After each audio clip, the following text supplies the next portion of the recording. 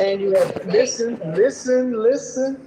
If you're if you're average to cute looking, if you're below average health from a weight standpoint, and you have two children, overall, does that make you below average, average, or above average? Factor all those things in together.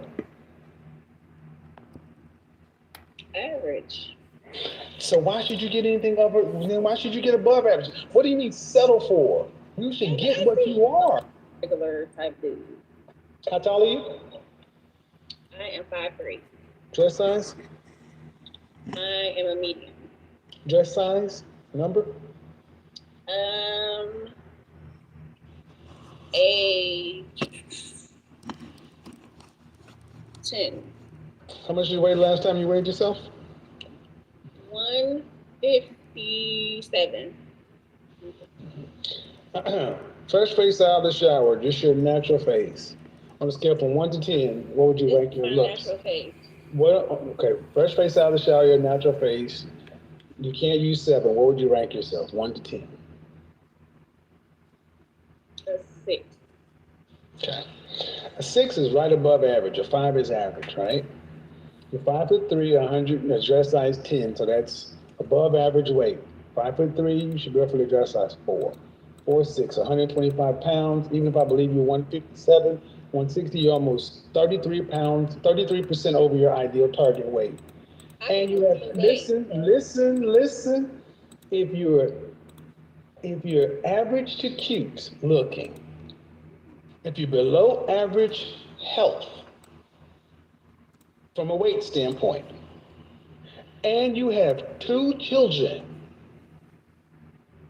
overall, does that make you below average, average, or above average? Factor all those things in together. Average. So why should you get anything over? Then why should you get above average? What do you need to settle for? You should get what you are. I see millionaires with average women all the time. They don't have big chest tattoos either, and 2 other kids. Man, I'm just saying. Okay, I want to. No. I mean, let's be honest. Why should an average woman? Nothing wrong with it. Wait. No, you said so I should just settle. No, you said that. Listen. You said so I should just settle for an average guy, and I'm like, you're an average woman. Why should you not get? I would be settling. I mean, nothing Why wrong with it. why would you be settling and he wouldn't? So what would he be doing? Would he be upgrading? He don't got no money. So if he don't have no money, you ain't fine enough for no money. I'm not fine enough for money. No. You're average 6. Women, You're 5. You said you're 6, ma'am. You said you're 6. You don't get money. You get second shift at the plant. Did you go to college? No, I didn't. Okay, ma'am. I have my own business. Congratulations. Don't care, ma'am. You got 2 children, and you said you are 6. I give you 5, 6. Your numbers together would be average. So why? So an average man would be upgrading to get you. Look, I didn't say I'm asking, ma'am, because we're just having a conversation. You said you'd be settling, so by extension, he would be. Okay, so I guess we'll be settling for each other. No, but my issue is, you said settling for him. That means you'd be getting something less than what you deserve. The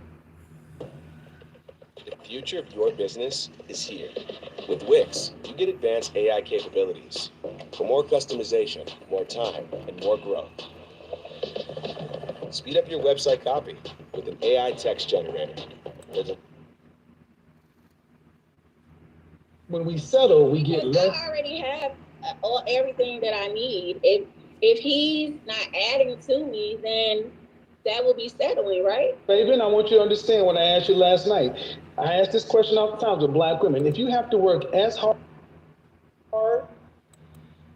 today or harder if you want children with a husband? Would you rather have a husband or be single? And almost 100% of the time, black women would say, if I have to work as hard as I am today with a husband, I'd rather be single. Because a husband is not, just by being a man ain't enough. He's supposed to make her life easier.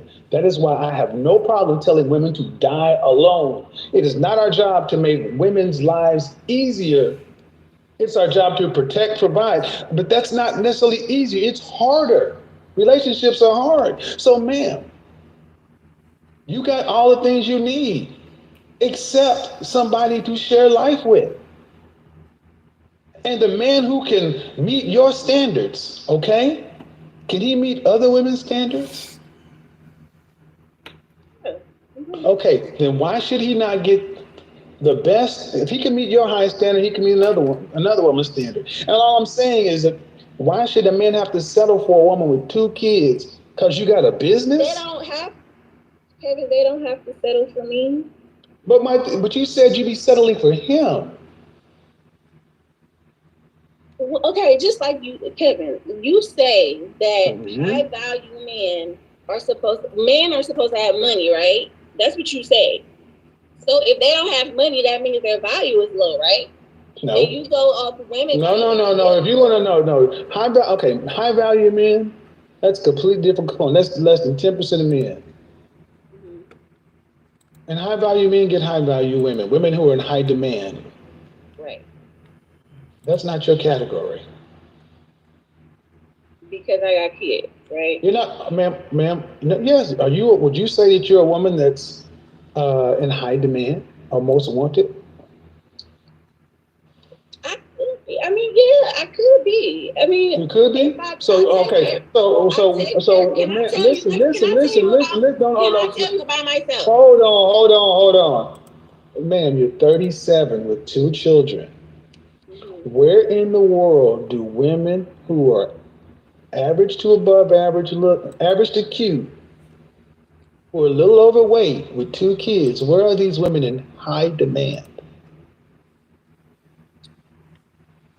Kevin, I'm working on myself. So if No, was ma'am, I to asked a lose- very specific question. It's not, no, because you're working on yourself. That's fine, but that doesn't mean you're in high demand. I can get there, can I? And So you see, mean to tell me if I can lose 20 pounds and 80 I take years care, ago, 80 years ago with a woman in your position, even without the children, 80 years ago would a woman in your position be with the top 10% man? you said 80 80 years ago. ago. 80 Would she- years ago. Would she be with a man in the top 10% of all men? 80 years ago. Yeah. No. There are a limited amount of these men to go around. Ma'am, just want you guys to understand, especially in the black community, you're an average woman by any stretch of the imagination. And I think that's being fair. Average at best is more likely the term. Average at best would be pretty fair. Okay, But listen, I'm the issue, listening. but the issue is, so I got to settle for an average man. That's not settling. That's getting what you can afford to buy on the sexual marketplace. Okay, so if I wanted a high value man, what do I do? Be reincarnated. You can't get one. I'm gonna be honest, you can't. You're 37 with 2 kids. If they're less than 10% of the men, why would he pick you over a woman with no children? Kevin, I talk to pretty good high value. I go on dates with high caliber men. Yes, they will go on dates with you. They will talk to you. They'll have sex with you. We talk about marriage. I want you to understand this is what the issue is, because I've talked about this for a year and a half, because men will deal with you. What man of value, who is a high value man recognized by other men of value, what man that fits in that category is seriously vetting you to be a wife today?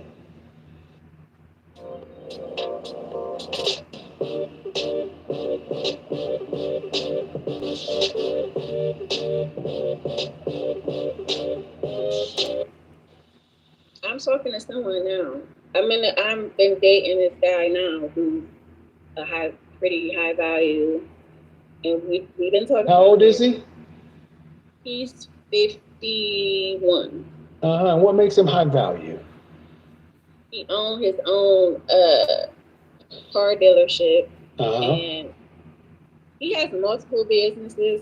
He owns houses. Like, he's doing pretty good for himself. He's probably not rich, but ma'am, being high value is more than just money. He got a good head on his shoulders. He got a good personality. He take care of himself. He work out. He don't even look like he. Oh, Jesus Christ, man!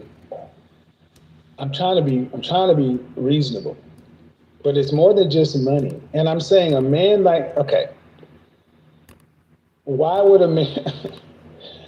How can I say this without sounding rude? Kevin, I'm trying to. Why would a man who has this going on, and what state are you in? I am in Cleveland, Ohio. Okay, I just said state. But anyway, why would a man who's choose a woman like that? Okay, if you say he's high value, when I talk about high value, it's not just money. It's over a period of time. It's what you do. It's also men of value must recognize you as a peer or a potential peer. You got to have a network of high value men and others, and you must be useful to others in a group. So you judge a man not just on his money, by his network, by other men who say, yeah, that's a man of value. He's a mover or shaker, a most eligible. Okay, man, but these men don't settle. They don't settle. They don't get women who are. There are men on YouTube right now saying, I don't know what I'm talking about being high value. But here's one thing that they do agree with me on. They don't take a woman with children. They don't. I've had men who vehemently disagree with me on a lot of things. They don't listen to me, but unanimously, we don't take another man's children because that's not even in their mindset. They don't. So you ladies can call it what you want, and I'm thinking, how long have y'all been dating? 2 weeks now. I said seriously, but considering you to be a wife in 2 weeks, ma'am, yeah. I said we've been talking about it. Ma'am, that's what I'm saying, ma'am. I said, what man of value who's recognized by other men of value is seriously vetting you to be a wife? And you said this man, you ain't known this dude but 2 weeks. From the streets, I'm a bitch from the streets. I get the money. The only reason I'm pushing this hard, ma'am, is because it triggers me when I hear average women talking about settling for average men. And I'll be honest. Why do it trigger you? Because you'd be lucky to get an average man. He would be settling for you. He would be settling for you to have to deal with you, 2 children from somebody else. Yes, ma'am, that's why. Because you asked, let me finish. He'd be settling for you because you. Because I got 2 children? Amongst other things, yes. I mean, I'm a good person to get along with. So. That may be, ma'am. That may be. You could be a perfectly lovely person, but there are other women who are perfectly lovely people who are childless and more physically appealing. That's fine. So ma'am, by definition, see, that's the thing. The kind of men you ladies talk about you want, they are rare. They are. For every man that falls into your category, there are thousands of women that want him. He can only have one wife. That's why. You tell me he gonna have a lot of wives. I mean, no. He gonna have a lot. He gonna cheat a lot, but he ain't gonna have one wife. He can only marry one person. It's called bigotry. All right, that's enough. No, that's enough. You can only have one wife. No. That's all. You can only have one wife. No. Nope, you sat there and why didn't you marry your baby daddy?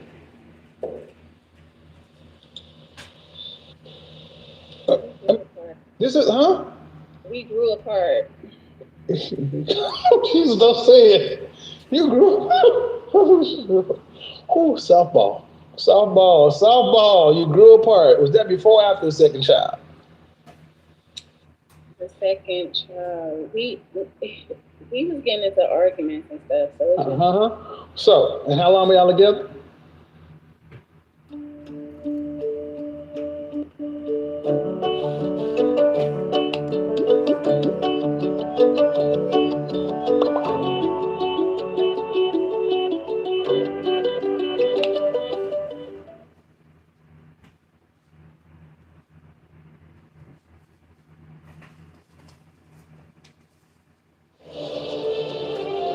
Odin Valhalla Rising, now available on mobile and PC, exclusively with Google Play Game.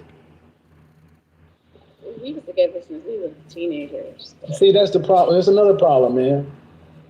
You get no higher than your baby daddy. Because men look at a woman and they should look at her children, because men say, I'm not going to go raise a lesser man's child.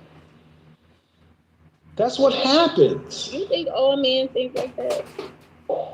You think I got 1 million subscribers on each platform because I don't know what I'm talking about? You think I can do this night in, night out, and people co-sign? Ma'am, y'all would be better off to realize that more men think like this because the results show they do. You're almost like a mirror copy of Average at Best. The video that sparked a lot of this. She only had 1 kid, you got 2. Yes. You trying to make it seem like I'm making it seem, no, I want you to understand that how we came in is the same thing that she said. You saying I would have to settle for an average man. And this is a men's platform.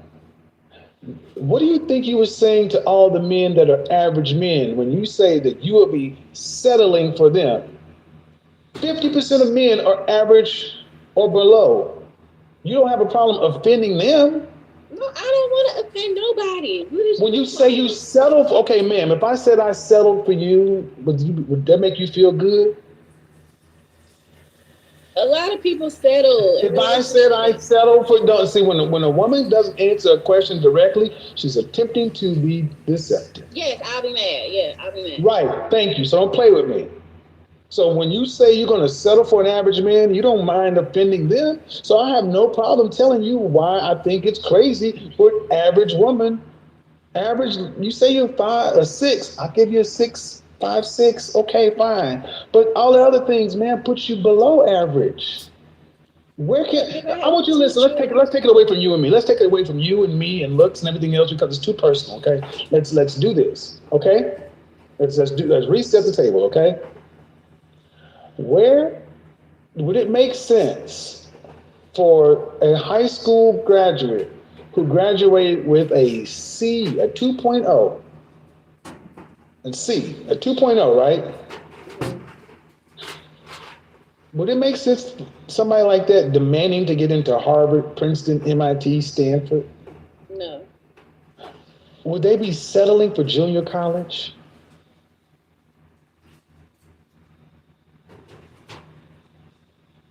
No. You're JUCO. Junior college. 2.0.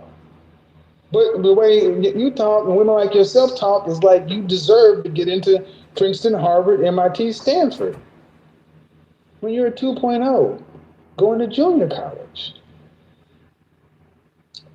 Can I say something?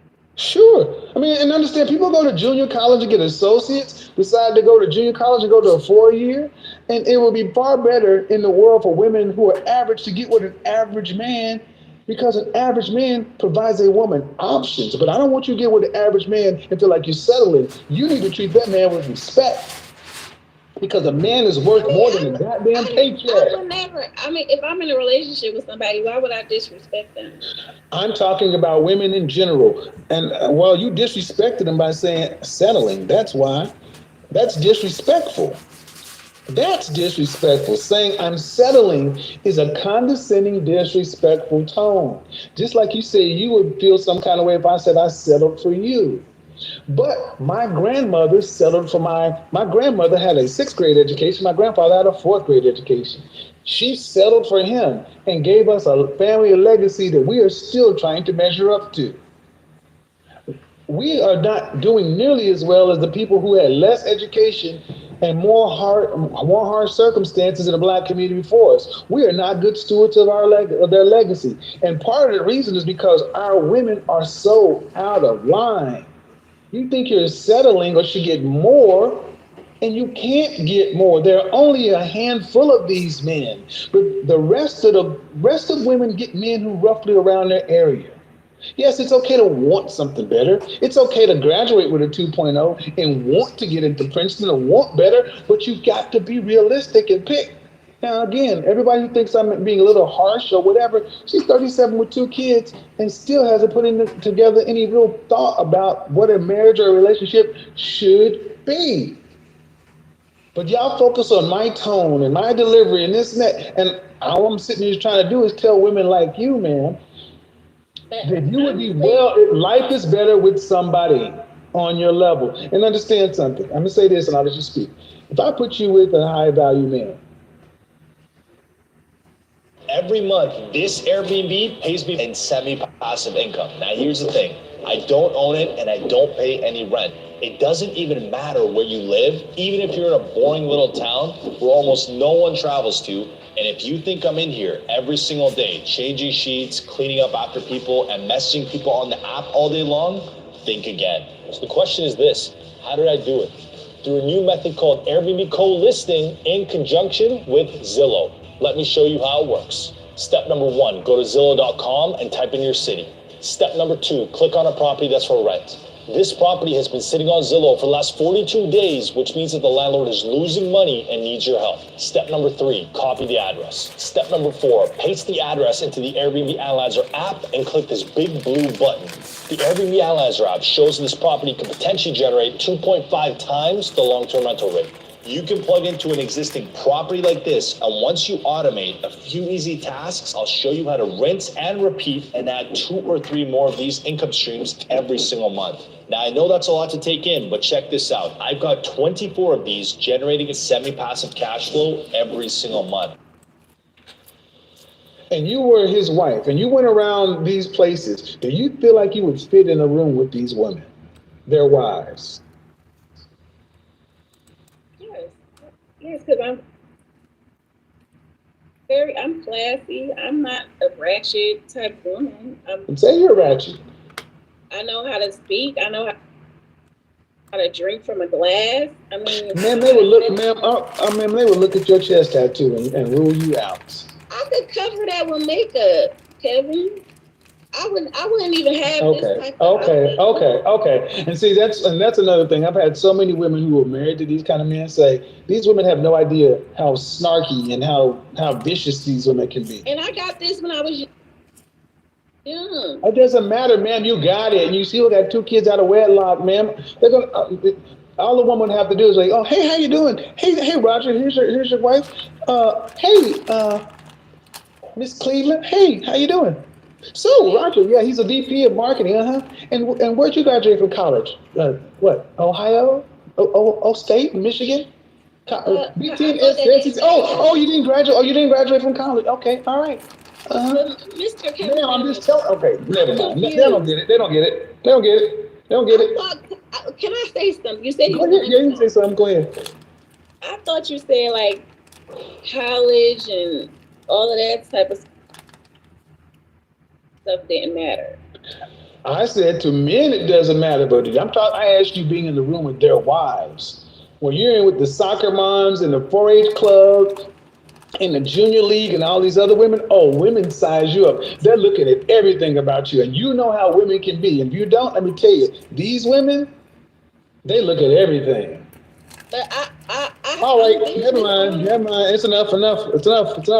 Can I? You said at the end of the day, no, you don't get a high value men want something for their value. You may be a perfectly lovely woman, but they're limited in supply. And if you had as many options as he does, would you settle for a man like you? Would you settle for a woman like you? Would you do that? If you had as many options of men as he has in women, would you settle for you?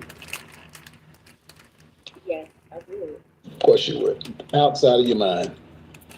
That's why I have no problem. That's why I have no problem staying on code. Because shame, insults, guilt, and need to be right. They're gonna keep going and keep going and keep going and keep going and keep going and keep going. Keep going. Average at best, media average at worst. Wix, one platform, any website. Unlimited creation. Describe your needs and goals, and AI will transform your tailored brief into a unique website. In this moment, yes, I cannot say what's wrong. What part of the country do you live in? DMV, Maryland. See, one thing that shocks me about so many of our women is we are so rebellious as a culture. We rebel against conformity. And it's like we like vibes more than structure. What do you mean? Like, so going to structure, what do you mean structure? Everything that you said it's not about. The legalities. But do you think the government kind of put that in play to kind of like, it's just like, okay, it's marriage about the you asked me a question and you start answering. Let you talk. You got it. Well, I mean, were your mother and father married? Yes, they're married still. How long they been married? I mean, before I've been born, so I'm gonna say like 29 years. Like they got. Were your friends? Are their parents married? Some of them are. It's like a, you know how to. No, it's not. What percentage of your friends, mother and father, are married and are still married? I honestly want to say half and half. Like honestly, like I want to say I have my friends who grew up mom and dad both in the home. Are they black? Yeah. I mean, most of my friends are black or like mixed race. What's the marital rate in the black community? The marriage rate in the black community now, and I remember watching one of your segments. 30%. 30%. 30%. So I don't understand at 26 years old, honestly, why you're coming into this with this whole what the government did and why they did. Why is that even in your mindset at such a young age? It's more so like, okay, with marriage, it's just like, say we were to get married, right? And say we were to get divorced. It's just all the stuff that come with that, right? So I want you guys to understand, any decision made in fear, scarcity, and lack. Understand what she went. She went all the way to, if I'm the 1 in 4 black women to get married, and then if I'm one of the 80% of women who filed divorce, why are you going all the way to the end and the horror? Why? At 26 years old, why are you jumping all the way to divorce? Please explain. And honestly, that's really a good question. I mean, of course, it's not something that I want. I don't want to get divorced, but it's also just... Well, that's what you talk about. I mean, when you came in talking, so if your mother and father are married almost 30 years and half your friends come from nuclear families, why do you come in talking like a woman who's seen the worst parts of stuff and worried about the government and structure and divorce? You sound like my dad. You sound just like my dad. But where'd you get this? Where'd you get this message? Where'd you get this garbage from? I think I was watching Vlad on a Vlad interview, and I think Nick Cannon. I've discussed this before, but Nick Cannon was basically saying about, I forgot, don't quote me, but basically how the government just keeps track with just keeps up with your money. Like, love is about this. That's bullshit. Hey man, Nick Cannon, shut the fuck up. This dude got like 18 women pregnant right now. But if you think about it... No, I need you to be quiet. Because you're listening to a guy who's a multimillionaire who wears a turban. And I'm saying this because you cannot talk about what a celebrity and a creative does. That's one of the major flaws in our community. We're the only people who let the celebrities, athletes, and entertainers speak for us, where other groups of people let the business people and the academics and the politicians speak. Why are you going to let people speak to you who perform for a living and who don't live a normal life? And then you're going to listen to Nick Cannon? How many women are pregnant with Nick Cannon's child right now? A whole lot. So you're going to listen to this man instead of your father, who gave you a stable upbringing. And you're going to listen to Vlad TV. But listen, Kevin, I don't want to get you. What I'm trying to understand is, you say you want to be married one day. Correct. But your mind, the field of your mind is where a man has to plant his seed, and your field is contaminated. You think so? Okay, because listen, it's like one of the things where it's like, understood, and we did kind of start off on the wrong foot where like my mind did kind of went. My friend just texted me, was like, I love this man. Turn off the comments, please, ma'am. You can't do that. No, my friend texted me. Okay, but what I need you to do, okay? Oh. I need you to focus. Okay. I'm running the show, and you're all over the place, and I'm trying to have a conversation that's going to help people. You're looking at comments and everything else. Let's just have the conversation. Okay. I respect. Okay. Go ahead. So, at 26, life should be full of optimism and possibility, not this garbage you're talking about. Where did this come from? But to be honest, so Kevin, you brought up marriage because let's be clear. I'm 26 and the objective is to continue to build my business. I'm a fuck. No, you can, here we go with this. Downplay all this shit. Oh my God. You can downplay No. When do you start? Do not overtalk me. Hi everybody, we are at the Farmer's Dog in New York City, and I'm going to show you what is in the starter box. You want to? I don't care about a 26-year-old's business. Here's the problem. So many of our women feel like they got to go get all the pieces of your life together, and then you think you can come fit marriage in. Why do non-black women everybody can seem to go do all the stuff y'all talk about doing and still be married and have families? Y'all feel like marriage and family is something to do after you got your business together. When is really the right time for marriage and family? It's like 22 years old. 22. Push out like have a kid at 22 when I'm a baby myself. Don't you think? Not a goddamn baby. But you're would a grown adult. To a 22-year-old though? You would think she's a baby. Don't try this shit with me. Now see, we're about to go off the rails. Don't answer a question with a question. Are you here to argue, or are you here to get enlightened? Because you seem like because here's why I'm here. Did you go to college? Yeah, no.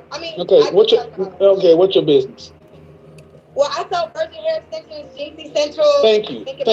Thank you. So when we talk to so many of our women, what are their businesses? Some form of hair, lashes, some sort of multi-level marketing, or real estate.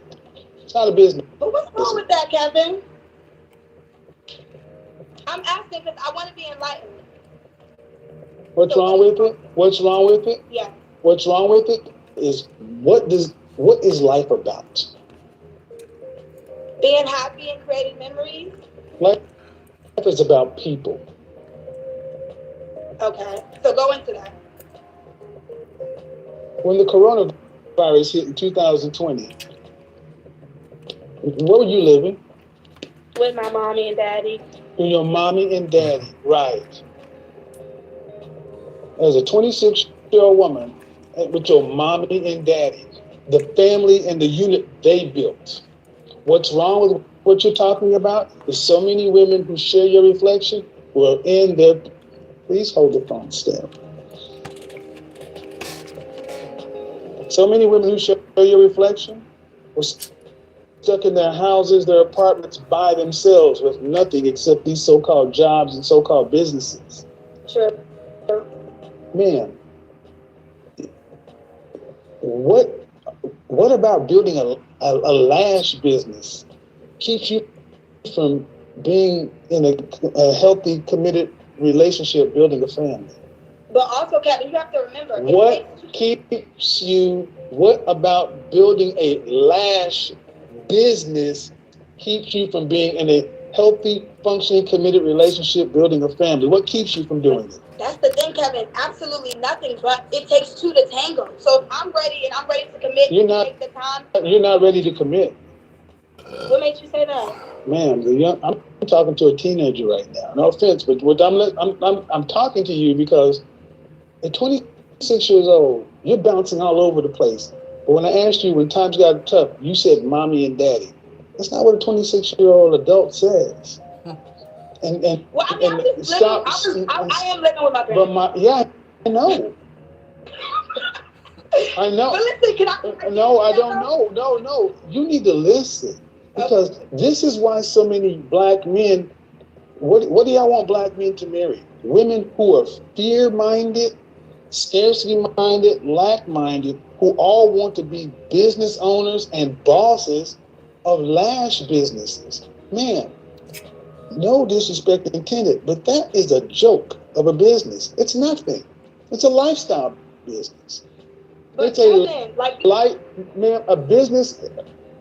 Look, due respect, I'm a business owner, and I don't even call myself what a lot of you guys call yourself because I don't have employees yet. To have a business, you need to have employees. You're 26, no college degree, living at home with your parents. Correct. Talking like a boss. Kevin, listen though, you're not listening to me. I let you speak. Let's have a conversation. Listen, everybody's different, and I could easily move out, but I want to move out and make it make sense though. Like everybody, I could easily move out and be somewhere in an okay neighborhood apartment, but I want to move out. I'm building my credit. I'm saving my money to where when I move out, I'm gonna have my own property. Like it's deeper than that. I'm 26, but I'm not in a rush to just move out here and just make mistakes and just waste money and rent in a apartment. And why I cut you off is because I talk to women like you every day who all are making the same mistakes. What should I do then, Kevin? Grow up. And then what? Tell me. And then what?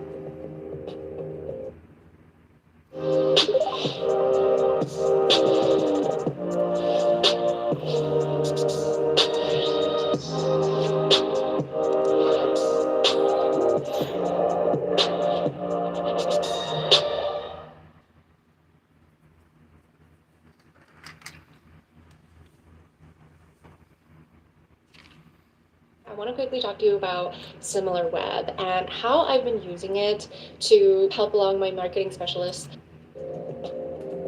Because, Kevin, you get frustrated. Calm down. You get frustrated. Calm down. Okay. But you do get frustrated. Calm down. What did I say at the beginning of this thing, ladies? You talk too much. Don't talk to me like I'm a woman. You cannot keep just rapid firing at me. I'm not you don't pester me like you're my little sister. I'm like your dad. I'm not that. You got it. Listen to what she says. I am trying to build up my credit. Does your credit have any dings on it? Well, in the past, but no. No. How have you messed up your credit by age 26? Mind you, when I was younger, it was something to where I didn't pay. Honestly speaking, I was in college and I kind of just was like, not going back no more. Cool. So didn't go back, but also being young and dumb, just didn't pay the tuition that I owed. And then and back then I was just really naive. I didn't think credit was important. I didn't know the importance of it until I had to make purchases to where you don't have the money. That's why you need a man. Because women, like it or not, would set to your own devices, more women end up self-destructing. Because y'all take life in general in your feelings in short term. Man, you're 26 with a high school diploma. Okay? That's just the net of it. And you've already managed to mess up your credit. Be quiet. I'm sorry. Stop me when I'm wrong. You're 26 with a high school diploma, right? Correct. By the age 26, you've already managed to mess up your credit. Correct? Messed up, yes. Yes, you messed it up. Correct. And it shouldn't be messed up. It's not no more. Oh my God. This is the modern. This is why so many ladies. I want you to understand. I'm doing this to show you guys why you need men. You're all over the place. You have no direction, no focus. You just live life in a vibe. That's a child. Children live like that. Children. No direction. You tell me you have a business, I knew you were going to tell me something along this beauty line, because it's not a business, ma'am. It's not a business. It is a. Kevin, can I say one thing? No, you cannot. But what It is not. Okay, so I'm going to talk to the audience. It's not a business. And see, the problem is people have allowed this woman to talk too much, and no one has sat her down and told her, shut up. Because your mother and father should have put you in some direction in you and told you, you need to get stable, young lady. You need a profession. If you're going to be this way, you need a profession. Something that's going to be consistent, that's going to be able to be built on, because the way you're going right now, you won't have a husband or a man. So you're going to have to be able to take care of yourself. I'm just telling you, bring your father in the house, bring your father in the room. I'll tell him too, because ma'am, at 26 years old, I'm talking to you, and what are you doing with your life in this lash business? Kevin, like, I be working, baby. Like, you have to build things. You don't just have a multi-million-dollar business like open. You wake up. No, first off, don't you compare yourself to me, because we're a different thing. First of all, don't compare yourself to somebody. It's not a comparison. Like, you don't have a multi. This is what I mean. This is the child. I want you to be quiet. I want you to. I'm talking to the audience.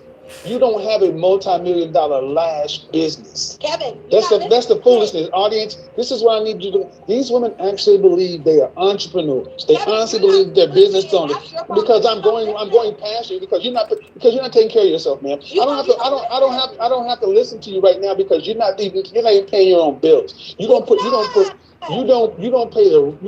mortgage. You don't pay the utilities. You probably still living in the same room you were in high school. Absolutely not. You still live in your parents' house? Do you live in your parents' house? I'm gonna be moving out. You live in your parents' house soon. How long you been there? Kevin, obviously. How long you been there? My whole life. Right. Have you ever moved out of your parents' house? No.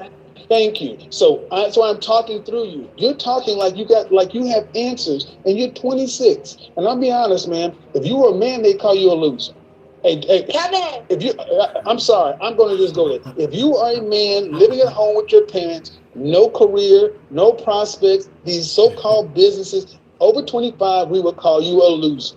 And we need to start calling women losers. Kevin, you don't listen. That's your problem. You don't listen. What do I need to listen to somebody who's living at home with their mom who can't pay their own bills? Question. What were you doing at 26? I'm so curious. What were you doing?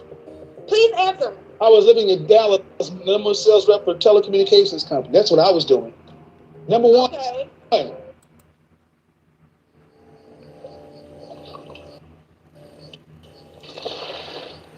It's hard for us to imagine a life with dirty water, so we're going to try this. Imagine for a moment. Number one. That's what I was doing. So you were like working? I had two jobs. I had a corporate job and then I had a part-time job. Why? And what does what I'm doing have to do with you? No. That's my question. You want to do that? What is asking me what I'm doing? Because see, as a man, I have to take care of myself. Correct. I couldn't just live at home with my mama, because somebody would have called me a loser. Correct. But I'm not, just because I live with my mama, what makes me, because I live with my mama, a loser? Like, who set these standards? The world. If you were a man with the acceptable reasons, be quiet. Why are we talking about it? Because that's the problem. Stop. See, this is the problem. You would think that somebody who does not have a clue would not be fighting this much, but they really believe that they got the keys to life. Who set these rules up? What are acceptable reasons for adults to live at home? Adults should be living at home. Illness, calamity, possibly if you're in college. It is acceptable to live at home, but you have never left the nest. You're not in college. So at best, you're working. You're not even working a job. You're working a business. And you've managed to mess up your credit. Happens. But the fact of the matter is, did you learn the lesson? And I'm not hearing a woman who's learned the lesson. And this all started. Stop. Growing. Like, you're not letting No, you're immature. I'm maturing. Like, no, you're not. No, you're not. if you were maturing, you would not be talking the way you are right now. No, Kevin. And this is going to because I'm trying to help you from making yourself look crazy. You don't know. You don't realize because. Do you have any siblings? Yeah. My brother now. Are you the baby? Are you the baby of the family? No, I have a younger brother. Well, 26. Okay. So, like I was saying, at 26 years old, it would be, as a man, you could not go out into the world and say, "Hey, I live with my parents," and people not saying, "Well, why are you living at home? Are you in college? Or are you sick or something?"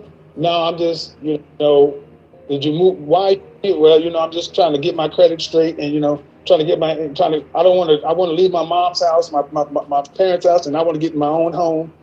It's not acceptable for me. You're absolutely right. Like, moving out is definitely something I should have been moved out. Like, you're absolutely right. But now, instead of rushing, I just want to move out when it makes sense. Like, when is it going to make sense? I want to buy a house. I want to buy a house. What's wrong with that, Kevin? What's wrong with that? Like, it seems like everything's wrong. Like, you want me to go out here and pay all this money on rent when I can just go out here and own and pay less? I don't want you to do it. I want you to go buy. I want you to do all that because you're going to be alone. Because if you say you follow my content, I put a post up last week talking about women who want to be in a long-term relationship, serious relationship, should avoid putting down permanent roots. You have no one to counsel you except you. You are your own best counsel. And I'm sorry, man. You want to be a 26-year-old homeowner and starting a lash business. Due respect, man. Stop. Hair extensions. I don't sell lashes. Whatever you say. Whatever you start, Kevin. You have to start somewhere. Why don't you have a job? I'm in real estate school as well because I work for myself. Why don't you have? Be quiet. I don't need one like that. Well, you do. See, one of the major problems is this generation thinks because they can make money in different ways that is what you learn on the job. You don't have any kind of structured thinking. You don't have any kind of systematic thinking. So just because I'm talking through you at this point, man. This is the problem. I don't because you don't even comprehend what I'm saying. Don't Kevin me. This is what I'm saying. They don't even. You can't sit down and what have you completed since high school? Boom! Nothing. Wait. Not a goddamn thing. I'm growing.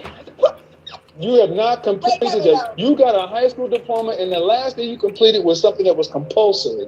After that, you just stop. Flutter. You have nothing. Man, if you are not going to be a wife, which you're definitely not, as an adult,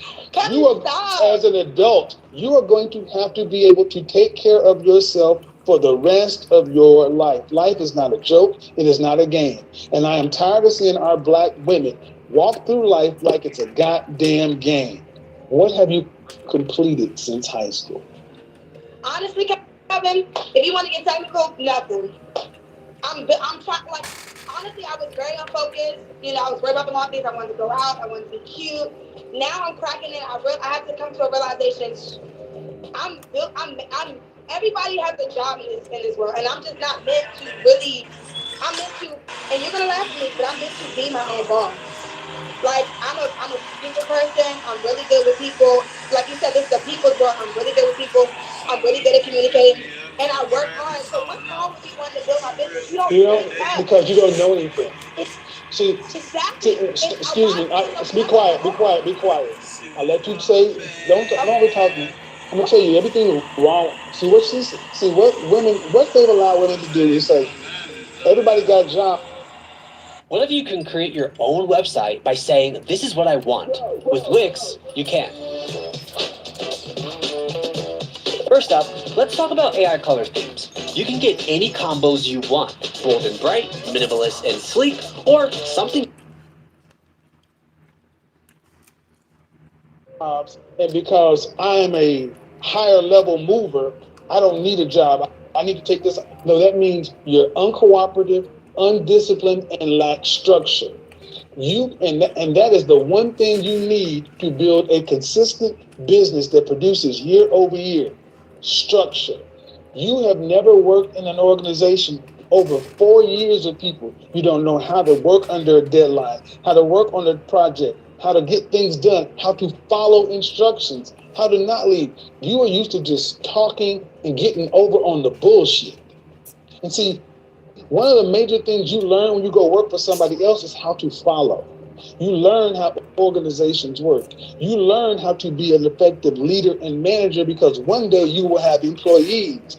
All you're used to doing is taking care of your own selfishness. You're used to doing what you do, worrying about you. That means even if you're great at what you do, people who move like you tend to be terrible bosses. And why? Because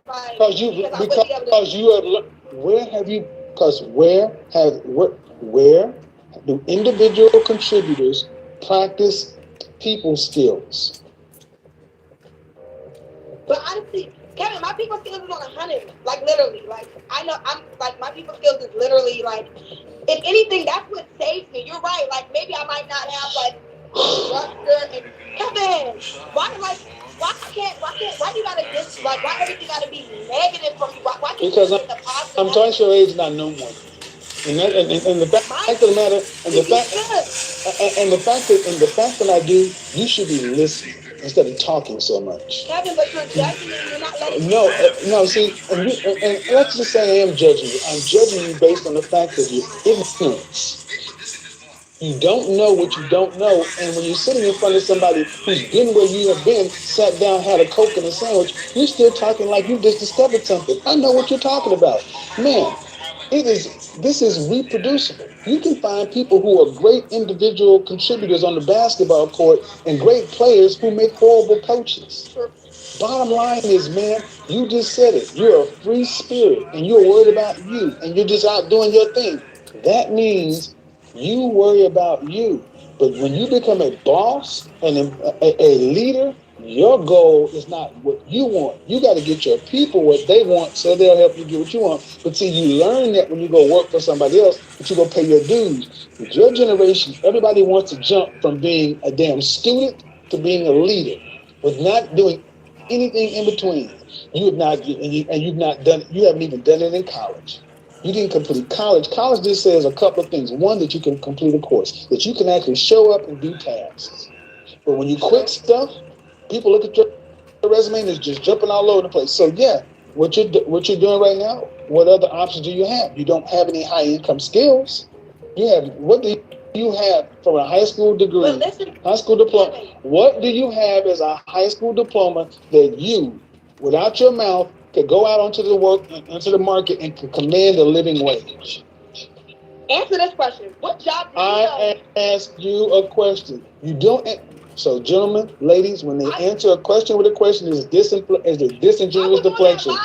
When they answer a question with a question, is disingenuous and deflection. This 26-year-old woman thinks she's going to ask me, who has a resume long. I don't need to justify myself to you.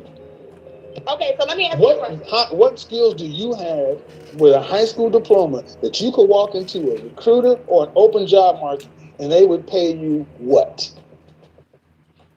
As far as skills on paper, I guess nothing. Right. Because I guess so what does that mean? You're a minimum wage worker. But that's the thing. I'm not a worker. That's the thing, Kevin. I'm not a worker. You see the reason she's not a worker, she's living in the. How much you pay for rent? Thank you. See, when you live in the comfort of mommy and daddy's house, and she doesn't have to pay rent, utilities, the reality hasn't sunk in with her. She thinks she's a boss. And we got so many women out here doing this shit. And this is why so many of you young ladies are unfit for relationships, because your egos are out here and your head is out here and you're talking all this shit like you're something, and you're living in your mom and daddy's house and you've never even had to sit down and pay a bill, pay a mortgage, pay something, make deadlines, make sure that this shit stays on. You go to the refrigerator, food is there because they put it in there. The lights are on, the utilities are, everything works because they did it and it's comfortable. You live better than you can afford to live. If your mother and father were called home to glory, you have minimum wage like we all had coming out of high school. You have not improved your skills. So you can say what you want to, but when you go out into the job market, because if all of a sudden if the United States made selling hair extensions illegal, and you had to go get a job, what kind of job would you get? That is a good point. I'm also in real estate school though as well, because I also want to get into real estate, flipping homes. You know, also like maybe like, cause my parents they're landlords, so we have properties already to where like they rent out and stuff. But what I want to do is maybe. So in other words, when real estate understands something, ladies understand. When men hear you in real estate, all we hear is you want free money. Women go into real estate with the hopes of taking a little bit of money and making these incredible home purchases. They all have the same listings in the same place. Now, here's the thing. You go ask these real estate moguls what they're really selling. Where's your last open house? I'm in real estate school, Kevin. Right. How long you been in? I've been in real estate school since like the beginning of September. I'm online on the Etsy shop. Mm-hmm. So, hair extensions, correct. Real estate. So I know some extremely successful real estate salespeople, and that is a full-time career that requires 80 hours. My friend Paige sells real estate. She sells real estate. So she just went right on past what I was saying. That means you cannot save too much. The reason I'm doing this is because this is going to help a lot of young people, because you're seeing a lot of young mindsets here.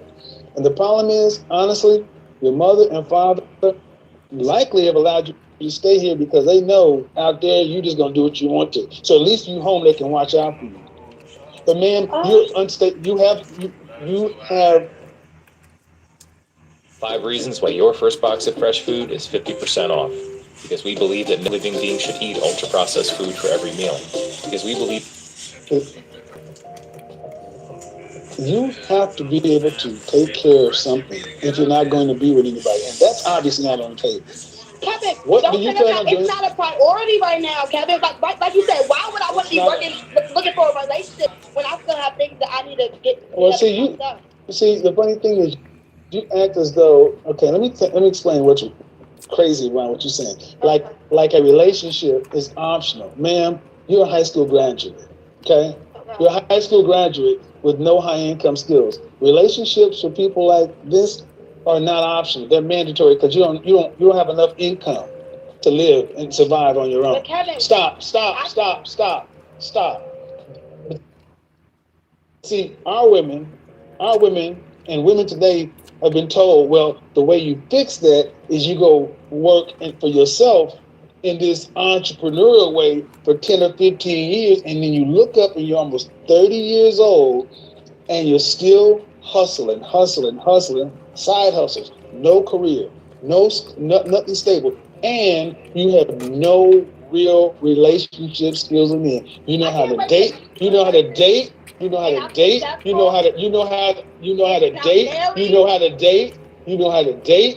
have sex. You can dream all you want to. This is going to probably go viral because you can dream as much as you want to. This is the wake up call. So your plan is, I want to prove you wrong. The fact that I'm a high school graduate and I haven't completed anything. Right, exactly. And that's the sad part. That's the sad part. So many of our women would rather do that because they think so little of men and relationships. They think so little. That just shows you the men and relationships. Men and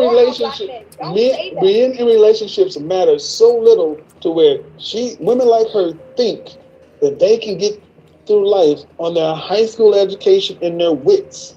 This is why our community is at the bottom. Now, this woman has a 29-year. This is a woman has a 20+ year marriage of a family, and you didn't learn those lessons. Kevin, that's not. You didn't learn those. You didn't learn those lessons. What is true, man, is you have little to no focus, and you just jump from everything to everything to everything, and you get 26 years old. You have no structure. And I'm gonna tell you, whether you want to hear it or not, I said relationship is not on the forefront because you're not ready mentally for anybody. You still need to grow up. You're not, even if a man saw you and said, hey, I want to be with you, effectively, and this is not meant to insult you, effectively, you're like a 10th grader, emotionally. And you still need to develop. But while that's going on, clock is ticking, man. What age do you plan on moving out of your parents' house? And if you're telling this year, Kevin, we might be neighbors. No, you're gonna sleep on people. Okay. So again, because I speak truth.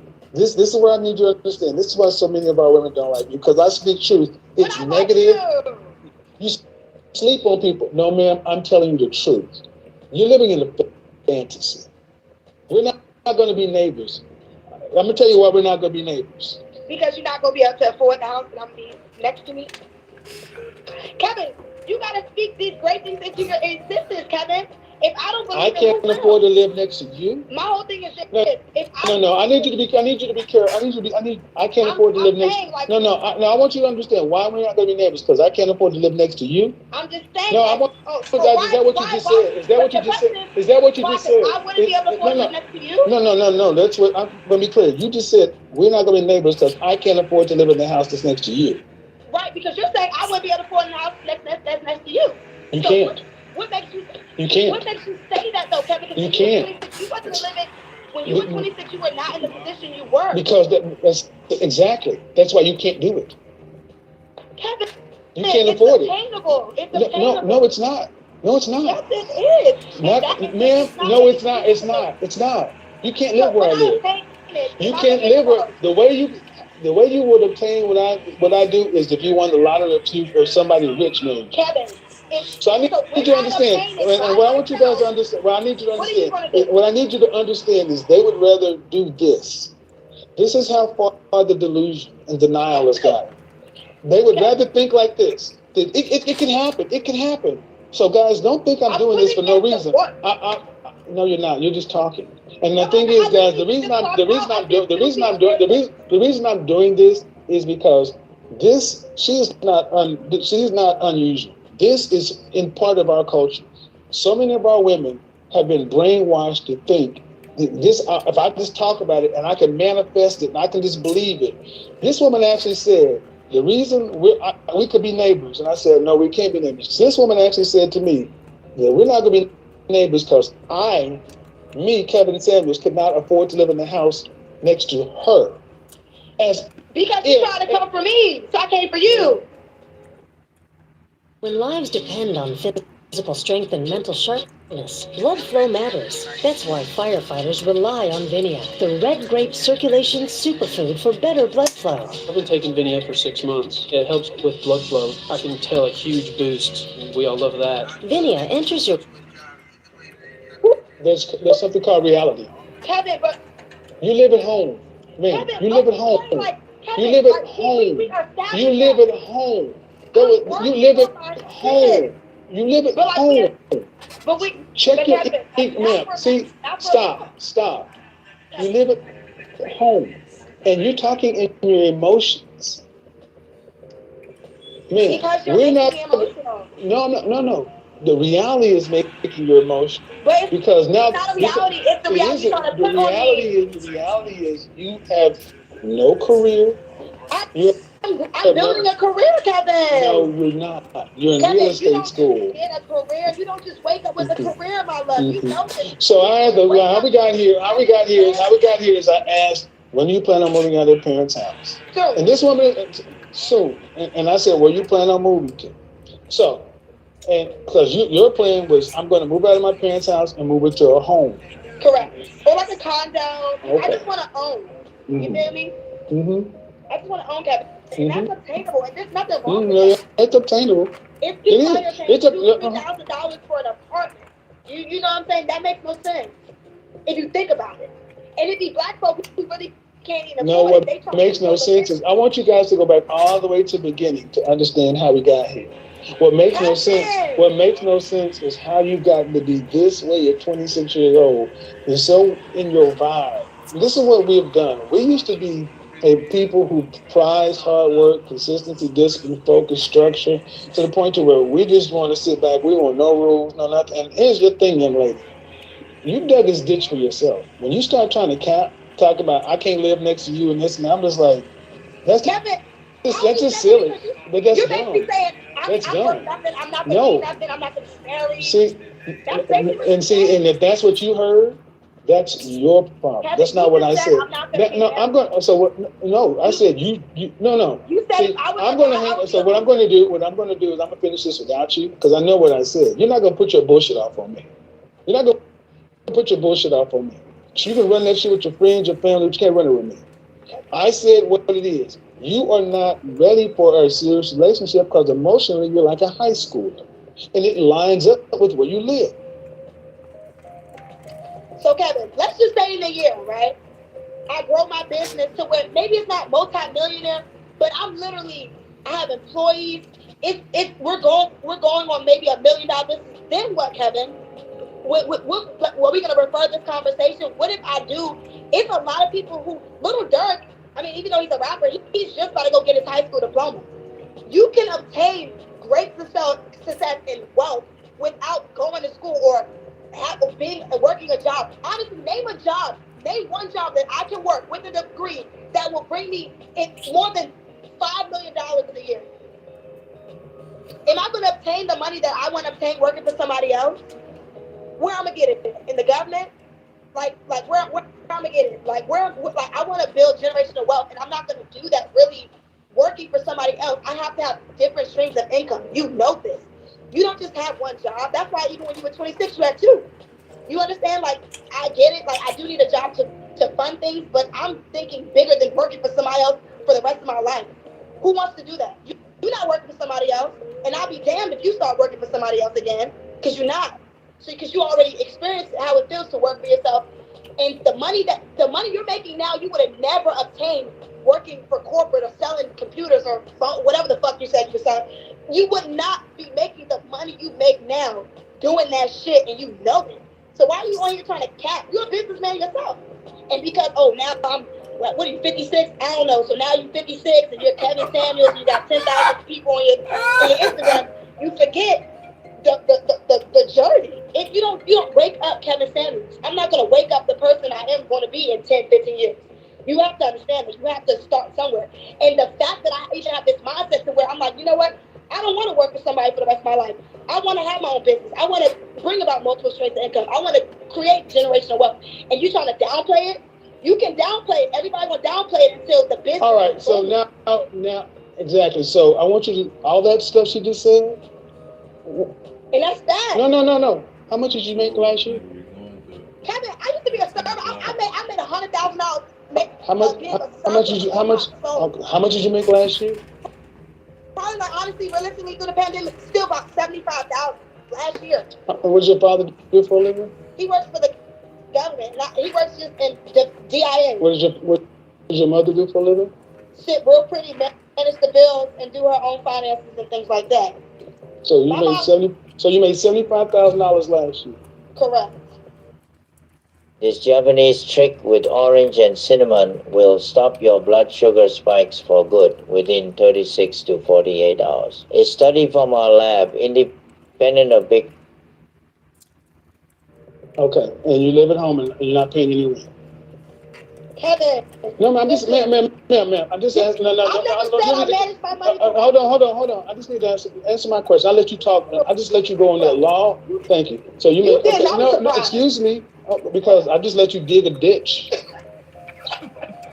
I just let you dig. I'm not going. That's quicksand. I can't get you out of there. You're dead. Help me. Help me. No, ma'am. After listening to what I just heard, I can't help you. But I have some questions. So my question, but here's my question: $75,000. Correct. Okay, but you're not. Okay, all right.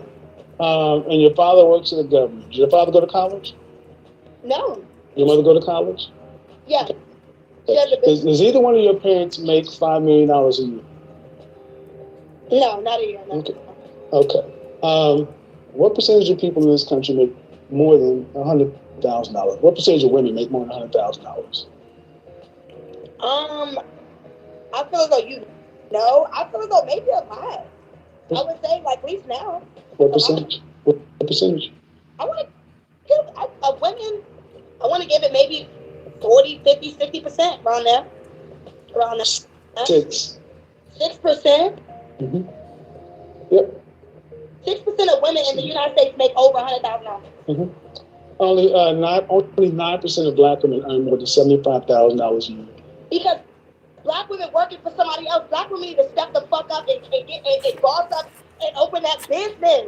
Get that business or open that business. You made $75,000. You made $75,000 last year. What'd you make the year before? Probably like around like 60, 65. Okay. And you have all that. No, man. I'm just. So you can make this kind of money. What state are you in? Maryland. So you're in Maryland. You're making this kind of money, and you had credit issues that you said were prohibiting you from doing so. Stop, man. I let you talk. Okay. So all this money you're making, but you're still not living on your own. You're not paying anything for rent, and you put nothing into any real structural things that are going to give you any kind of real high-income compensatable skills. Kevin, man, I would be lying. Man, that's just the reality of it. So, and if you know anything about me, I'm a proponent for people being servers and salespeople and all that kind of stuff. So you don't watch what I talk about, but the net of it is this. You think 40% of women make $100,000, and you said, you know, what if next year all this stuff about this and that and $5 million, as if $5 million just grows on trees. Do you know anybody that makes $5 million a year? That was my point of it. Do you know anybody? Do you know anybody that makes $5 million a year? Honestly, no. Where did this appetite come from? Honestly, this appetite came from me seeing people who are 12 years old, multi-millionaires. Where'd you see these people? Okay, I don't know where you're going. You're talking about social media and you're talking about... I don't know, man. I'm asking you. I don't know. I'm asking you. What I'm asking, man, is I'm talking to a woman who says your parents have been married for more than 25 years. Correct. Your father didn't go to college as your mother did. Your mother stays at home. Your father works a government job. Sound like solid middle class people. And they sound like they provided you with an exceptional middle class lifestyle to where at least half of your friends, their mothers and fathers are still married. Correct. And I'm talking to a woman who is on some glam up manifest. I can go from this to $5 million business in 1 year. Ma'am, I'm stopped. I don't need that. No. I heard you in your diatribe. Kevin. I heard you, ma'am. You don't even. The fact of the matter is, you don't even understand what you just done. That whole diatribe you were on said more than I could ever say. You're living in a fantasy. You don't. So basically, your father and your mother's lifestyle would be good enough for you. It's crazy. Me and my dad talk about this a lot. Mm-hmm. It would be good, but it's average. You just said middle class. Are you living a middle class lifestyle? And if you aren't, would you go back to it? That's a real question. Would you trade up your millions of dollars, whatever, would you trade this income to go back and work a job? Please answer that, Kevin. Would you? Excuse me. Check that shit. The difference between me and you is I've earned everything I got. You just got a motherfucking opinion. Every step, shut up. Warning, don't believe the AI trading hype until you watch this entire video. Hi, I'm Lane Mendelsohn. I'm the president of Vantage Point AI, the leading market forecasting software that's helped over 35,000. Every step of the way, I have made myself valuable over my 52 fucking years. Everything that I have is I've earned. See, what you think is Instagram and YouTube, because this social media shit has got you little young people's mind twisted. You think just because I have Instagram and YouTube, they don't pay you on Instagram and YouTube just because people don't come listen to me just because I'm popular. I know what I'm talking about. I've got 20 plus years of experience to pull from. $6 million worth of sales training, multiple different certifications. I am a competent professional. So stop trying to compare yourself to me. Stop. No, shut up. You don't know what you're talking about. And the fact of the matter is, I'm telling with you, because the fact of the matter, you called your father average. You said they're average. You said they're average. You said your parents, you said your mother and father are average. You entitled, I swear to God. That's the final straw with me, lady.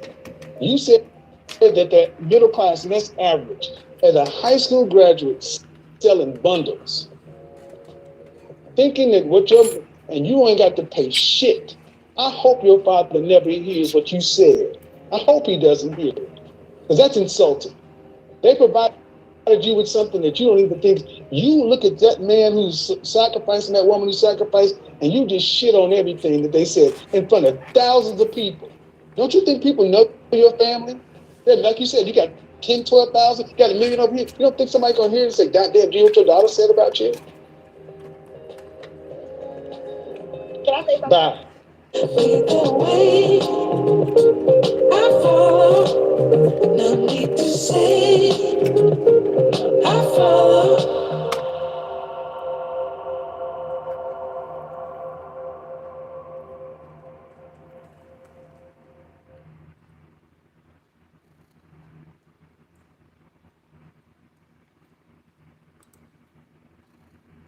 What's going on, everyone, and welcome back to Stoic Context. On this channel, we react to some of the best thinkers of our time, and today we are going to react to a Kevin Samuels video. Before we get into it, make sure you guys like and subscribe. I'm going to be saving my commentary for after the video, so stay tuned for that. I'm sorry? You have to turn off YouTube in the background. I hear myself talking. Turn off the TV and all that stuff. Is that better? Yeah, why are you so angry? Hold on 1 second. Okie dokie? Yes, can you hear me? Yes, I can. Why are you so angry? I'm sorry, I'm just trying to, I can't. Why? Okay. Okay. There, okay, now I can hear you. Sorry. Yeah, I that's Zoom YouTube, every single day and I couldn't get this to work. Well, why am I angry? Yes. Okay, I can't say that I'm angry, but it is annoying when I meet men and they're just all in the very beginning. They're saying everything that they want, and then all of a sudden they ghost. They ghost, and they're still out there just playing. How old are you? I'm 42. They're all in the beginning, and they say In the very beginning. Okay. Yes, they're all in. They're saying, "Oh, I want this, I want that," and then after a month or two, you can just tell that they're still out there just playing around. Okay. Well, all men are like that? I mean, that's what I'm trying to understand. I mean, yes, it seems like it's getting like that. Yes. Really? Maybe it's where I'm located. Well, where do you live? Dallas. No, I spent 11 years in Dallas, and Dallas has some of the most, anyway, 42. They're married. Huh? No, Dallas has some, I'll be in Dallas either this week or next week. I'm coming to Texas because we got a problem. And I lived most of my adult life in Dallas. Where do you go to church? Oh, it's happening here in Dallas. Where do you go to church? Me and my girlfriend. Where do you go to church? Concord. When's your last relationship? My last relationship was about 2 years ago. 2 years ago. And who ended that? I did. Why? Because he ended up being married. What do you mean ended up being married? He was married when you met him.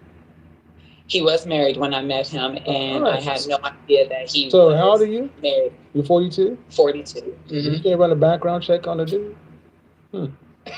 Well, that's how I ended up.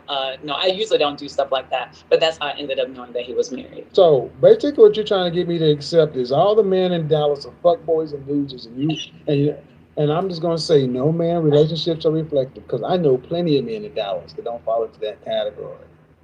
Oh, why? met them. Well, let's dig into that a little bit deeper. Do you want to be married? I do. You have any children? I don't. You want children? I do. I go back and forth. The older I get, I have to say that. I'm sorry? At 42? At 42, do I want children? Yeah, I mean, biological children at 42?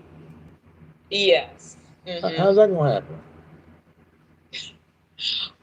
Well. Have you talked to your OBGYN? Well, I have a situation. I would actually have to have a surrogate. Okay. I froze my egg, so okay. I'm a cancer survivor. So am I. Right on. I've recently come to learn that a lot of founders and marketers don't quite know how to look up the competitors' marketing strategies. I personally like using this with the startups that I work with to look up what channels the top competitors are using to market their company, as well as finding the campaigns which are driving the best results. Let's imagine you have a generative AI startup that helps people write copy for different social posts. You want to go on here and list all of your different competitors. This will then help you understand which of your competitors are actually performing well. Now, we want to click here to understand which of the channels are sending the most traffic to their website, and then here to look at which platform is working best regarding their content strategy. If we want to look at which specific campaigns that were running at specific times had the best results, we can do this by changing the timeline to look for any peaks in the graph. They currently have a 7-day trial, so if you want to start strategizing, you can find it in the links below.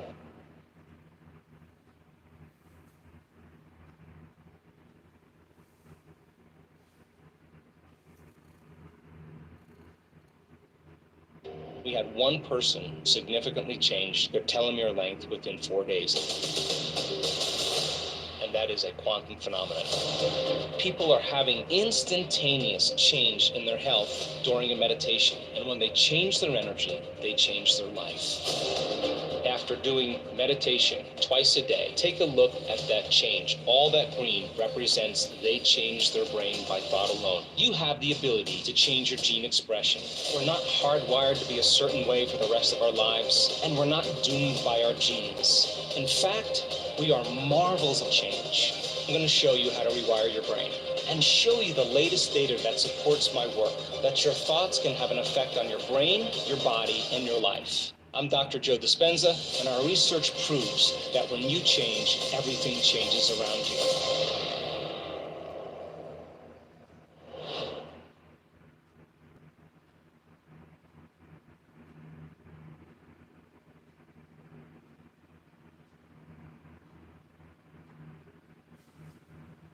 So, the problem is men, not the women, not you.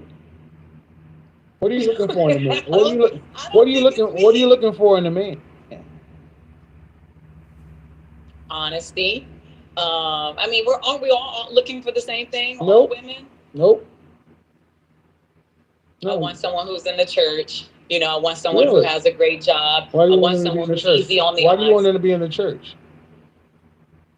I mean, they don't have to be necessarily like active in the church, but I would like for them to be a Christian, I should say. Why? I would like for them to have the same faith that I do. I think. Okay, so you go to Concord. Is the pastor helping you find the man?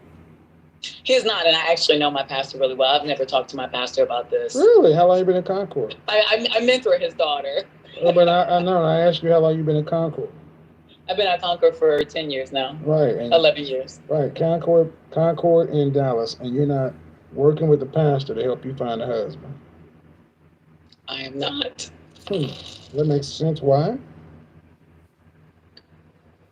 I'm sorry, you said, why not? That makes sense. Why? You know, it just never crossed my mind. Brian Carter. That's what I thought. Brian Carter. Pastor It Carter. never crossed your mind. You've been there 10 years and you want your man to be in the church or from the church, but you're not working with the pastor of the church or men in the church. Are you in the singles ministry? You know, I was a part of the singles. You're a part I was in the singles group for about 6 months, but everyone was just younger than me. And I was 37 at the time, and everyone was late 20s to early 30s. You go to college? Yes, I did. What's the highest level of achievement? Science degree. I have a BFA. Okay, so, all seriousness, you want a man who's in church, but you're not working with the church to help you find a man. Yeah.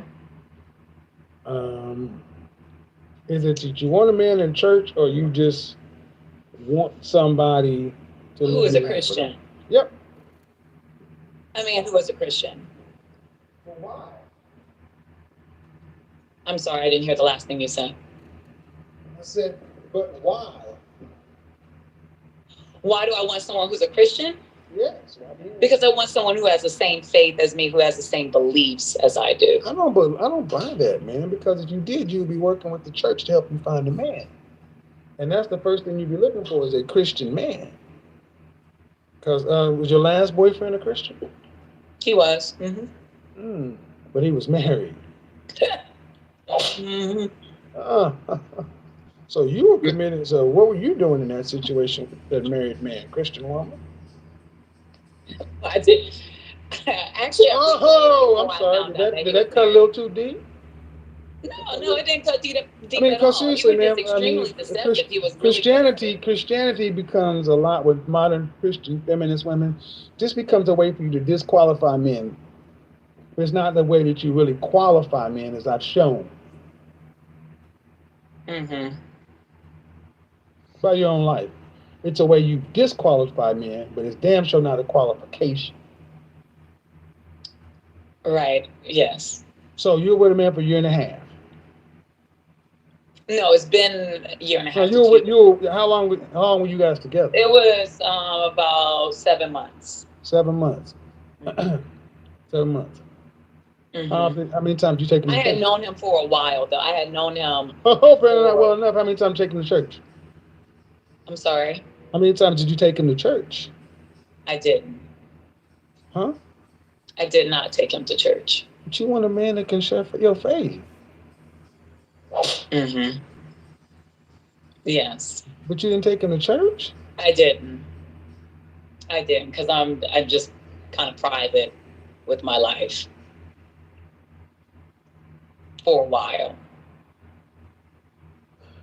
Remember go back last year, guys, when I first talked to Tiffany Chanel in Houston, and then I talked to that one sister who went to PV, and she was in her late 30s or 40s. I'll pull up the interview. Remember when I told her I knew her pastor, Tony Evans? I told you guys I know the Dallas scene very well. This is a mirror of that same call. Different woman, same scenario. Similar scenarios. Very similar scenarios. Dallas is littered with this. Ma'am, if you want a man who's really a Christian, why aren't you going to church with that man? Why is that man going to church with you? Why isn't your pastor helping you find? Why aren't you in a church that facilitates Christian relationships? You know, I just never thought about reaching out to my pastor about finding somebody. You know, I was a part of the small groups, and that was about it. And, you know, everyone was younger than me. And so, I don't know, I just kind of like left it at that. I've never really met anyone at the church outside of the small groups that I was a part of. And I've just never, I mean, I talk to my pastor all the time. That's not usually, I'm just never talking to him about relationships. So I submit that you're really not trying to find a Christian man. 5 reasons why 2024 is the year to start fresh. Because we believe that no living being should eat ultra-processed food for every meal. Because we believe that weight management is a science, not a guessing game. Because dogs should have the best chance at a long, happy life. Because digestibility matters, and the science backs it up. But most of all, because dog food should be real food. Hit the link to get 50% off your first box of fresh food.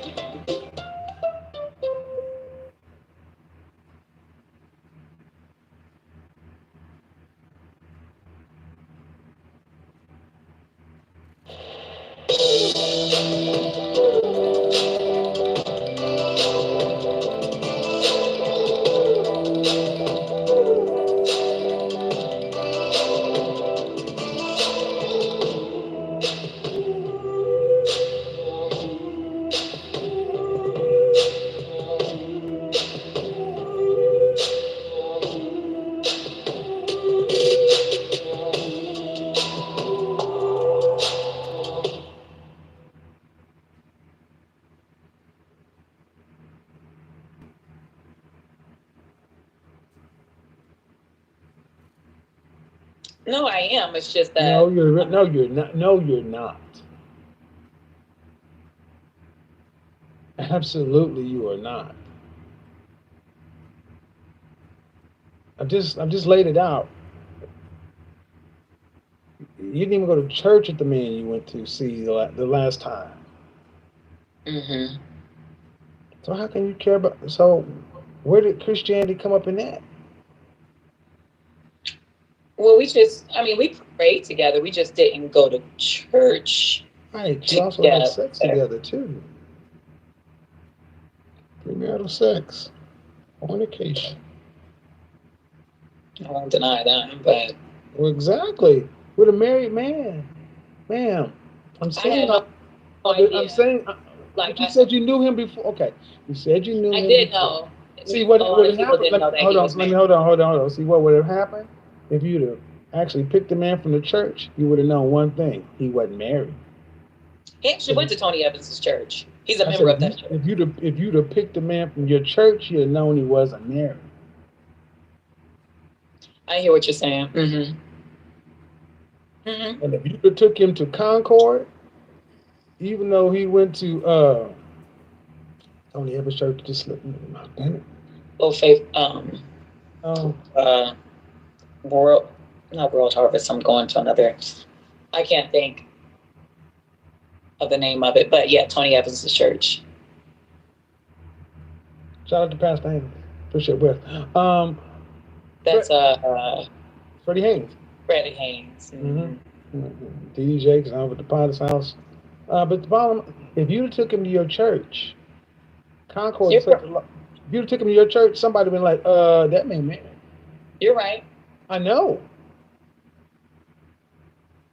See, Christianity is supposed to shield you from all this, not open you up to all this madness. For you to come and tell me that the problem is the men in Dallas, I would not let you visit that bullshit on them.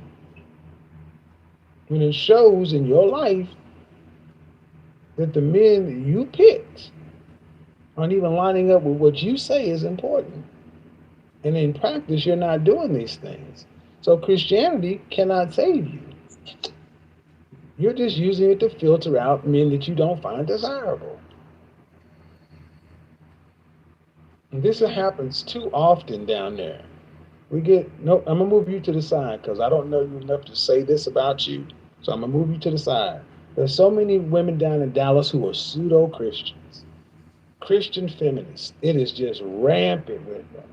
Dallas stinks with these women. They come in with their Bibles, talking good, and they running through the Dallas like Jezebels. And then wanting men to be saved. All right, back over to you. At 42 years old, ma'am, if you want a man who's a Christian, and it's an important part, you need to really start working with your pastor or somebody in a church that has a thriving singles ministry where you may have a better selection of men. You may even have to switch church homes. If that's really a determination, but at 42 years old, wanting children and all that other kind of stuff, man, it's going to. I go back and forth with the children thing. Okay. I'm like, I enjoy my freedom, but right, man. I mean, I'll be honest, man. Are you really cut out to be somebody's wife? Why would you say that? You enjoy. Why wouldn't I be? You enjoy your my freedom. Don't check that. Whoa. Don't do that. Don't do what? Why wouldn't you be? Based upon what you said, you enjoy your freedom. You go back. Enjoy my freedom, being able to just come and go. Still, enjoying your freedom, not necessarily wanting to have a kid. You're becoming somebody's wife. Having a kid. Hold on, man. As a wife, what is your job as a wife? Your number one job as a wife, especially as a Christian. What is a woman's role on this planet? To cater to the man. Nope. And take care of his needs. Nope. To be a helpmeet. Not to come and go as you wish, not to have freedom.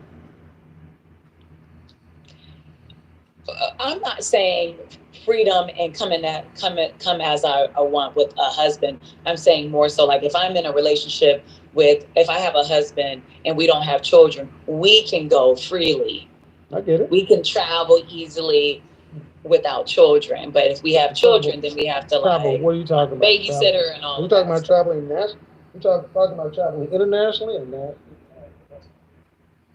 Both. What do you do for a living? I'm an educator. You're a teacher? Yes. What are you in? What are you in? Grade school, college? High school. High school. All right. Now I do know Texas teachers make pretty good money, but they're not rich. I do a lot of things on the side. I do private lessons and I teach group fitness. I have my own So side. I asked you the ultimate question, ma'am, and it wasn't to insult you, but are you really cut out to be would you, in your marriage vow, would you say love, honor, and obey? Absolutely. Would you be submissive to your husband? Absolutely. Okay. So at 42, there are all kind of situations you can work out, but the thing is, ma'am, it comes out ultimately down to the same thing with every relationship. What kind of man do you want? What kind of man do you want? And then what kind of woman do the men that you want? And what are you willing to do to get them? I don't doubt that you know what you want, but do you know what the kind of men you want from a woman? Yes, I mean, I feel like it's a partnership, and what I give is what I expect to get back. Partnership? Why do Christian women keep talking about partnerships? Where's partnership in the Bible? I don't understand this Christian feminism stuff. Where's partnership in the Bible? Not a partnership. He has headship over you. Fiverr is one of my secret weapons to make my brand grow.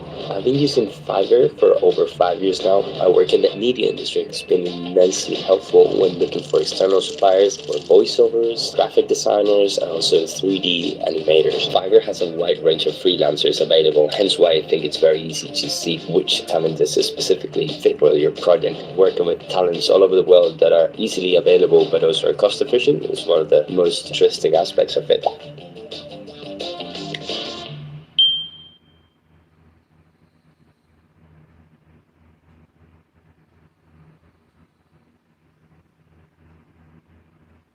Lemonade Renters Insurance protects you from life's coulda, shoulda, wouldas. I could have hired a plumber. Should have locked the windows. Would have bought a better toaster if I knew this one would detonate. For as low as $5 a month, Lemonade Renters Insurance will protect all your stuff from those times you coulda, shoulda, woulda, but didn't. Get a quote at lemonade.com/renters.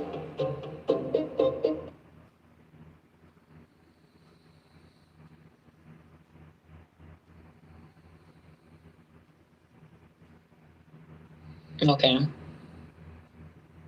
I mean, I don't really think of it in that way. I think of any working relationship as give and take.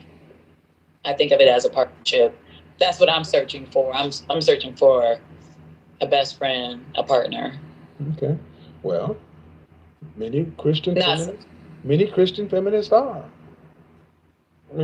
women feminists. Most Christian feminists don't. They believe in equality and partnership, and they talk and move in lots of similar ways. And in my channel, if you've been around, how long you watch my content? Actually, this is my first time. Well, ma'am, I have talked to different varying versions of Christian feminists, like at least once every couple of weeks. So anybody who's watched my channel, they're probably having a good old time in the comment section like, yep, we know what this is, because this is rampant in the Black community. Black women want Christian men, but you don't want to live like in the order, the divinity in which God aligned us. You want partnerships. You want this different arrangement. Doesn't really work. This is why men in general, most men have left, many Black men have left the church. So, all right, but I got to get on to the next person. All right. Well, thank you so much. All right. Have a good day, though. You too. What's honestly sad about this is now that I'm just hearing all of this and I'm taking it into consideration, what I really find sad is this is why Christianity is frowned upon or laughed upon now these days. Because people like this woman right here continue to make up their own definition of what the word is. They're not going by what it says. They're reading it. They're saying, you know what? Let me add my little flavor and spice into it and push that message. And Christianity is one of the only religions, I believe, that constantly gets pushed around like it's something to play with. Women are saying, if the Bible is telling you to be a helpmate, women are now turning it into, well, it said that we need to be a partnership, and it needs to be 50-50. That is not what the Bible says. And so much so to where this woman will practice every other part of the Bible, the ones that she like. But then when it comes to things like getting married before you carry or engaging in sexual acts, she's not listening to that. So much so to where the woman has frozen her eggs at 40 years old, came in here talking about why are the men not acting right. You know why? Because all those times you was having your little hot girl summers and you was enjoying your life as a Christian, quote unquote, time was passing you by. I guarantee you good, credible suitors came and went. And you wanted to have your fun, but you thought in life, in your latter years, you were just going to be able to pick a black man off the tree that goes to church, that makes a lot of money, and say, I'm going to marry you. And then you froze your eggs because you're like, I want to have children later, but because I can't figure it out in 40 years, I can't figure it out. Let me go ahead and freeze my eggs so I could go ahead and pick a man off the high value tree, the Christian tree, and he'll just slide into my life. Sorry, men are waking up. They're not falling for this BS anymore. They actually want something out of life. They want a woman that's actually disciplined and makes the right choices. And if not, he'll just go get the one that did.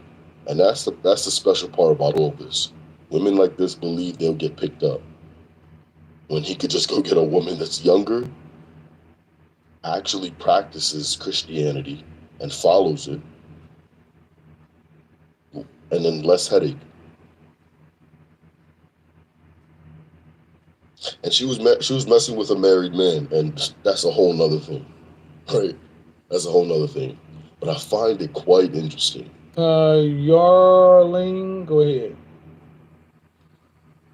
Hi, how are you? Good. What do you got for me? I'm actually joining the call because I would love to hear your opinion from your perspective of some type of guidance. I am 26 years old. I'm going on 27, and I would like some advice. I am a single mom. Okay. You obviously mentioned in one of your videos, I saw that once you have a child, there's no way you could basically be accepted by a high-value man. That's a generality, but in general, yes, it is difficult for a single mother to land a high-value man. It's not an impossibility; it's just very difficult. Okay. So, what would you like? What would you like me to? What's the question that you have for me? Yes. So, you joke a lot about the whole PhD thing, which is really funny. Are you a PhD? By the way. Excuse me? Do you have a PhD? No, sir. No. It's a clip. Not yet, at least. It was a clip off of a show. It's a long running channel joke. But anyway, go ahead. I'm sorry. Am I on live right now? Nope. Oh, awesome. Okay. Why can't I see you? You can see me right here. I only see a picture of you. Oh, there you go. Yeah. Well, yeah, so my question is, how would a high value man look at a woman if she doesn't have nothing going for herself? What would you advise women to do then? Because, for instance, me, I am a single mom. Okay. I was a stay-at-home mother, right? Right. With the father of my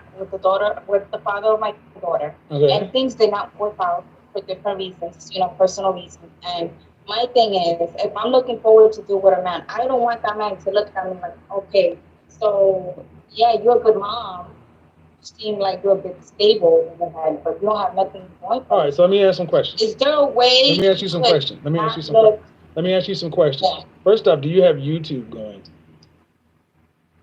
Excuse me? Do you have YouTube playing in the background? No, I only have the TV. I'll turn it off. Okay. All I right. actually muted. All right. Yes. All right. So, were you married to the father of your child? I said no to him. Okay. Was this before or after the pregnancy? It was after the pregnancy, after she was born, actually, because I had explained to him that I wanted to get married while I was pregnant. It did not happen. Just some cheating. Okay. Which so let me move on down the path. Okay. So. Yes. By definition, that makes you a baby mama. Baby mama simply means you weren't married before you carried.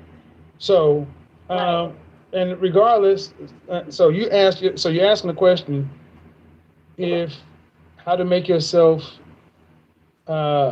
appealing to a high value man. Right, because I don't want to come off as a masculine woman, and I do understand. But why do you want a high value? Because I feel like, for instance, from the experience that I had dating other men, I don't feel comfortable in how I get treated by men. For instance, around my age, I told you what was my age. Okay. So give me what I need you to understand. What I need you to understand is. Mm-hmm. Okay. Yeah, you sound kind of loud. Am I on speakerphone with you? All right. So why do you want a high value man? High value. What state do you live in? First off. I live in New York City. All right. Just left there. Actually planning on moving there. All right. So in New York City, a high value man is a guy who's making at least $300,000 because New York is more expensive. All right. Do you want to have any more children? Yes. How many more children would you like to have? At least 2 more. All right. What do you do? Did you go to college? No, sir. Do you? I'm currently. Do you want to have to work to pay significant bills after you're pregnant again? One of the reasons why I would love to be with a high value man is because I feel like it's really important for the mother to be home and raise her children while the man is out there. I get it, but here's the problem with that. You're already blue. Here's the problem with that. Your life says something different. When you're starting out with your finances, you want to see your money grow. Credit Karma can help you improve a low score and gives you tools to manage your spending and savings so your financial success can continue to bloom. Intuit Credit Karma.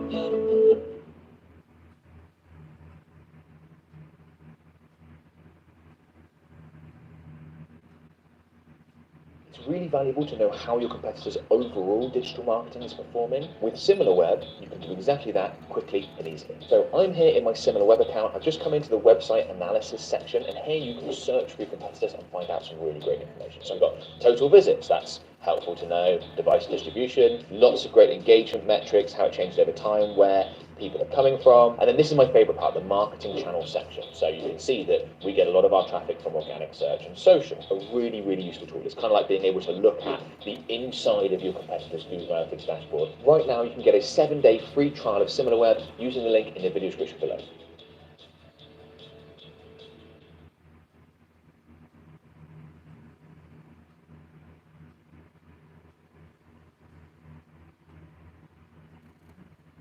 You've already had a child with a man you did not. Right. So you can feel like that, but the natural question is, well, wait a minute, then why didn't you do that to begin with? And see, I still ask you why you want it, and it sounds to me as though you want a high value lifestyle. Because you can't tell me why you want the man. I just told you why. I think. Well, that's not clear. That's not a clear reason. Can I say it? Can I explain a bit further? Well, you can, but I gotta keep on kind of keep it moving because I got more people. Yeah. Well, the reason why I feel like it's important for the family structure to be that, I believe that kids are raised better when a mother stays at home. Okay, but you can't do that with a man who. You can't do that with a. You can't. Okay. So here's the problem. You don't want to work because you want to be a stay-at-home mom. That's fine. In the future, yeah. That's fine. But why would a man who's making the kind of money we're talking about, who most women are attracted to financially, why would he want you in a ready-made family? Well, that's why I was direct with you, right? As soon as we started the conversation. And I said, hey, look, I would like your advice on how. Well, I'm telling you, well, I would tell you this. What you're telling me, why you want a high value man, has nothing to do with me as a man. It has everything to do with what you want. Here's what you said. The reason why I want you as a high value man to go out and make yourself one of the top 10% men in the world, one of the top 5% men in the world. I want you to get out there and have to work your ass off, compete, improve yourself to where you are in the top 90 to 95% of income earners in the world is because I want to stay at home and raise children. I'm sorry, that does nothing for me. What does he get? And you can't tell me why you want. You say, I get it. You think children are best raised at home. That's fine. He can go get a woman that has no kids and doesn't have to deal with it. And that's okay. But the thing is, okay. Well, that's your competition. Your competition are women with no children, women who were raised to be wives, who understand why they or how to be an asset, a feminine asset to a man, versus what you're doing right here. And it doesn't sound, it's not making a lot of sense as to why a high value man would choose a woman like you or any woman like you. Does that make sense? Yeah, that's why I said in the beginning, I said, if it's like that, you know, you said there's no chance. When I say no chance, ma'am, I can't know everybody. But here's the thing. Right. When you have a child, it seriously diminishes your value. Yeah, and I understand. Because a man looks at your exes and we say, whatever price they paid, I'm not paying more. Because you gave yourself to him for this. And with me, you are older and you have more miles on you. So I shouldn't pay more. Case in point, if you were to buy a brand new 2021 Mercedes off the showroom lot, no miles, it will be worth the highest it ever is. But if that same car was 5 years old with 60,000 miles, you could not ask for showroom pricing. You have an endless scope of freelancers at your fingertips to help you progress in whatever category you need. My business is entertainment and media. I'm looking for anything from content creation to video editing, special effects. And I found exactly what I was looking for on Fiverr. My personal experience in finding freelancers has blown me away. They have the best resources, the best people on the market that you could possibly need. So I don't see any reason why you wouldn't use Fiverr for anything that you need.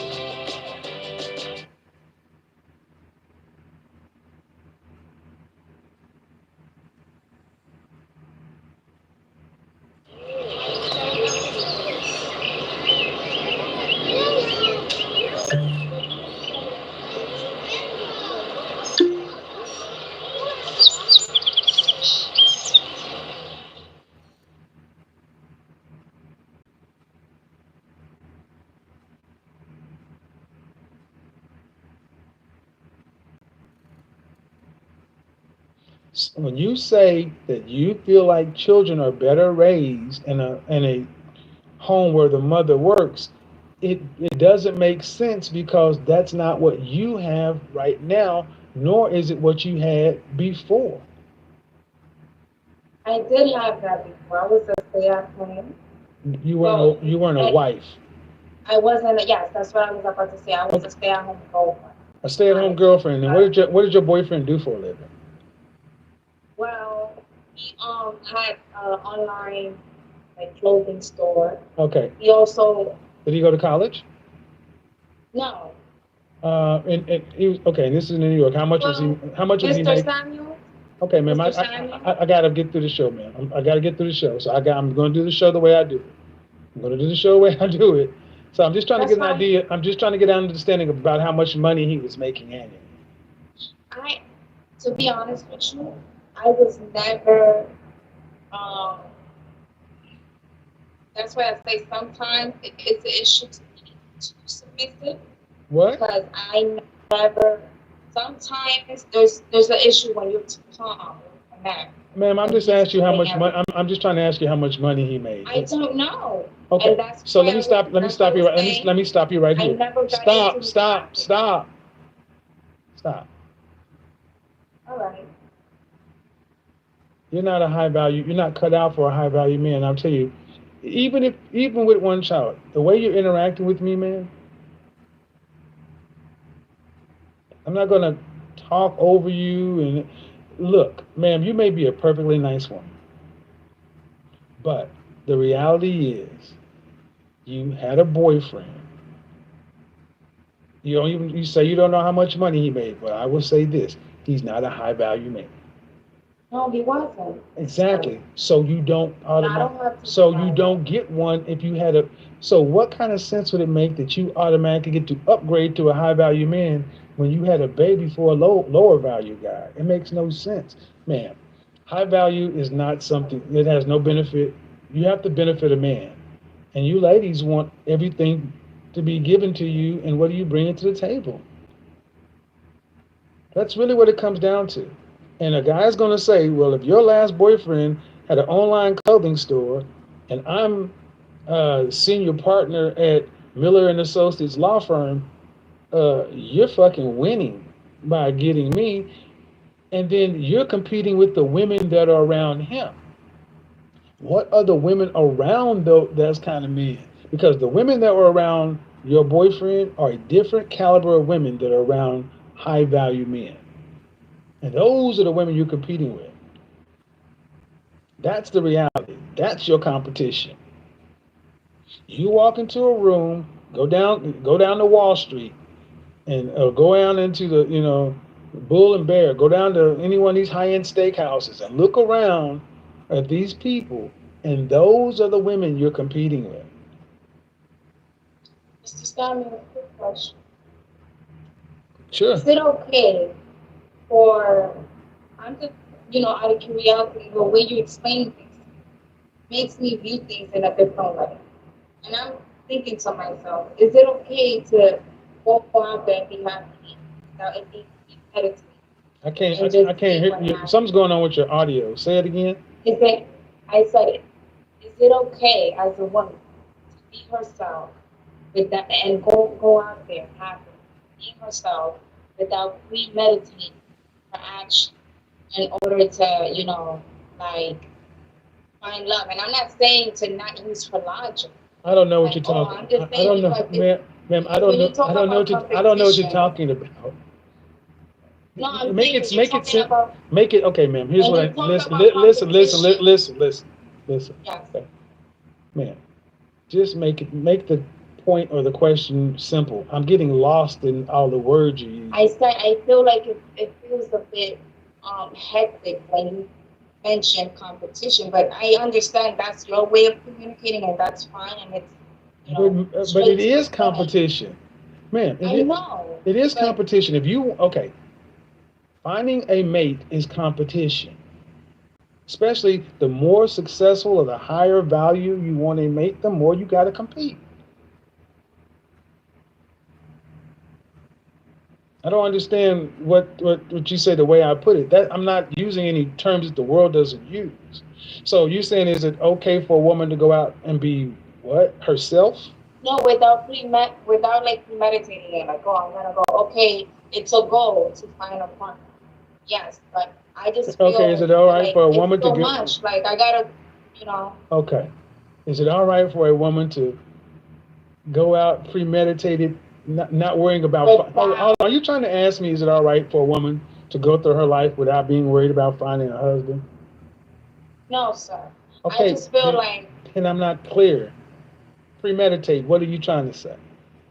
Okay, so obviously, you know, this is what I'm trying to say. I'm gonna use different words. You go out there with a goal, right? But sometimes it's a bit. Maybe I'm sounding too fairy tale-ish. You just don't want it to have a plan. Like, oh my God, look, I know he has money. I'm gonna go for him. You know, and like I feel like, okay, you could do little things like, okay, I'm gonna go to a place that I know there's gonna be people that are successful. Maybe not rich, but successful. Ma'am, what is the outcome You know what I'm saying? okay, ma'am, what is the outcome you want to achieve with a man? What is the outcome you want with a man? Any man. I want to be married. All right, then, ma'am, then let me stop. Then stop. Then yes, you must go out with that goal in mind. Sorry, so sorry. No, the Disney go out and just live your life and hope to bump into some shit does not work, especially when you are in your position. I mean, due respect, ma'am. I mean, 26-year-old single mother. You gotta be yes. Okay. You have a son or a daughter? I have a daughter. So I guess you're gonna just say, I'm not gonna put her in school. I'm not gonna put any structure around her. I'm just gonna let her grow up and be organic and float through life, and whatever happens, happens. No. Well, why? Because structure in having an outcome is important. You need to have that. Yes. Exactly. And what you want is a man that's obviously higher up than you. And ma'am, all I'm saying to you is you may be a perfectly lovely girlfriend, but I'm not hearing why he would pick you. I mean, why weren't you said you and your ex are broken up. How long ago did you guys break up? Oh, it's been 7 years. What age did you have your child?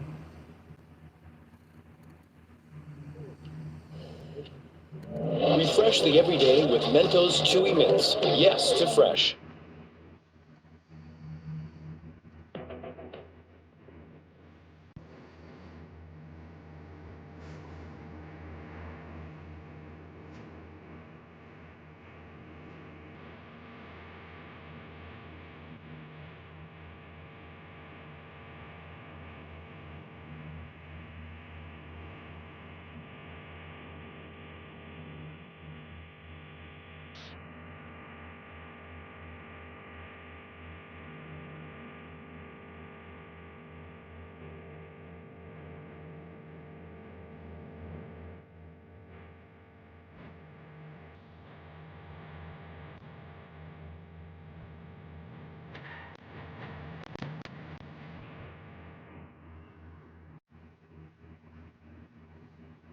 Excuse me? What age did you have your child? I was 19. Whew. All right, ma'am. I will be. All right. I will actually be. All right. So, when's the last relationship you had? 2 years ago. And how long was that? To be honest with you, sir, I wouldn't even call it How long? a relationship. We dated for 6 months. Okay. You ladies got to stop this. To be honest with you, just say it. Yeah. The reason why I said it that way was because I actually left the situation because he tried to confuse me. You know what I'm saying? So Nope. He tried. All right. So here's what I'm gonna say: therapy, because you have communication issues. Oh my God! Look here, man. You can. I tell. Excuse me. Are you better than the rest of us? You're a 19-year-old. You're a 19. You're a 19. Shut up! Don't talk me, lady. I bet. Why do you keep talking when I'm talking? What is wrong with you? Yeah, you're not cut out for any kind of relationship. I mean, seriously, I'm trying to be polite, man, but you're frustrated. No, it's You're okay. frustrated. No, I know it's all right. I'm gonna mute you in a minute. Cause here's the thing: you need therapy because there's something off in your communication patterns. I'm really struggling to try to understand what you're talking about. And at the end of the day, I don't know what real value, high value man. Look, man, he's out there building his empire, building the world, doing what he has to do, and he doesn't have to. Look, you need some therapy. Therapy is good for anybody, and you need to get your priorities together and figure out what it is you bring to a relationship other than what you want. And sorry that the country has allowed you ladies to get out here and live this Disney fantasy world where you could be a 19-year-old woman with a child, think you can have a high value man and own your time and not have structure. Look, man, the clock is ticking. And you're gonna wake up and you're gonna be 30 years old. And and then at that point, it's gonna be a different ball game. You would do well just to get with somebody on your level, whatever that level is. High school graduate, did you go to college? No, I'm actually going now. Okay, you would do better to get with somebody who's an average, everyday, workaday guy. Because you're cute, but you're not, it's New York, it's very competitive. And it's not it's not like your stats are high enough to be asking for a high value man, especially with a kid when you're just an average New York girl. Because I don't have my PhD. Damn sure don't have that. and all this. Mr. Samuels, I'm Boricua, that's cool. No, I'm not Puerto Rican. I'm Dominican. But thank you so much all right, for Mom. the advice and the blunt advice. All right, take it easy. Bye-bye. Take care. All right. I love this interaction. But Kevin said something very interesting. He said you're going to have to finally learn how to bring something to a relationship other than what you want. And that is such a profound statement. Most people come into relationships offering nothing else but things that they want. Especially women like this. And it would make sense for her. She's a single mom. She's been a mom since she was 19 years old. The time that she was with the child's father, she didn't have to work. She just stayed at home. However it worked out. In New York, it's going to cost you something pretty good in order to pull that off. But nevertheless, she had it. She still ended up leaving him. She left him, got out here, and is now struggling to find a man to take her seriously. And she doesn't just want any average man. She wants a man that's going to be able to facilitate the ability for her to stay at home and not work. Presumably, she's going to want a certain lifestyle. So even if he made just above average, that still wouldn't be enough for her, because it'd have to be more than that so she could live her life and also not be able to work. And then more money is going to be needed because these two people will be sharing a child. He'll be a stepfather, but still, they would be having to share taking care of a child. And it will mainly be on him. But again, the main and the most profound statement is you have to come to the relationship with something other than what you want. And when asked, what will this guy get? She has no answer. Throughout this whole interaction, he's been trying to sniff out exactly what she's going to offer that man. And it's nothing. There's nothing. He's going to want something as well. He's just not going to pick you up, sweep you off your feet, put you in a house and make sure you pay no bills with you and your daughter. And he's going to turn around and look, and what is he going to get? And if you think he's okay with getting nothing, let's see how long that lasts for. Let's see how long you think that type of relationship where it's maybe only intercourse and and maybe you clean up here and there and think that's going to last. All of that, he can just go get another woman with no children and do the same thing.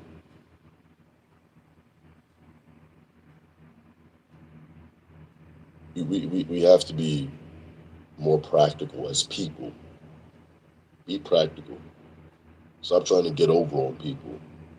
Offer people a fair deal. But a lot of these women don't want to offer people a fair deal.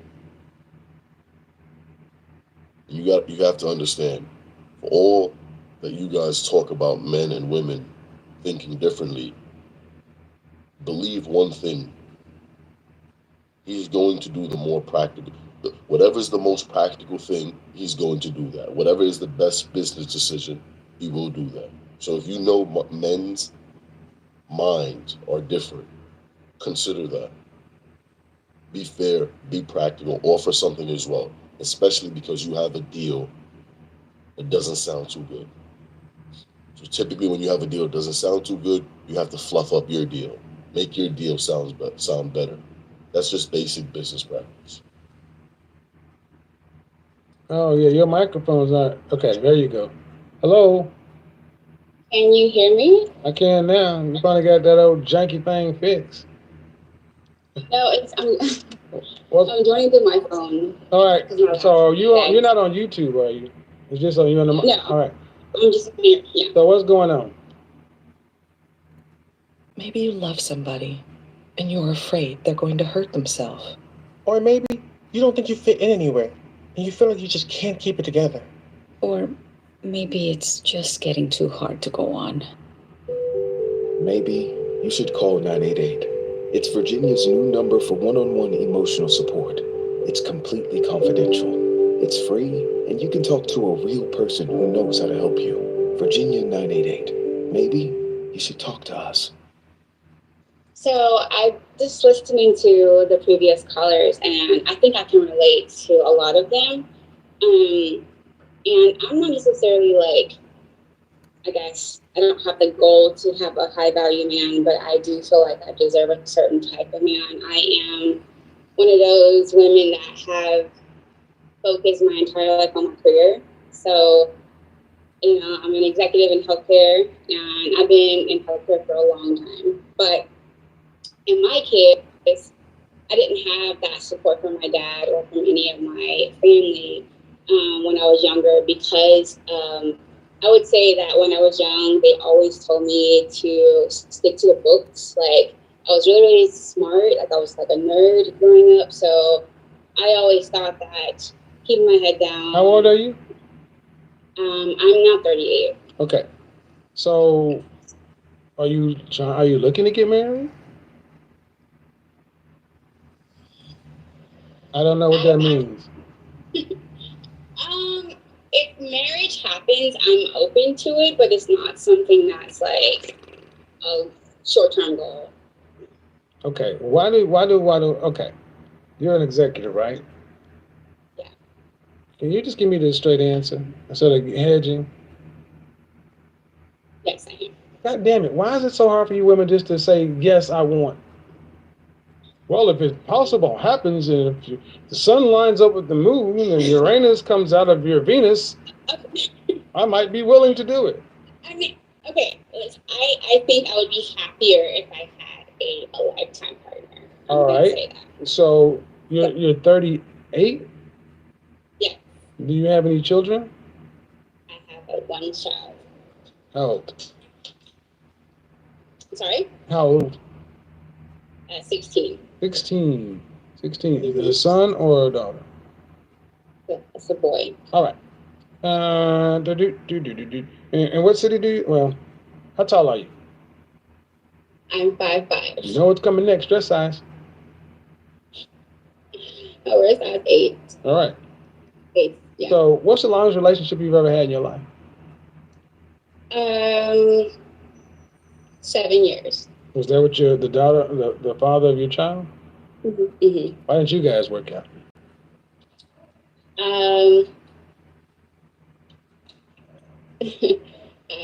Cheating. You cheated on him how many times? No, I didn't cheat on him. He cheated on me and had another child. You didn't cheat on him though, right? No. He had another child. Were you guys boyfriend or girlfriend? Did you? Okay. Where'd the kid come from? Were you guys engaged, or you just doing what you're doing? You got pregnant.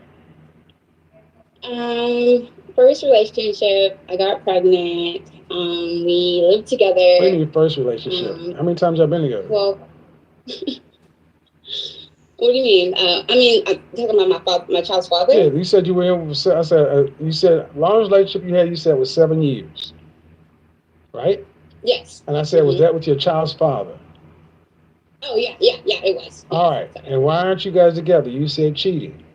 Yes. All right. I said, how did the child come about? Were you guys engaged, or were y'all just doing? Oh yeah. Okay. So yeah, we were engaged. Actually, our relationship was kind of toxic because we actually were engaged on 2 separate occasions. Where we got engaged and I broke it off and we got engaged again. But he. What year did you get pregnant? 7-year relationship. What year did you get pregnant? What year did I get pregnant? Yes. 2002. No. What year of the relationship of the 7 years? What year? Oh, no. We've been together. Well, probably year 2. Year 2. Mm-hmm. Ma'am, here's the thing. I'm like a truth detector. I just need the truth. Okay. It was in our 2nd year. It wasn't at the 2-year mark. But it was I don't care, ma'am. Just the ballpark. Okay. Okay, 2nd year. Okay. And you watch that shit. I can scream. You can't. Okay, sorry. What do you mean? Sorry, I apologize. So seriously though, you were together 2 years, and you were together 5 more years. Okay. Why were you engaged when you got pregnant? No. When were you when did you guys officially get engaged? My baby turned 1 and he proposed. Did he drop to one knee with the ring of significant characters in public and propose to you? It wasn't in public. It was at a dinner we had, a private dinner we had. Was there a ring of significant heritage? Yes. Was there anybody there to witness this engagement? His sister and my sister. Did you change your Facebook status to engage? With Asana, AI teammates can pull real-time data and help keep work on track, so every team can work smarter and faster. Asana, the #1 AI work management platform. Try for free today at asana.com. No. I did not. I don't recall I did. Did you wear the engagement ring? Yes, I did. Did you tell people you were engaged? Yes. Did you guys start planning a wedding immediately afterwards? I did. His sister was actually going to help me with that. So You already had a baby. Yeah. You proposed to you a year after the baby was born, so he intended to marry you. And you started planning a wedding, but it was you guys, you did it, not him. All right. Mm-hmm. And then when did y'all end the relationship? So around the time my baby turned 2 is when I kind of felt like he started acting like. So you were together another year? Yeah. Why weren't you married? It does not take that long. There's the baby and there's, I don't care about the French toast about no freaking kid. I've been married. It don't take that long. When somebody drops to you and gives you a ring, that means we're getting married. You start planning a wedding. You already got a baby. Get down the aisle. Okay. Well, Okay. Why didn't y'all do that? I didn't feel like I was prepared. I was ready. What do you mean? I was ready to get married, but I wasn't ready to have the wedding because I was taking care of the baby. Oh, Jesus Christ. This is all relevant too, ma'am. This is all relevant. sorry. This is all relevant because you already had the baby. The surprise was over, man. It's time to get married. And you got engaged in year You got pregnant 2 years into a relationship. You got engaged in the 3rd year. You broke it off in the 4th year. When you were together 7 years, that's a whole long time. You didn't want to. You didn't get married to him because you weren't trying to go down the aisle. Tell me I'm lying. That's true. But okay, so when I finally broke it off, I found out he had a 2-year-old.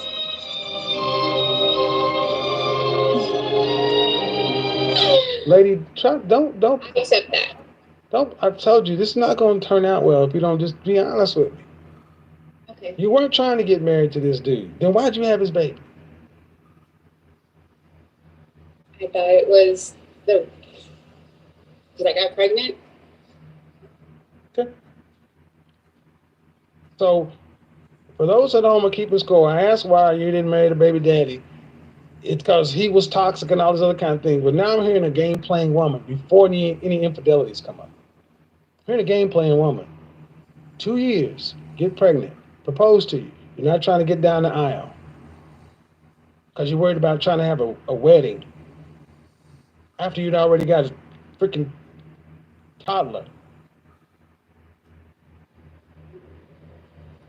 And it's relevant because if this is the man you had a child for, this is your longest relationship, and it's and it shows who you are in a relationship.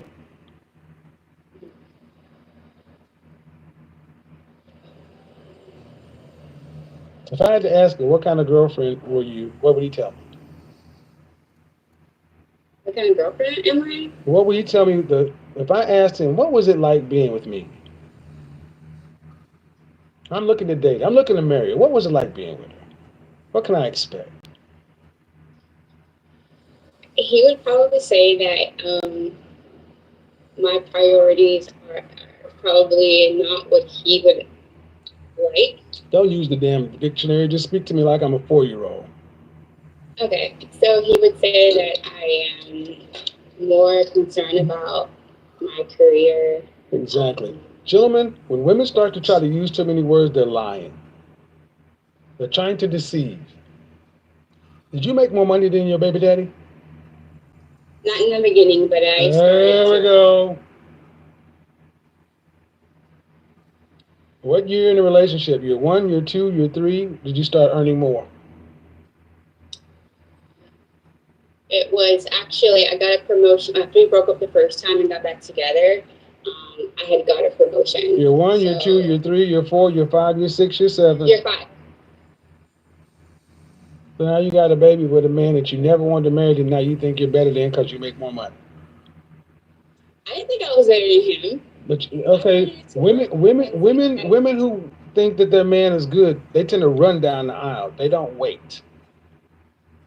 They don't tend to put their career ahead of somebody they think's good for them.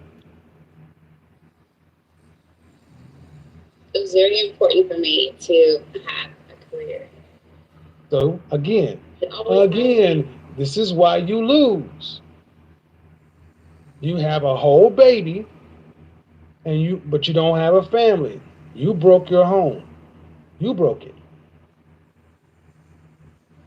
He was trying to marry you. You weren't trying to marry him. When I asked you why you're not together, you said infidelity. You didn't say none of this home wrecking shit. You said none of this stuff where this man was trying to get with you, but you were putting your career. So I hope it's beneficial. I hope it's fulfilling. Mm-hmm. Hi, let me show you how I ace my midterm project with Adobe Premiere Pro. Check out these New York City shots. Cool but noisy, right? Let's fix it. Just hit the soundbar, click enhance sound, and bam, just like magic. Now, captions to keep it inclusive. Pick a cute font, because style matters. And done.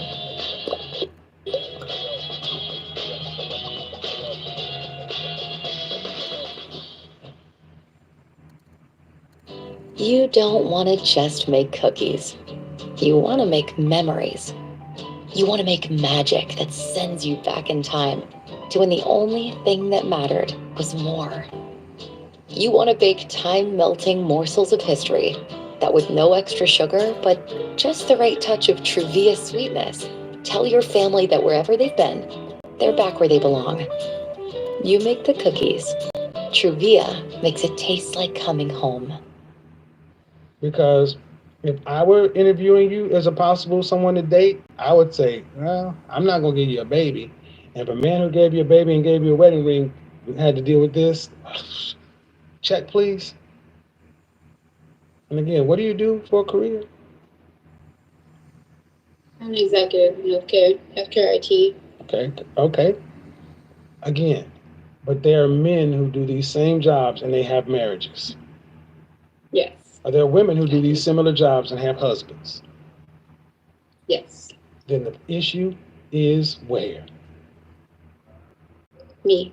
It's not the job, not the career, Tommy Lauren. Mm-hmm. I agree Therapy. with you. Therapy is a good thing. Okay. Because you even have a hard time telling the truth. I have had to damn near snatch you through the phone to get you to tell the truth. How many times have I had to just pull you back to get you to tell the truth? Anybody in the audience keeping score? I mean, maybe it's my ego, I think. Okay, well, what do you got all this ego for? How many times have I had to do that to you? Seriously. Seriously, how many times have I had to be like? Okay, yeah, I know. Okay, but your ego. Okay, no offense, man, but you're a healthcare executive. Does that put you in the mid six figures, low six figures, high five figures?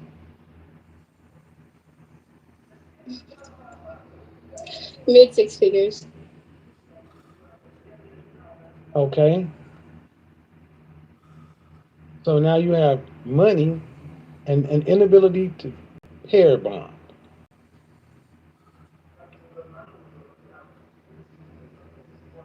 Yeah. So, what is that in the background? TV? Yeah, it's coming from my son. All right. Jesus Christ, can you tell him to turn down or go somewhere else? Because that's kind of wow. Okay, so. Okay, I got a question for you. I got a question for you. I want to go back to little girl Mimi. Okay, I want to go back to 8-year-old strawberry shortcake, dolls and dollhouse, and Prince's birthday party. Huh? I'm just changing her. I want to go back to that little girl. When you were a little girl, when you looked at your life and said you were 40, were you alone? No. And I'm gonna say something. This might hurt a little bit, so I need you to prepare yourself. You're an executive. You earn well, but sadly, many women in your position end up making their sons their husbands.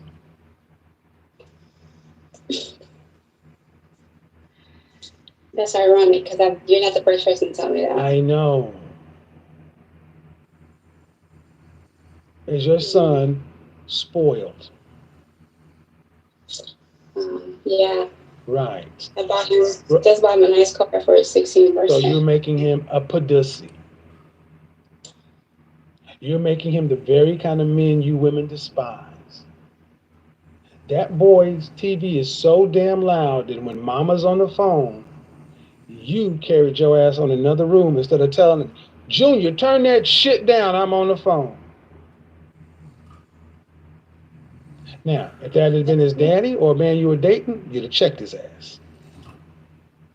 Mm. You're right.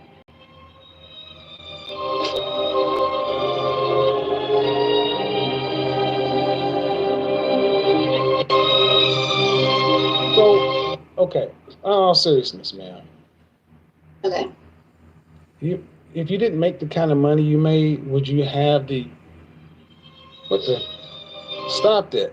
If you didn't make the kind of money you made, would you have the stop that? If you didn't make the sorry. If you didn't make the kind of money you made, would you be moving this way? Probably not. All right. Now, pro tip: are those colored contacts.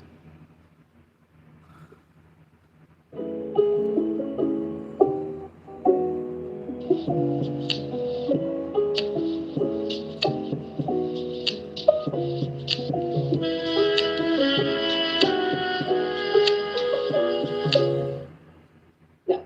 Was your real life? Yes, I am Caribbean. Cool. So you have all that going for you.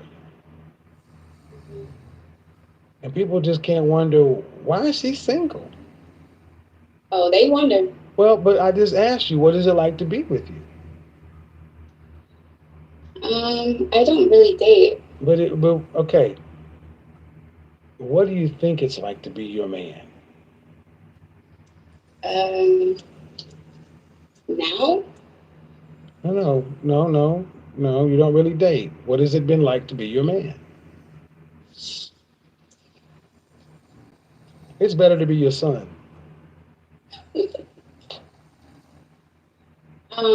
Probably, yeah. That's a damn shame.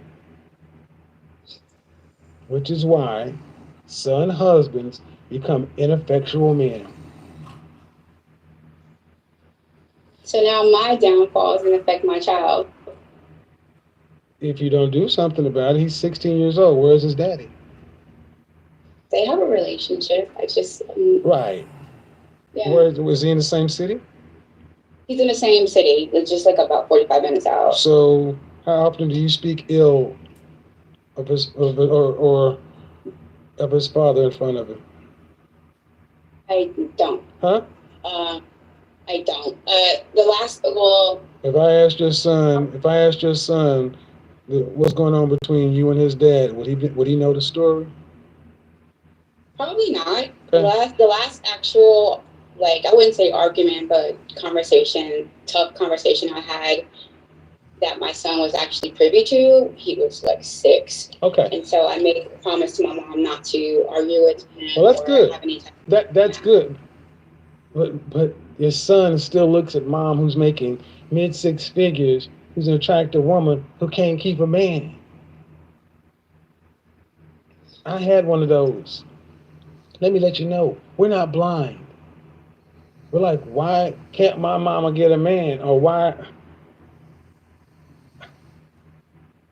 Do you speak highly of men? Here's the thing. Your son looking at your empty life does not speak highly of men who look like him. Your son looking at your empty life does not speak highly of men, especially men that look like him. So just because you say nothing, your silence is yelling. So to compensate for missteps, what single parents like us do is we tend to overcompensate, guilt spend and everything else like that. So if you have those kind of resources, at 16 years old, he has a car. Tell me where this boy is working. Is he working?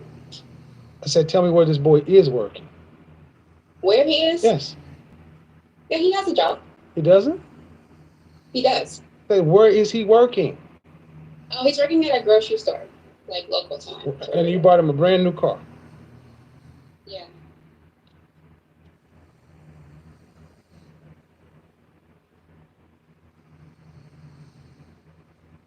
He works part-time. Part-time. Has he got a girlfriend? Mm-hmm. No. Ever have a girlfriend? Yeah, he did. Did they ever go out on dates? No. So when did he have a girlfriend? Well, it was when he was a... Excuse again? Say what? Huh? When he was a freshman, they went to middle school and but she's changed school, so right. It wasn't that type of, But that's what I'm asking. You know what I'm asking. What are you asking me? I'm asking you this, okay. The boy has a brand new car that he can't pay for. He's got a part-time job, and I asked him, does he have a girlfriend? Because if he's got a girlfriend, he needs to have a job. Mm-hmm. Does he get an allowance? He does.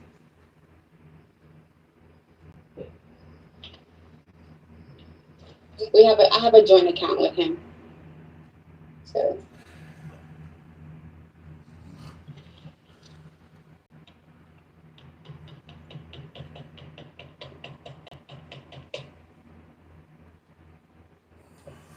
Ma'am, yeah. coaching, counseling, now. Okay. Okay. A boy must work for what he gets. So let's say you're overwhelmed, or maybe you feel like things are completely hopeless. What can you do when things get this bad? You can talk to somebody who knows how to help you. Our phone number is 988. If you call 988, you'll talk one-on-one with a real human being to figure out what's going on and what you need to do. It's free, confidential, and 24/7. For emotional support, call 988. Virginia is here to help. Crazy episode. It's the truth, though. This woman is essentially coddling her son and essentially turning her son into the son husband. He gets an allowance. He gets a brand new car. No real responsibilities, no type of teaching of how to be a man. Kevin's right here. And I get the whole point of, wanting to provide for your child, making sure your child has things. But when you're raising a young man, you're going to have to teach him how to get his own things. Because eventually you're going to just give him all these things. And especially as an only child, this is the only child. So you're going to give him all these things and he's not going to have the proper skills to navigate life like he's supposed to. And then what he's going to end up doing is staying at home, staying with mama, taking care of her. Now he can't leave her. And effectively turn into a son husband. He's going to feel guilty for leaving her. The best thing for her to do would be, listen, Kevin is always the person saying we should always bring the family back together. And I do believe in instances like this, she should. But, the husband stepping out, having a child, I understand there's some things you really can't come back from. So if it didn't happen, there's some type of understanding there, right? And she's prioritizing the child over even finding a new marriage. I don't think there's any real desire in her wanting to go out, find a man, and get with him. Another great point that Kevin made was, if there was another man in the house, that she would yell at that man and turn off that TV. But because her son is essentially the man of the house, he gets to run around and do whatever he wants. Another man moving into this situation, he's not going to be fond of this because the son is going to be running the household. This is the perfect example of that. He's not going to have any say. And she already, see, here's the thing. I've always said it. You really do have to pick a struggle. Because when too many things work against you, it's honestly going to feel like life is pulling you down. But that's only because you're not picking a struggle. At least pick one and stick to it. But when you have multiple struggles and they're all piling onto you at the same time, it's never, you don't even give yourself a chance for a good opportunity. You don't. You essentially are going to give yourself a bad hand and then complain about it. This is a very eye-opening episode. And she even shares a joint account with this young son. This is just, yeah. Imagine that as a grown man. As a grown man or woman, because women watch this channel too, having a joint account with your son and you're sharing the money. Now I can understand like an account, you put some money in there, that's his account, or you get an account, you put money in there, you guys share it so you can see it. No, this man sounds like he got access to the finances because she's an executive that makes money. Very interesting. But shout out to Kevin. Make sure you guys go over there, support his channel. Make sure you guys like and subscribe. Comment your thoughts and opinions down below. Turn on post notifications so you will be alerted when we upload more videos just like this one. I'll see you guys in the next video. Peace.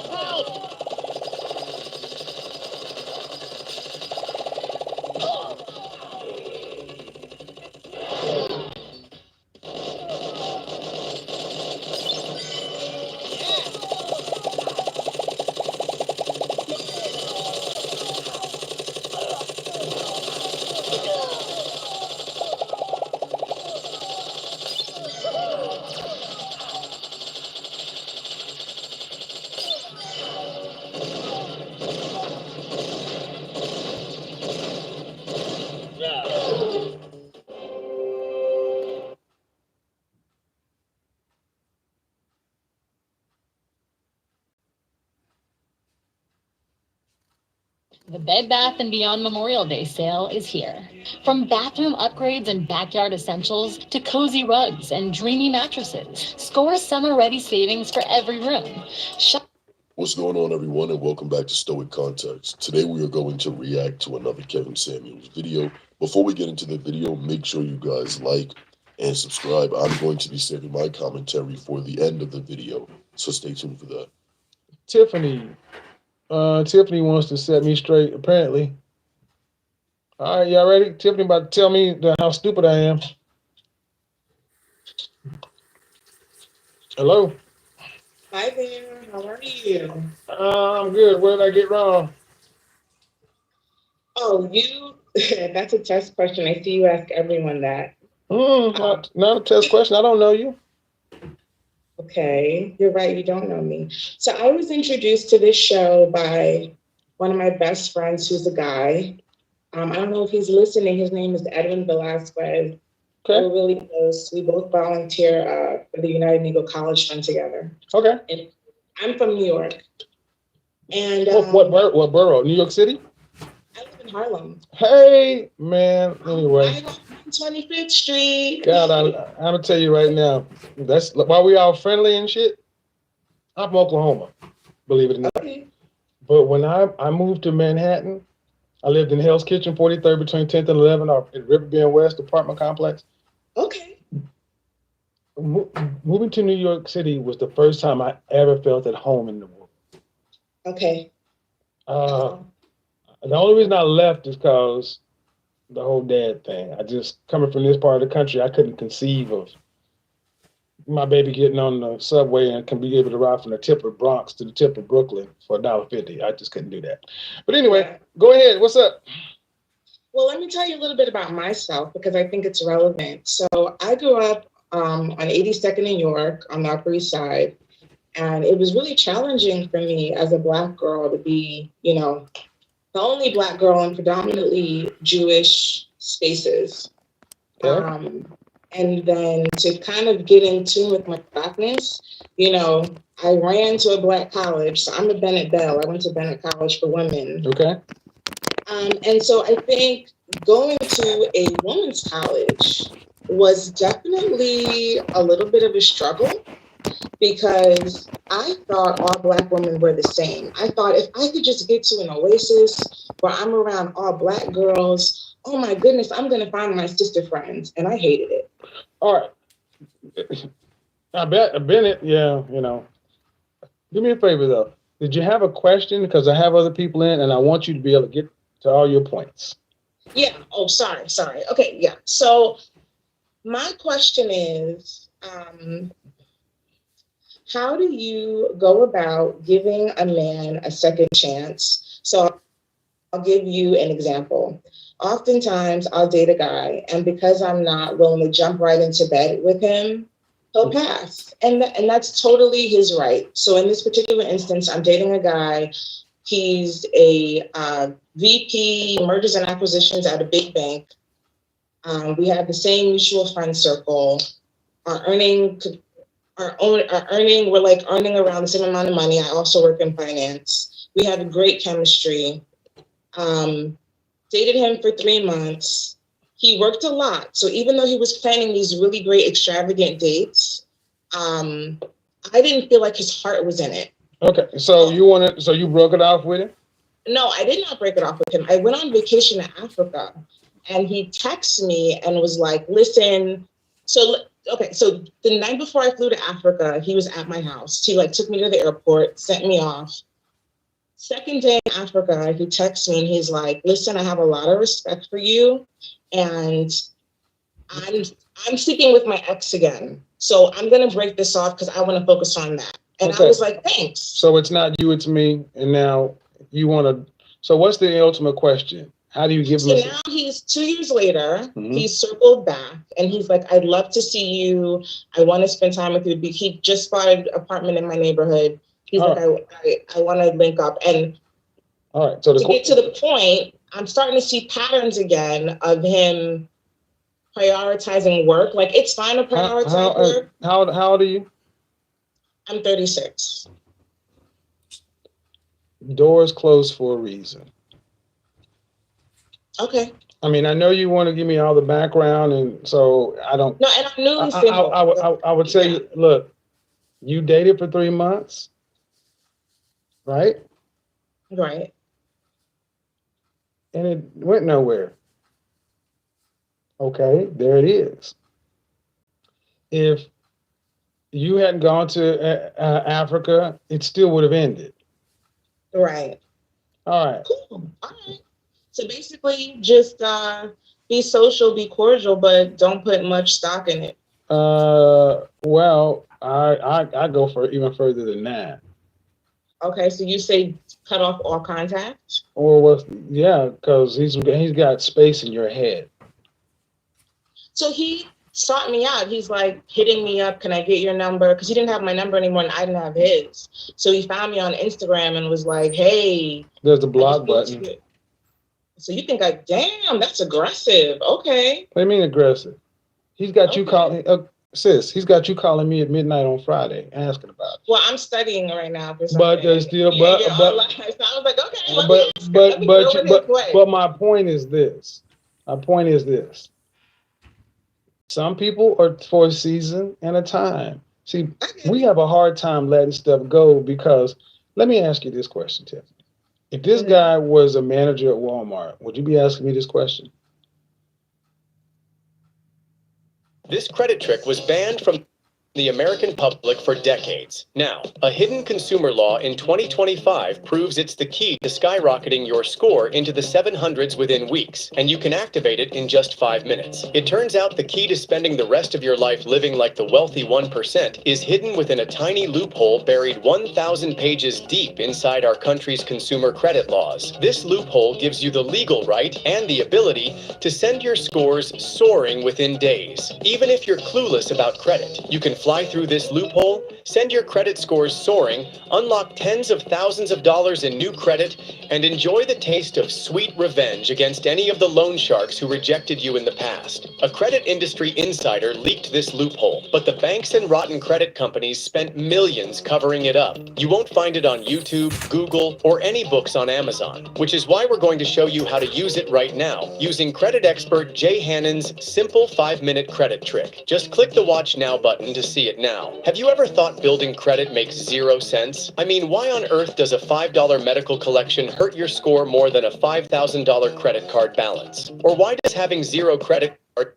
make you look riskier than having 5? And how about the fact that your credit score randomly drops when you did everything right? It's not because you're not smart or need to hire an expensive credit repair agency. It's simply because the game is rigged against you. You've been fed lies invented by the big credit industry to turn you into a slave, to make you poor, and to keep you in the dark where they can milk you for all the fees and interest you're worth. Which is why we fought so hard to expose these lies and get this trick into the hands of as many Americans as possible. Americans like Mark Taylor, who was crying on his knees after his house got foreclosed on. After getting unexpectedly laid off, he lost his job, then car, and eventually his home, which made his credit fall off a cliff. Mark was told to improve his credit. He needed to make sure he paid every bill on time. Another one of their rotten lies. Luckily, Mark found this video scrolling on social media one night when his highest score at the time was 546. A few months later, Mark was approved for a beautiful home at 2.8% interest because all 3 of his scores were 720 plus, and they've been 720 plus since. All thanks to this little-known loophole. So if you're clueless about credit like Mark was, and your report is riddled with late payments, inquiries, even repossessions or bankruptcies, this quick and easy 100% legal trick can work for you too. According to Jay, you have a narrow window of opportunity to take advantage of this obscure loophole now, in 2025. But if you miss out, your chances of raising your credit scores fast go up in smoke. So don't wait another second. Do yourself a favor. Tap the button below this video,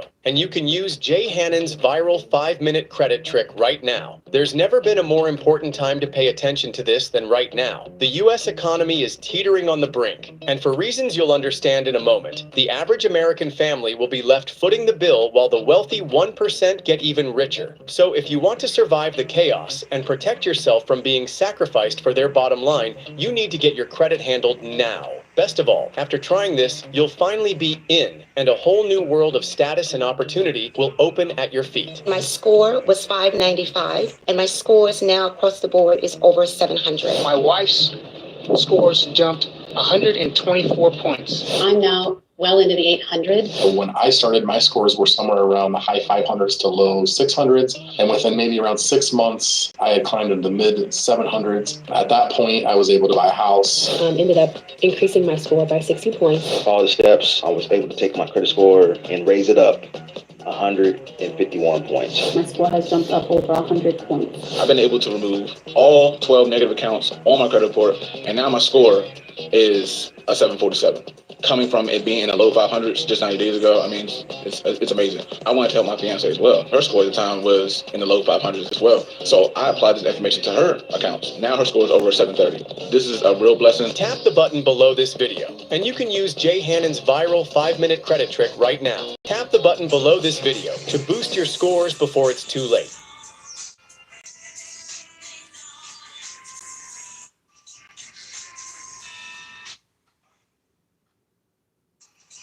Five reasons why 2024 is the year to start fresh. Because we believe that no living being should eat ultra-processed food for every meal. Because we believe that weight management is a science, not a guessing game. Because dogs should have the best chance at a long, happy life. Because digestibility matters, and the science backs it up. But most of all, because dog food should be real food. Hit the link to get 50% off your first box of fresh food.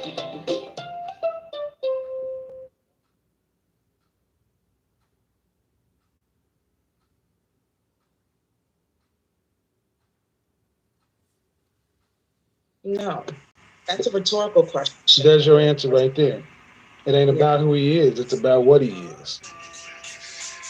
Okay. You know, let me just say this. I'm glad I got your opinion. I wanted it. But there's a lot of conflicting information. So you know who John Gray is, the guy, men are from Mars, women are from Venus, or whatever. And I remember reading one of his books, and he's like, you probably already know your husband. Your husband is probably a friend, a connection, an ex. And so I think that kind of advice can have women saying, you know what, I never really. Well, let me ask you some basic questions. You're 36, right? Mm-hmm. And you went to school for what?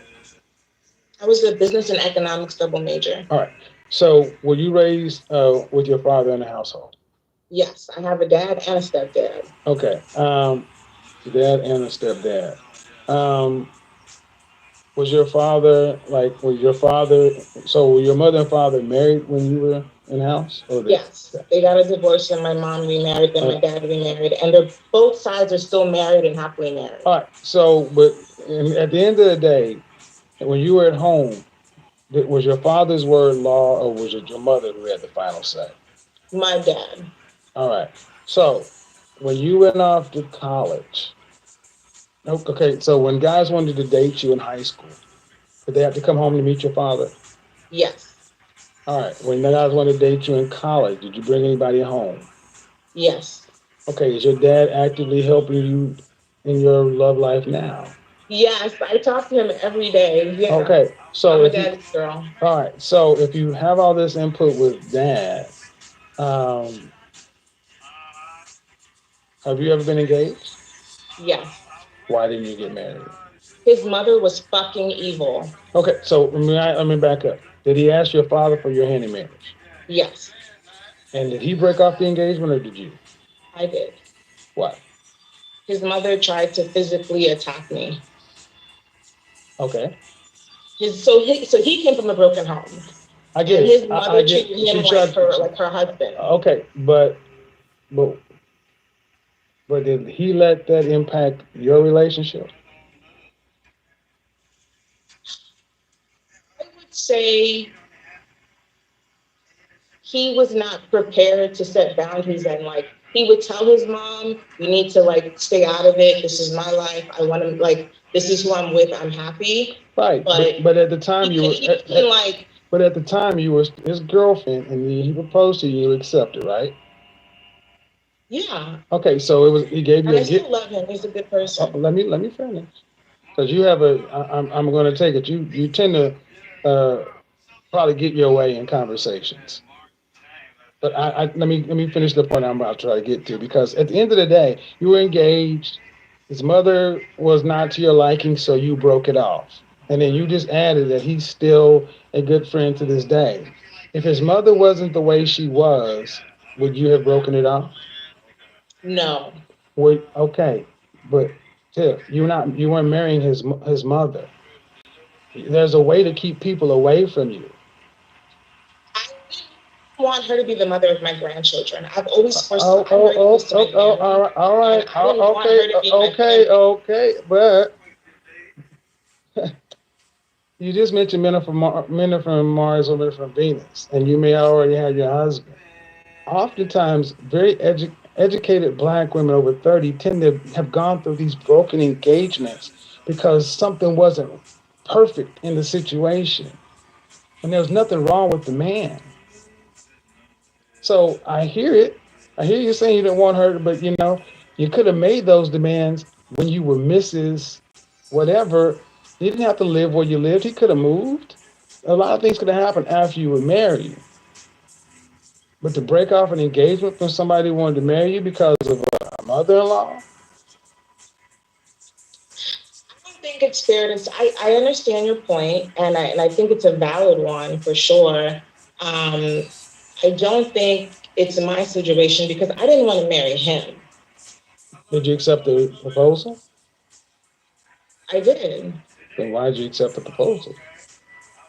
Because I learned I didn't want to marry him after. So we went to premarital counseling. I'm just going off what you told me. If you told me what you initially said is you broke off the engagement because his mother was a bitch.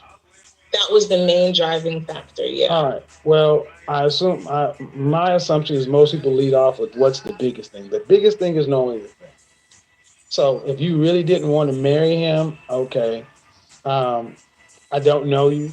but I will say this: you're asking about doors that were closed, and it sounds like Fiverr is one of my secret weapons to make my brand grow. I've been using Fiverr for over 5 years now. I work in the media industry. It's been immensely helpful when looking for external suppliers for voiceovers, graphic designers, and also 3D animators. Fiverr has a wide range of freelancers available, hence why I think it's very easy to see which talent does specifically fit for your project. Working with talents all over the world that are easily available but also are cost efficient is one of the most interesting aspects of it.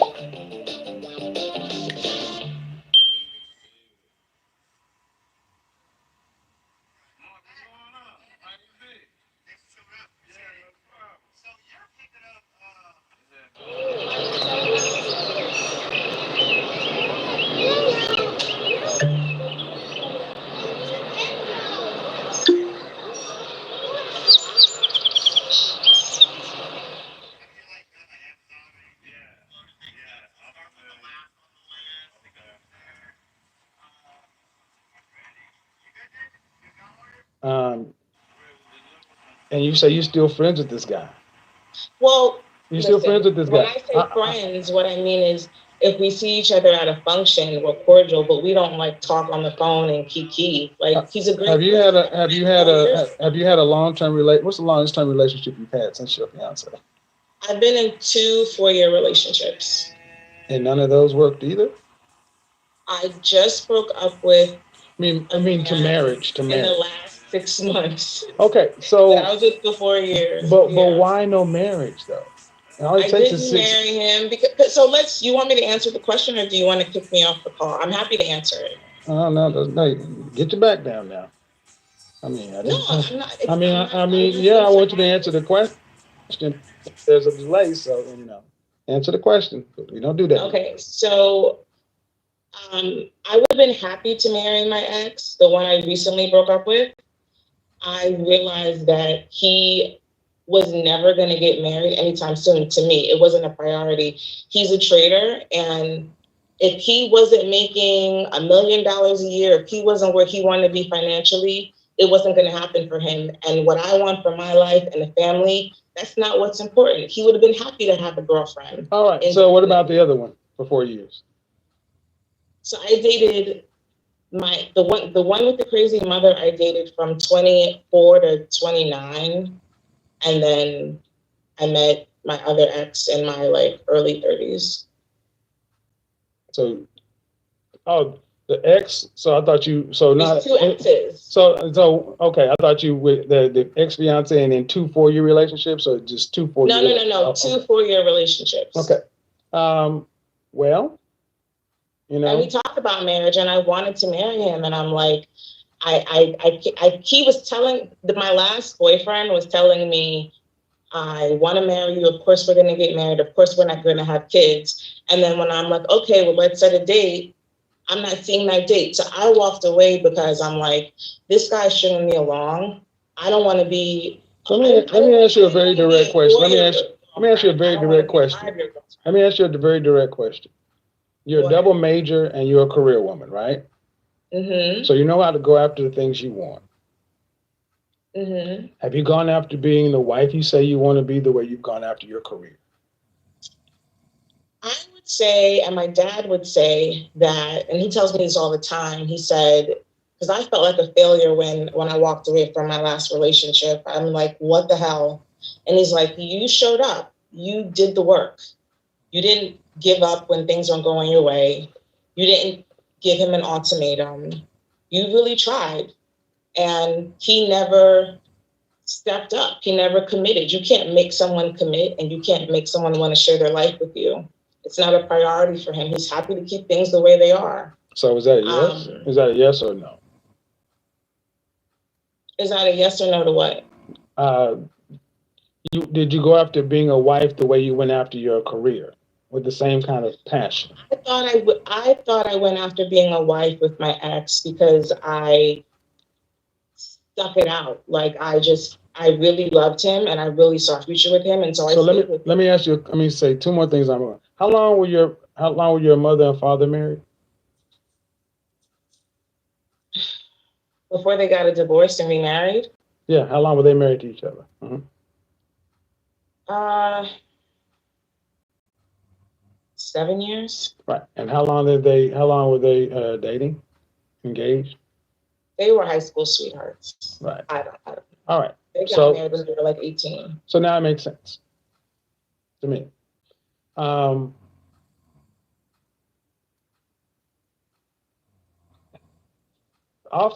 Oftentimes, Black women will take an engagement over marriage. And if you know you want marriage, there's nothing wrong with setting a clock on it. It only takes 6 months to get married. From day one to when a man wants to marry, he wants to marry. And too many Black women take you out of the equation. Too many Black women stick in stuff that they shouldn't have been in if they'd have just gone into it with the way saying, look, I know I want to be a wife, like I know I want to be I want this and that and something and so forth, and go after it like their non-Black counterparts do. They make it real clear. And that's why I see a lot of career sisters that you got women from other races who will have careers too, but then have a husband. So if your father's saying you showed up, well, they were married 7 years and they were high school sweethearts. I would just say going forward, answer your questions. 1, keep the doors closed. 2, if you're serious about getting married and having children at 36, you know all the stats as far as high risk pregnancy and this and that. I would just say get very real with what you want, why you want it, and make that known up front, and don't deal with anybody who doesn't want those things. No question, no suggestion. I don't care where they work or what they do. If you know you want to get married, only deal with men who are wanting to get married. Monday.com is the best AI for work, and here's why. Let me show you some of the mind-blowing things thousands of companies are already doing with Monday.com's AI. If you're in marketing, sending bulk emails used to take hours. Now AI summarizes, translates, personalizes, and sends them out in seconds. Sales teams, AI finds high-value deals and handles all the manual work after calls, so teams have more time to actually close deals. Recruiting, AI sifts through hundreds of CVs, pulling the best candidate instantly, making your hiring process 10 times more efficient. That's why people love using it. Monday.com, the best AI for work.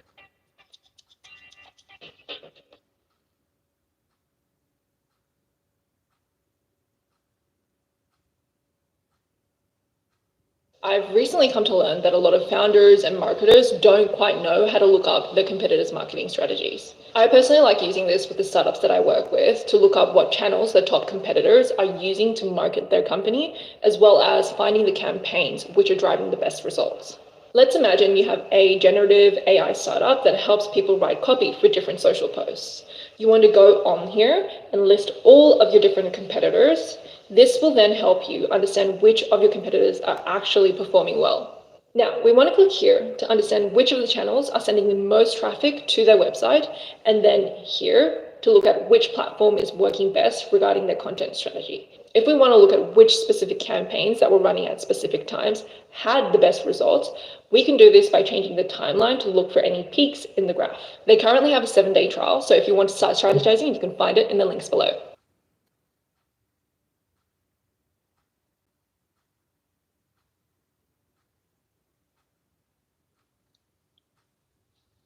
That'll give you the best shot, in my opinion.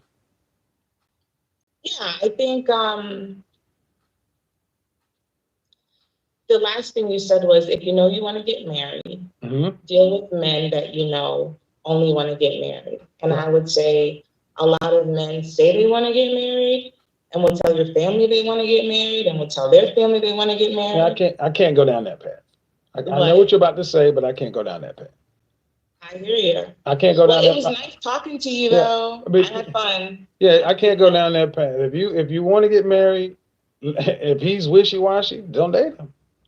I agree. And I think it takes a lot of strength to walk away when you really see yourself with someone. I think that sometimes is the hardest part, is just saying, you know what, I got to walk away. Yeah, and I think, and to that point, it makes much more sense to not get that far involved with somebody who's not 100%. Because you've heard it too many times, how people get married in under 6 months and they're gone. See, men don't play with children, love, and marriage. They just don't do that. So if a guy is doing all that, then doesn't matter where he works, where he went to school. He's not in the potential. When I work with women, I tell them, make it exceptionally known. You're a career woman. I would say 3 things: therapist, image consultant, matchmaker. You have the means. And that's kind of what I mean by approaching marriage as seriously as a lot of women approach their career. You're a double major. You know how to get things you want. Well, tackle it like, if you're serious about it, tackle it in that way. We all have issues. We can all become better. I agree with you. I agree with you. I'm totally down to hire a matchmaker. Well, there you go. All right.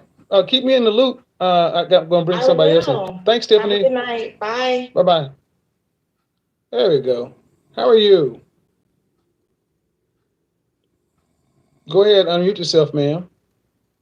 Yes, I'm wonderful. How are you? I am well. How are you? I'm doing great. So let's get into it. All right. Yes, you saw the title of my show.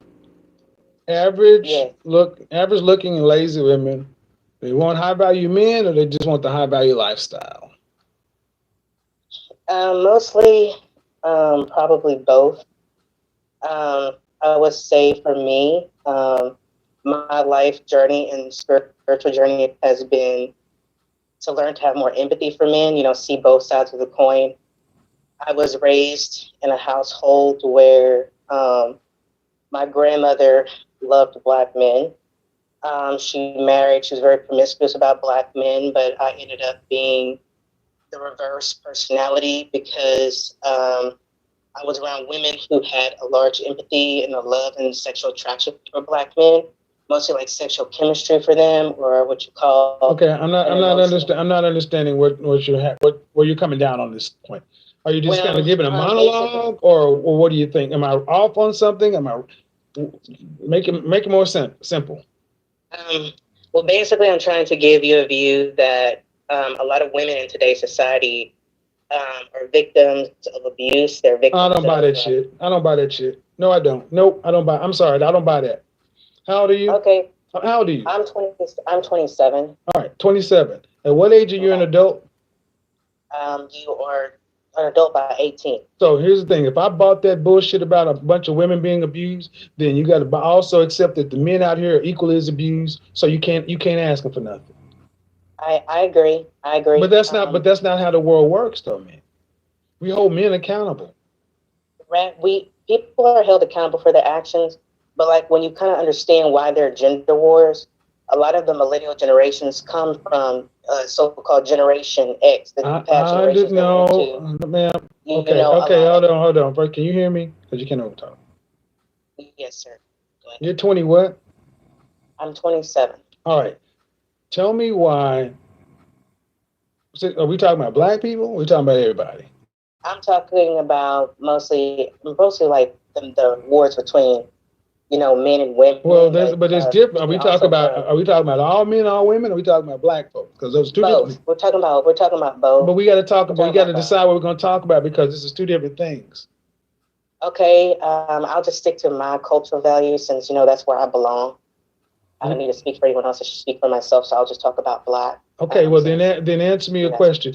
Why are then Black people we're the freest you've ever been. But before 1965, we were married at a rate of 80%. But after that, we're married at a rate of 26%. The marital rate has gone down with freedom. Another thing, what's also gone up? Women's weight. Why are so many Black women unfit? Okay. Answering your question. You've asked me about 3 different questions. No, that was my question. Because right down through it, because we asked about Black people and got down to that.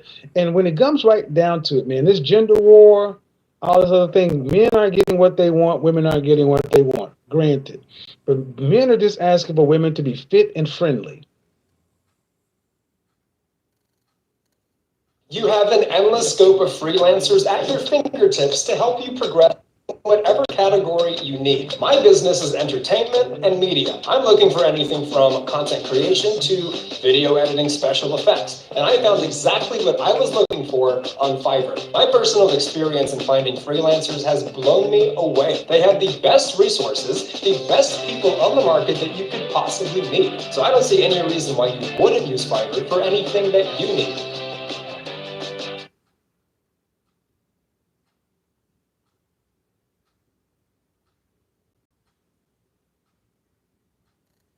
Five reasons why your first box of fresh food is 50% off. Because we believe that no living being should eat ultra-processed food for every meal. Because we believe that weight management is a science, not a guessing game. Because dogs should have the best chance at a long, happy life. Because digestibility matters, and the science backs it up. But most of all, because dog food should be real food. Hit the link to get 50% off your first box of fresh food.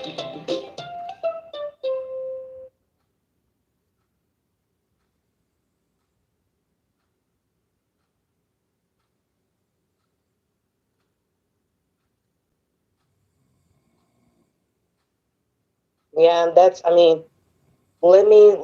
me speak from a perspective that I was raised with, from coming from a mature perspective, from people who actually have to live everyday lives, who don't get to be supermodels, who don't. You say from a group of people who don't have to. The Black women that don't get to be all those things, the ones that have to be doctors, the ones that have to work hard, the ones that have to work like men because they are fatherless. I'm sorry, ma'am. I grew up in a single. No, ma'am. See, what you're not gonna do is give me some victim story. I grew up in a single parent household. No, ma'am. I grew up in a single parent household. No, you're not going to talk over me. I told you that. You're not going to talk over me. Okay. Well, I'm gonna say this. How much do you? I mean, okay. Are you married? No. All right. Single. You have any kids? No, I do not. All right. How tall are you? I'm 5'3". And what dress size? A size 8. And how much did you weigh the last time you weighed yourself? 160 pounds. Ma'am, you are not a dress size 8. See, let me tell you something. Let me stop you right here. Let me go ahead and show you guys this deception. There's so many women who call on my show thinking they can lie to me and tell me what their dress size is. 5'4", 170 pounds equals a size dress 14. You are not a dress size, ma'am. I'm an image consultant. I'm not a fool. I understand, but you're. No. I said you're not going to talk over me. I can look at you in your face and tell you you're not no dress size 8.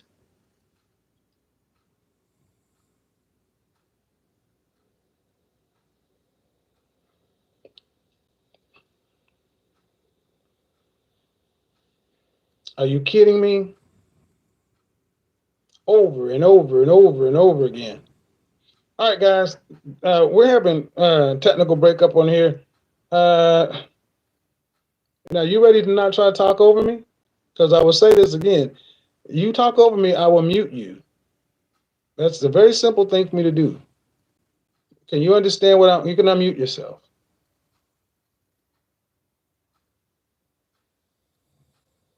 Go ahead and unmute yourself. Go ahead. Were you raised by your dad or your mom? Both. All right.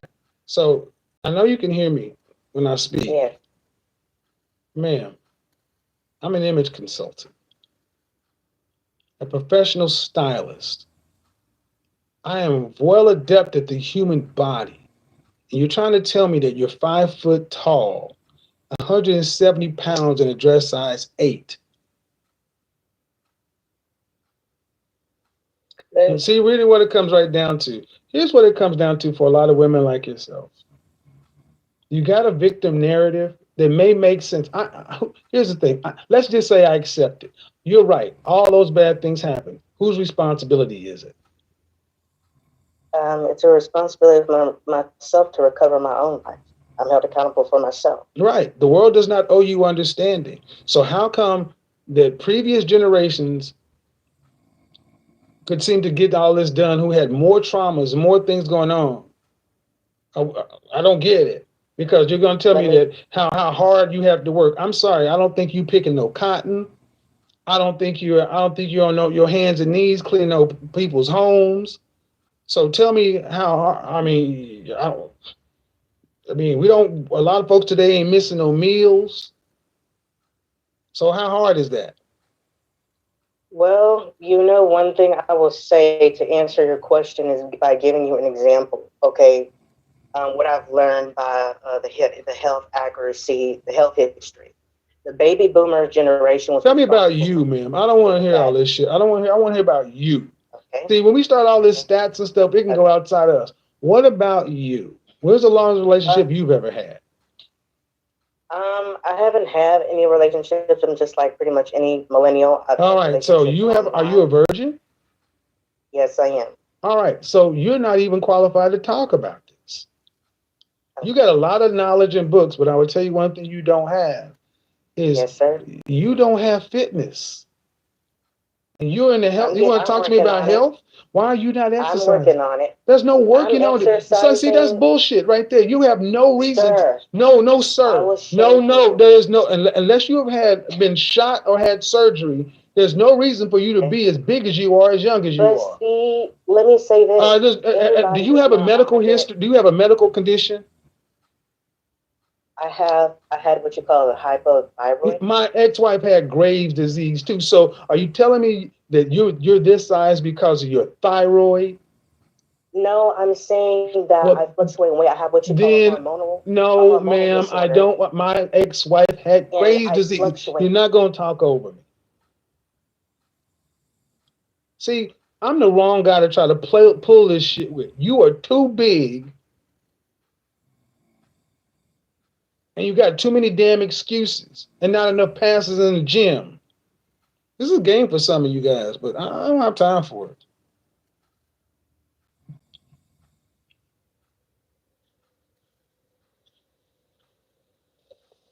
it. What do I get for being all this? Oh, you just get basic stuff.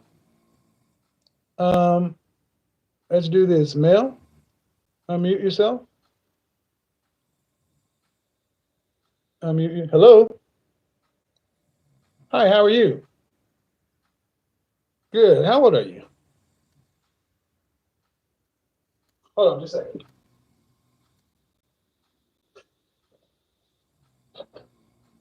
Yes, I can. Hold on. So, modern women. What's good enough? What do you have for me on the topic? How about that?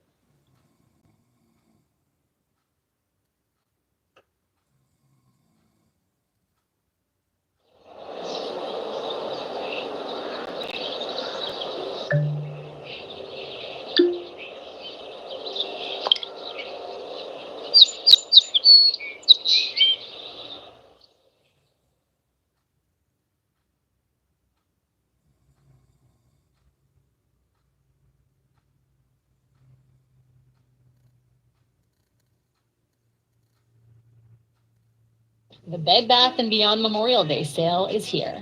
From bathroom upgrades and backyard essentials to cozy rugs and dreamy mattresses, score summer-ready savings for every room. Shop now and save. BedBathAndBeyond.com.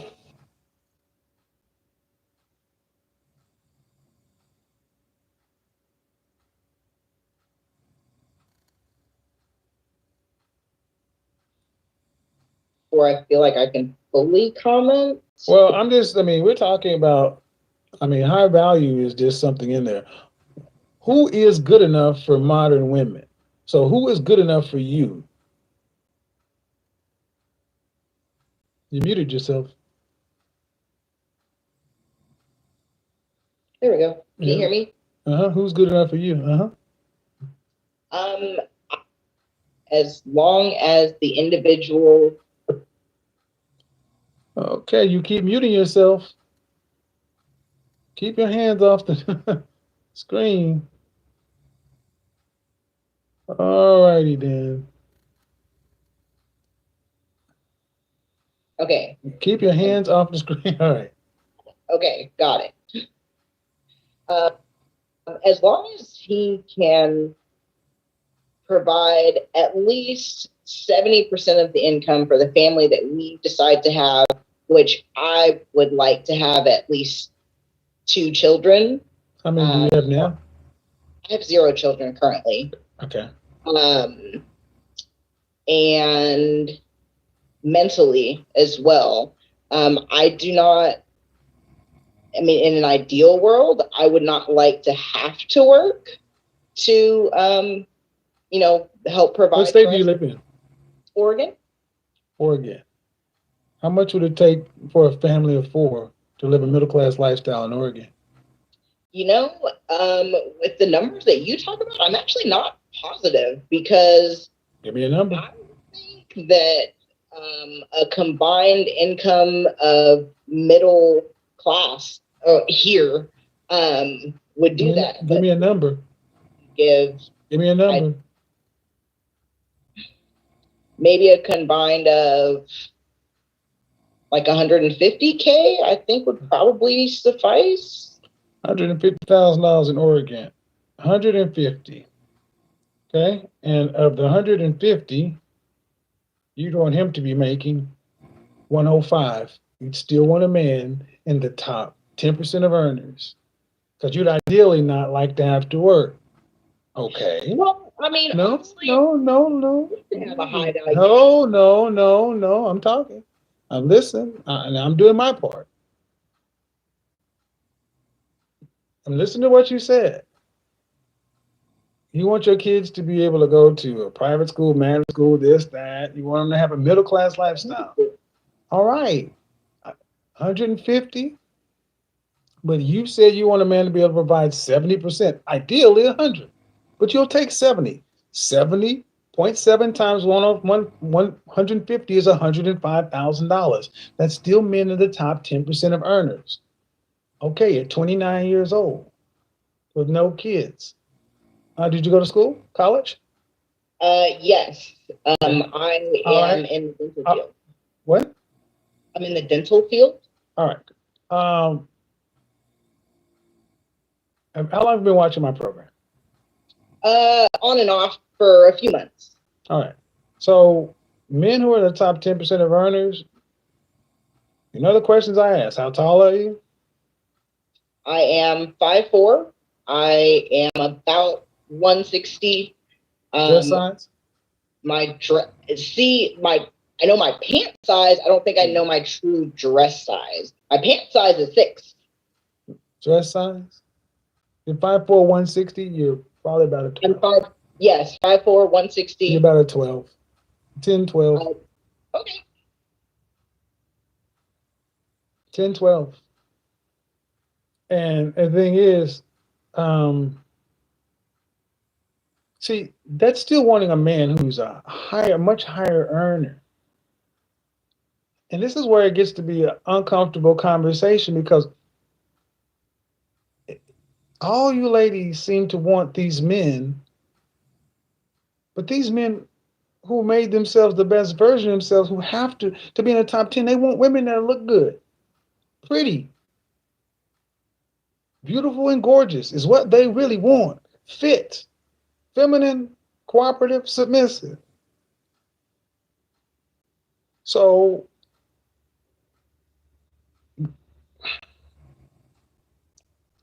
would he be getting a fair deal? Excuse me? Would he be getting a fair deal based upon the things that most men want? I mean, from the fitness standpoint, you're born with what you're born with as far as physicality in your face and everything, right? Yes. But the fitness thing is something that everybody can do something about. Yes.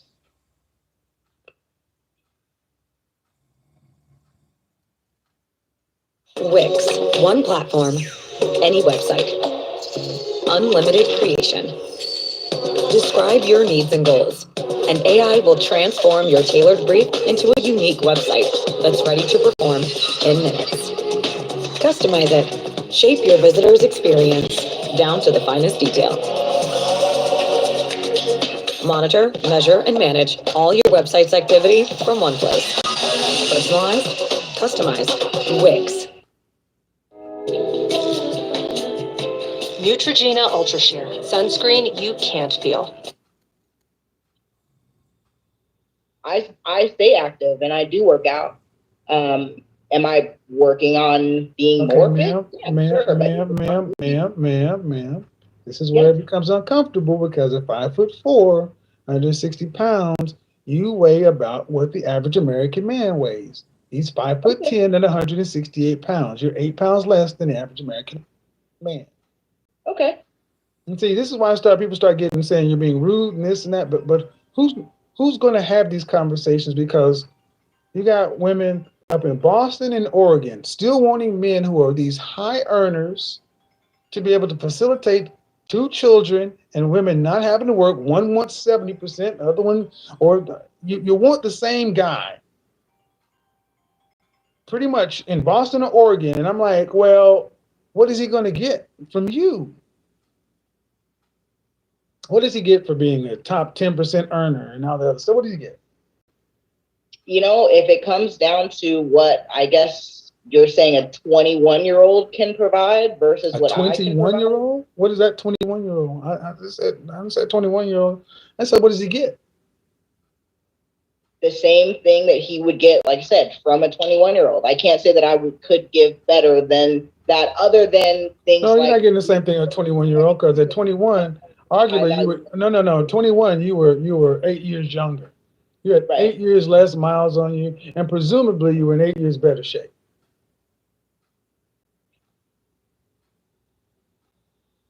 See, this is one thing that you ladies don't seem to take into consideration. Men are visual. And many women today just say, F it. I'm just going to be me. I mean, the nose ring thing, that's not helping you. Being 5'4", 160 pounds, come on. You need to lose some weight and get in shape. I mean, I can't be the first. But it's like, what I've noticed is many times on my platform is many women have been basically like, well, he's gonna pick me or nothing else. Guys are choosing nothing else because women tell men what they think they deserve by their attitude and their appearance, and simply by most women's appearance. Now, I'm not going to make this about you, but by most women's appearance, by just simply choosing not to be in shape, you're telling men that they don't deserve much. Because let's say you met the guy of your dreams and you guys got married and you were 160 pounds. You got pregnant. You're going to put on 30 to 50 pounds. That means you're going to go from 190 to 210 at 30 years old and have another kid. You're not going to drop all that weight like you would have dropped in your early years. Likely he's going to have a wife after 2 kids that's going to be tipping the scales around 200 pounds. At 5'4", 190, 200.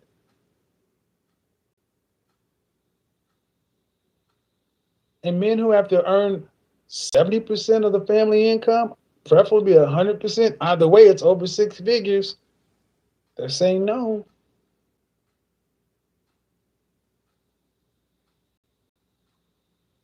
Would you agree or disagree?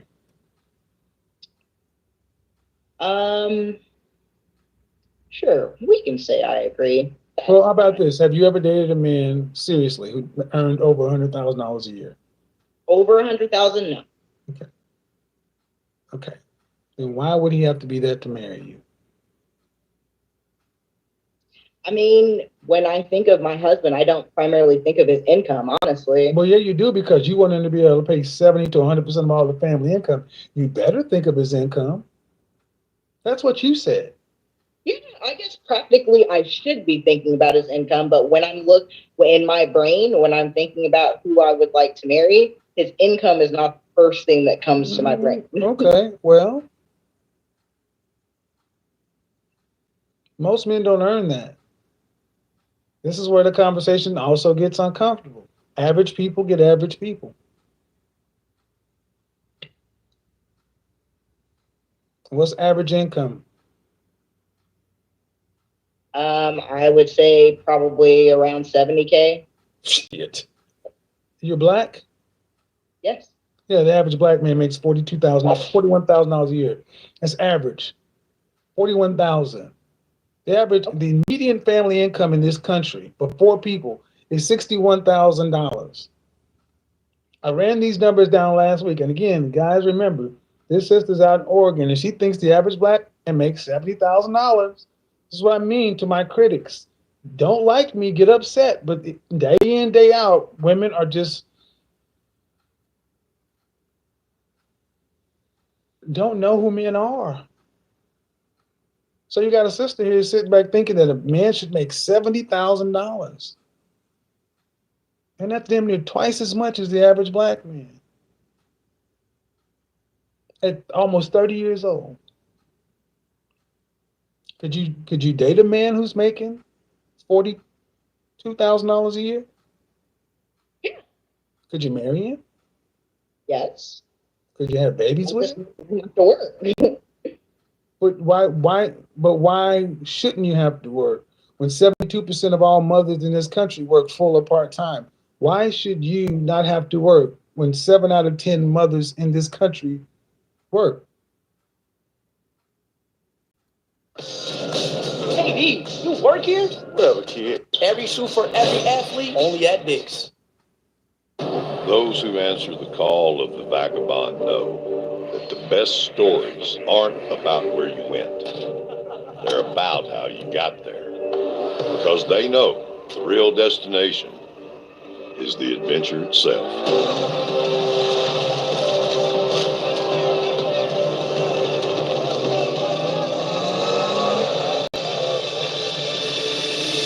Firestone for those who answer the call of the vagabond.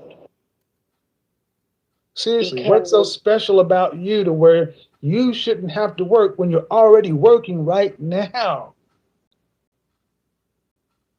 Would I prefer to stay home with my children to be more involved in raising them over working 40 hours a week? Well, yes. Okay, but let me ask you the hard question, ma'am. Were your mother and father married? Yes. Okay, are they still married? Very recently divorced, actually. Okay, were you raised and trained to be a housewife? I'd probably say no, but am I learning? That's why you can't stay at home, because you were not raised and trained to be a housewife. You were raised and trained to go to work. And I got news for women who think that being a housewife is a life of luxury. It's the hardest job you'll ever have. I completely agree. But the men who can provide that kind of income want something for their money. What is it that they want? Fit, feminine, friendly, cooperative, and submissive. Their family and support them.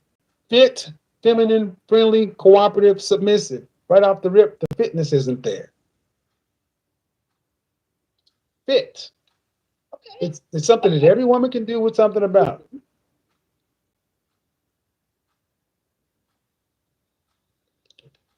And other than being fit, what else are they looking for? I just said 5 things. Okay, other than being fit, the F's, what else? Is that Fit, it? Fit, feminine, friendly, cooperative, submissive. That's it? So if you don't, that's it implies you can do that in your sleep and you ain't done it yet. So if you don't fit all 5 of those, then what?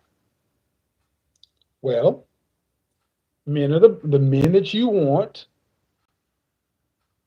Just like that woman said, a man wasn't good enough for her. Men can say women aren't good enough for them. The kind of men that make the kind of money you want, they can have standards too, can't they? Yeah. They can say what they do and don't want, can't they? Yes. And if they say they want fit, feminine, friendly, cooperative, submissive, childless, attractive women, whatever, are there women out there that fit that? By the time they're 29, it's far and few in between, but yeah, sure. By the time who's 29? A woman who is those things, or at least half of those things, at least have kids by now. Wrong. Okay. Wrong. See, no disrespect, man. But this is what kind of goes on in women's mind, that thinking that Just like when I talk to the average at best woman, well, the women that these guys don't want them. And I was like, I can't beat these women up with. No, there are plenty of young women out there who are all these things looking for these guys. To think that, well, you got to choose for me. No, they can choose. They can find them, and they are finding them. Their preference may be to date inside their own race, but maybe they'll go outside of the race. Maybe they'll go somewhere else. But the bottom line is men deserve what they want, just like women deserve what they want. And we've been telling women they can have everything they want, but men just have to accept what women are today. And women are not giving men in general, especially in our community, you're not giving men what they want. You know, just like I know, men want women who are in shape. I know you've heard this. I've heard this my entire life. So this isn't new information. So saying that, what do they want? That's it. Well, if that's it, they should be able to get it in spades. So, but I would say that average people get average people. And wanting to be stay at home with your kids, that's a luxury. That's a luxury afforded to, from what I've seen from young women who either marry with a guy who has potential, or a young woman who marries an older guy who has the means, but it's still a young woman's game. Men typically don't go to women in their, the biological wall is 30. Men typically gonna go look to pick women at the wall to make housewives.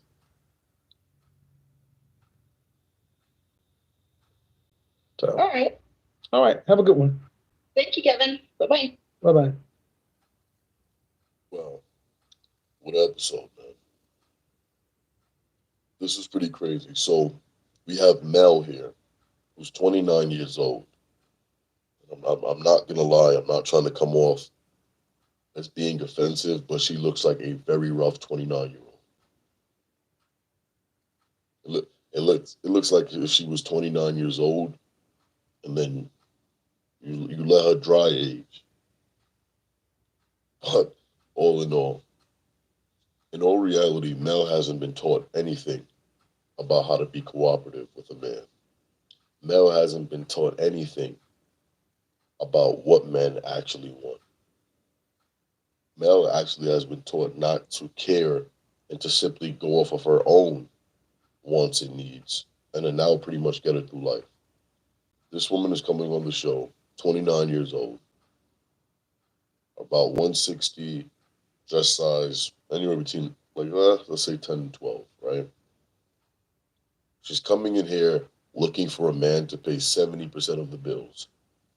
So when the bills come, she just wants to be responsible for 30%. That's 20% less than half. So she doesn't want to be responsible for half. She wants to be responsible for less than half. So now the man that she decides that she wants to meet has to be earning over 6 figures.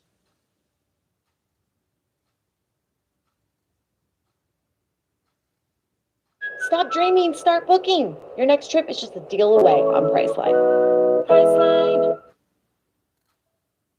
Thirsty, headaches, fatigue, irritability. You might be dehydrated.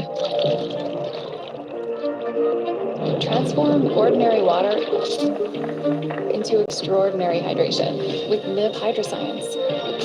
With an optimized ratio of electrolytes, essential vitamins, clinically tested nutrients, superior hydration than water alone. Get more out of your water. Tear, pour, live more. Liquid IV. He has to have his stuff together.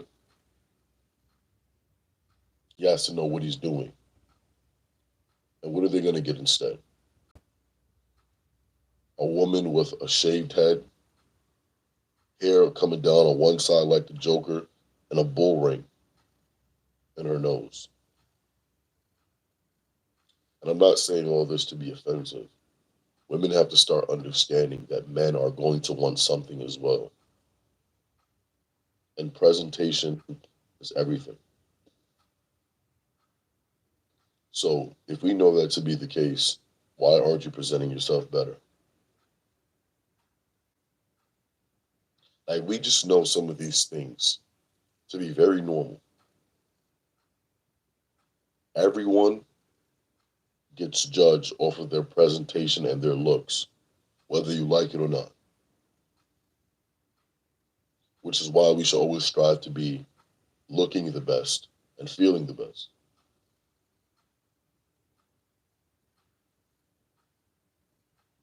Because presentation is important. So when you come over here and you don't care about how you're dressed, you got a nose ring in, got your head shaved, the other side of your head, hair coming down, men actually want something too. And the biggest thing is a beautiful woman. And when you come like this, it's very alternative. You're not even giving yourself a real chance.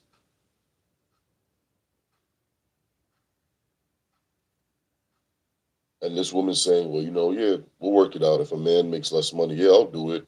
She's only saying that because she knows she has to right now. She really doesn't have a choice. It's either you find this man and you get lucky, or you continue to work. And then if you find a man, just a normal, average, everyday working man, you'll still have to work.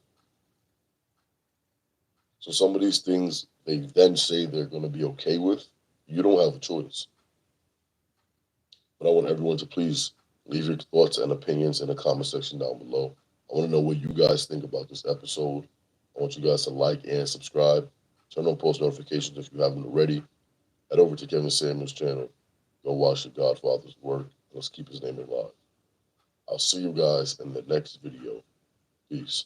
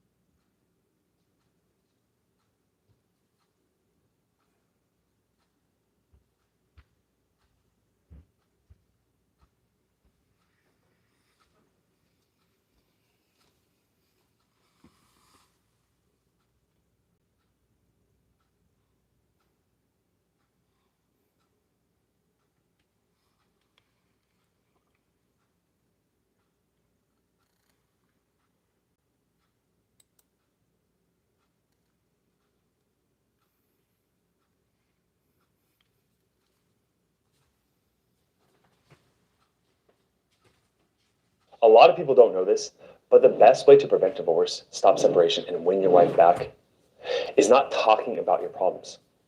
It's not trying to make your wife happy. It's definitely not seeing a couples therapist. Now, you may be saying to yourself right now, well, if it's not those things.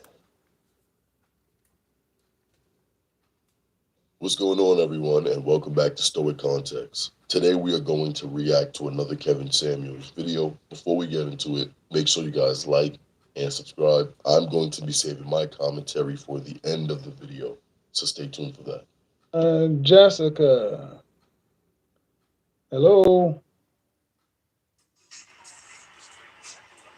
Yeah, where's your camera? All right. So what I would do is while you're getting ready, I'm gonna let Stacy come back in while y'all are getting ready. Go ahead, Stacy. Okay, so here's the thing.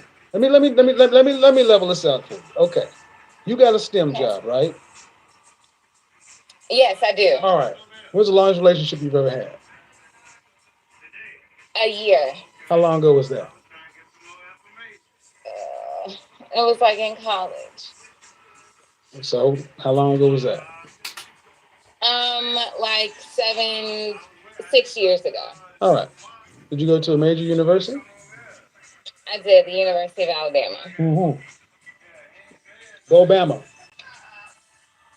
Yeah. Tide, I guess. Right. So if I went to a major university, I know I saw plenty of. See, what I'm hearing from you is you heard, but you only had a relationship for 6 years. Why? Oh no. Well, like you mentioned before, I have been heavily involved in trying to move up in my career. And, I really feel like I just haven't found that right one that I'm like attracted to. And then when I do find that very attractive ones, I feel like they're just kind of not interested sometimes, which is fine. Okay. But all right. I really haven't found anybody. Okay. All right. So, again, who ended the relationship in college? Was it you or him? It was him. So, here's one thing I don't accept from women. I've been moving up in my career. I'm sorry. Everyone moves up in their career. And now Black women seem to be able to get married and have children just fine. Why can't you? Why can't Black women like yourself? And you say you can't find the right kind of man, more or less. Yeah, I kind of unfortunately have a looks kind of requirement that I'm looking for. I don't want to be rated, but I'm just saying that I like them like you. Hold on. Shout out to my dog Ayo Canseco.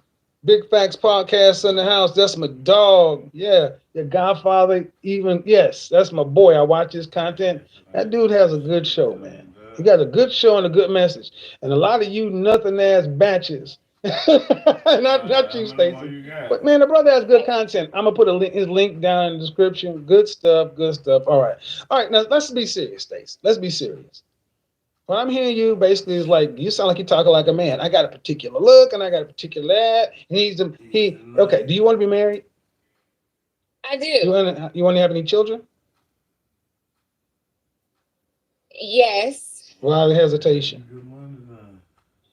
Because I used to want to have like 3 kids, but now I'm okay with like 1. No, don't do that to her. First off, don't. Why'd you go from 3 to 1? Just like you mentioned the time, and I'm 28 now, and I mean 3 would be a little hectic. I'm just a little bit more mature. Do you want to work to pay significant bills after you're pregnant? I do not. So you want to be a stay-at-home wife. You want to be everything that I talk about. Pretty much, but I could go work. But no. No, you want to not have to work to pay significant bills. You want your kids to be able to go to University of Alabama if they want to. Let's knock this bull crap off. You reduce the amount of kids because you're older now, but you still want the same things. And I don't judge you for that. My thing is, why all of a sudden is this starting to... makes sense now. When you went to college with Becky and Mylene and Marisol, and they were sorority girls going to school in engineering and getting married and having kids out of college. I went to OU, University of Oklahoma. I saw this. It's not as though black women don't do that. Right. And unfortunately on campus, I did not run into the right one. I was in a relationship. You were in a relationship for 1 year. Yes, one of those years I was, and then I dated, and it just didn't go anywhere. I've got plenty of options at my door. They're just not. You have plenty of options at your door right now? I do. All right. And let me guess. How tall are you? 5'5". Right. And he needs to be how tall? Like at least 5'10" or 5'9". I'm not good with the math, but You're a STEM person, but okay, I just meant like 5'10" would be great. 5'10". So you're not so he doesn't have to be 6 feet.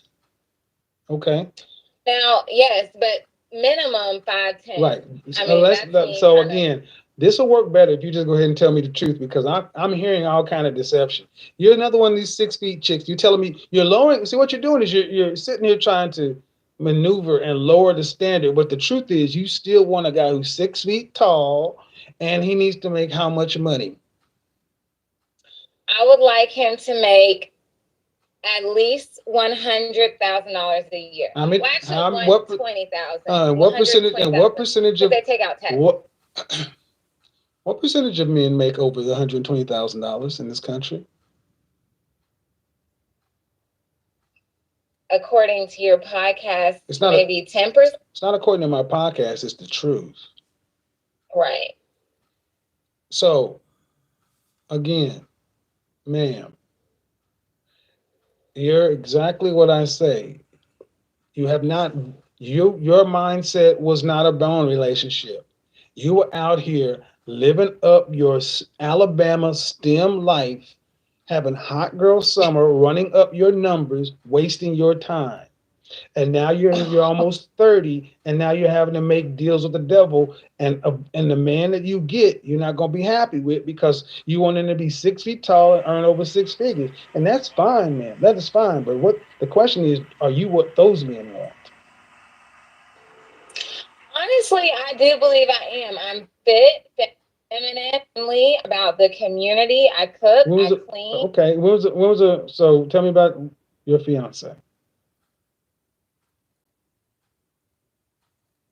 When lives depend on physical strength and mental sharpness, blood flow matters. That's why firefighters rely on Vinia, the red grape circulation superfood for better blood flow. I've been taking Vinia for 6 months. It helps with blood flow. I can tell a huge boost. We all love that. Vinia enters your bloodstream in 20 minutes and lasts up to 12 hours. Vinia significantly increases the dilation of arteries and delivers oxygen and essential nutrients to your brain and heart to give you the sustained physical energy and mental alertness you want. We want you to try our Vinia superfood capsules, coffees, and teas. Risk-free for 90 days. Act now and learn how to get your first month free. We'll include free shipping too. If you don't feel more physical energy and more mental alertness, we'll refund every penny and even cover the return postage. No questions asked. Plus, if you're a first responder, doctor, nurse, active military, or veteran, we want to thank you for your service by giving you a 20% discount on Vinia for life. I've seen a huge difference. You have that energy all throughout the day. There's no crash. You're just always ready to face the next challenge. Thank you, Vinia. Power your blood flow with Vinia coffees, capsules, and teas. Learn how to get your first month free.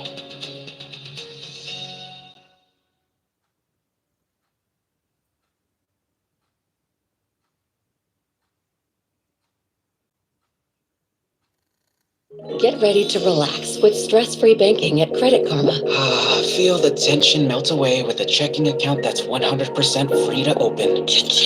And experience the pure euphoria that only a high-yield savings account can deliver. Start your financial self-care routine with Intuit Credit Karma today.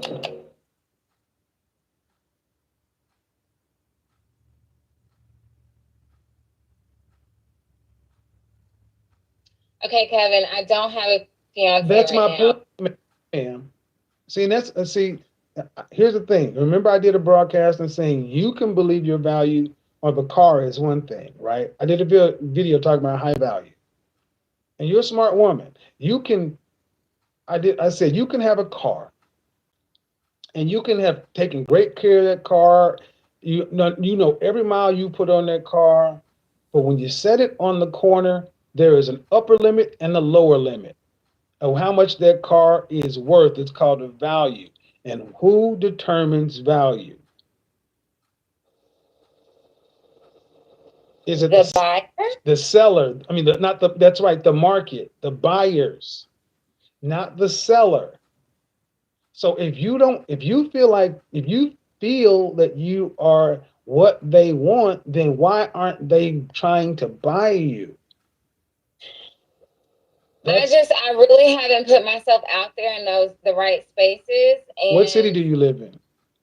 I live in Birmingham, Alabama. Okay, that could be a problem, but that could be a problem. Yeah. So take it that way. Let's assume you are. Birmingham is not an affluent city. What percentage of Birmingham residents make over six figures? I'm not sure. See, and this is what I'm trying to show, that you want men to come to you. You got to go to where the men that you want are. And then you got to compete. You're not competitive. See, you knew you wanted to go. Why didn't you go to Jackson State or Florida A&M? Why didn't you go to an HBCU that had the degree path that you went to University of Alabama for? I guess I just. Let's knock it off. Accreditation, and accreditation.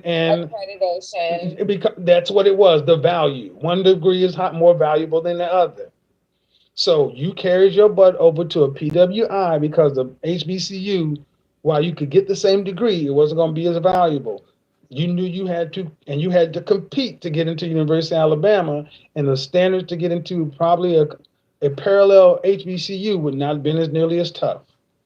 See, y'all know how to do this. A lot of black women, honestly, when it comes to finding a black man, you're simply lazy. And that's fine. White women will get them. Go ahead.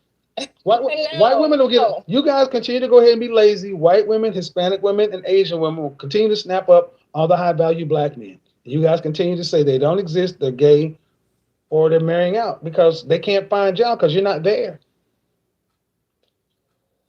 I agree with you, but do they put in as much work as well? Hold on. See? Say it again. Oh, say it again. Say it again. No, I mean, do they put in as much work as what? As what? As African American women. What do you mean? Do they put in as much work? No. The black men, high-value black men, put in as much work doing what? No, not men. The Asian women, the white women that yes, they put in more work. Yes, okay. Listen, ma'am. They put in more work. What do you hear from black men who typically date out? And they say, I like black women, but what do they say typically? If you're being honest. It's just, okay, from what I can think of, they say things like, I hear the words ghetto and ratchet a lot and things like that. And I think that is just... Hold up. Stop. We're talking about the men on the caliber you talking about you want. What do they say? And you saying they say ghetto and ratchet. For African American women. Hold on. I need you to stop and breathe. Because what you're about to do is invalidate what they're saying versus saying, is it valid? They're the market. The end consumer of a product that is a woman is a man. You put the car out. If the car was what he wanted, he would buy because he bought another car. What you're basically trying to say is there's something wrong with the buyer instead of the product. Okay, but if it's rumored that like Hondas always break down on you, they're going to be less likely to. Then whose responsibility? Oh no, then I need you to listen. Then whose responsibility is it to make sure that Honda has a better reputation? Honda. Exactly. Black woman. Okay, I hear you. I mean, Dr. Tia-San Johnson, who teaches Black masculinity studies at the University of California, Santa Barbara, it's Black masculine studies. And I was shocked when he said some of the major enrollees in his class are white women. And when he asked these women, why are you here? And some of the responses he used to get back, I like black men.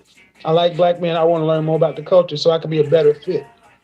What effort or work have you individually done to try to separate yourself from a competitive pack of women to find the kind of black man you say you want?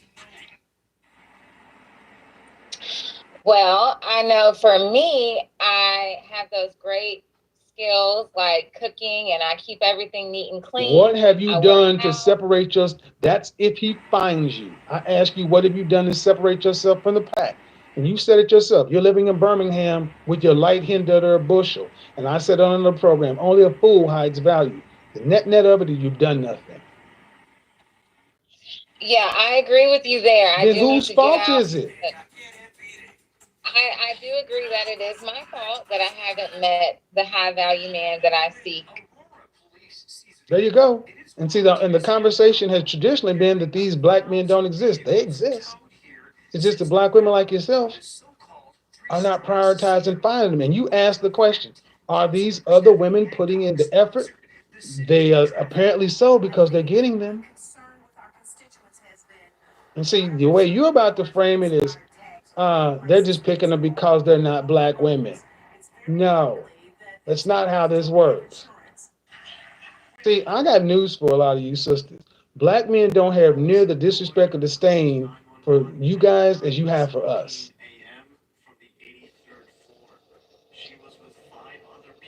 Look at you. Oh, you don't think so? No. I saw somebody in the comments. Listen, outside of rap, when rap was talking about B's ain't shit, but O's and shit, you don't see men. Men don't make songs of scrubs and I'm independent and I don't need no man. Black women have made it real clear that you don't prioritize black men. We are here for what? To lift heavy objects and to fall on top of you every now and then. The last relationship you had with a black man was 6 years ago. That was by my man 28. That was 25% of your life ago. That's the art to you. You put more emphasis in a working for a white man's company than you have than being a black man's mate. And that's why I agree with you. I think it's important to prioritize getting out there and meeting someone. So I totally agree with that. But at what age do you need to start doing that, though? I think 22, 23 is a fine time because you need to fine tune. You should have been married by that time. You need to learn. And Kevin, that's what I wanted to ask you. You should have been married by that time. But high value starts at 30, correct? Yeah, that's for us. So That's see, what do you think? You get to. Okay. So what do you think? You can have a man in his 20s who's making the kind of money to have a stay-at-home wife? You do live here. Men don't make that kind of money until they're 35 plus.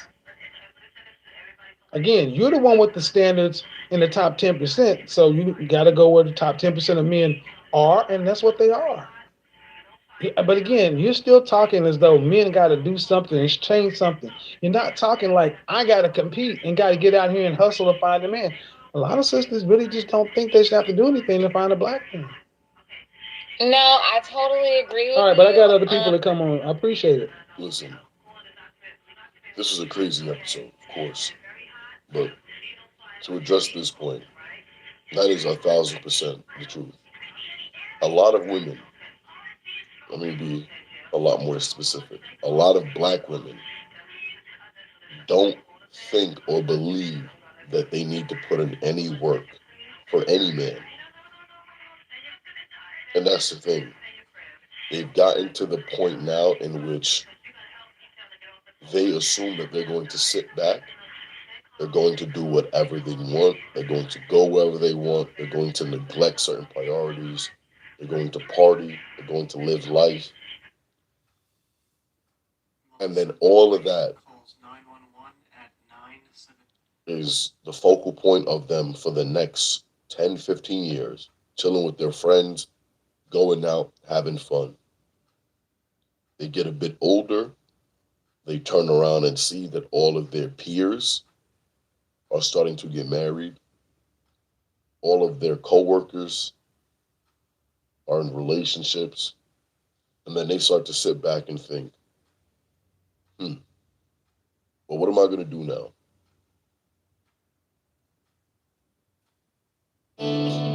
I would say she's just a happier dog all around. She's healthier. She is more energetic. Farmer's dog has been great for her. Our farm is called Rise and Root Farm, and our dog is Kimchi. She is getting to eat food that is also healthy. Like, we actually understand what it is that she's eating. That is super important to us. She brings peace and joy to the farm and to everyone who comes.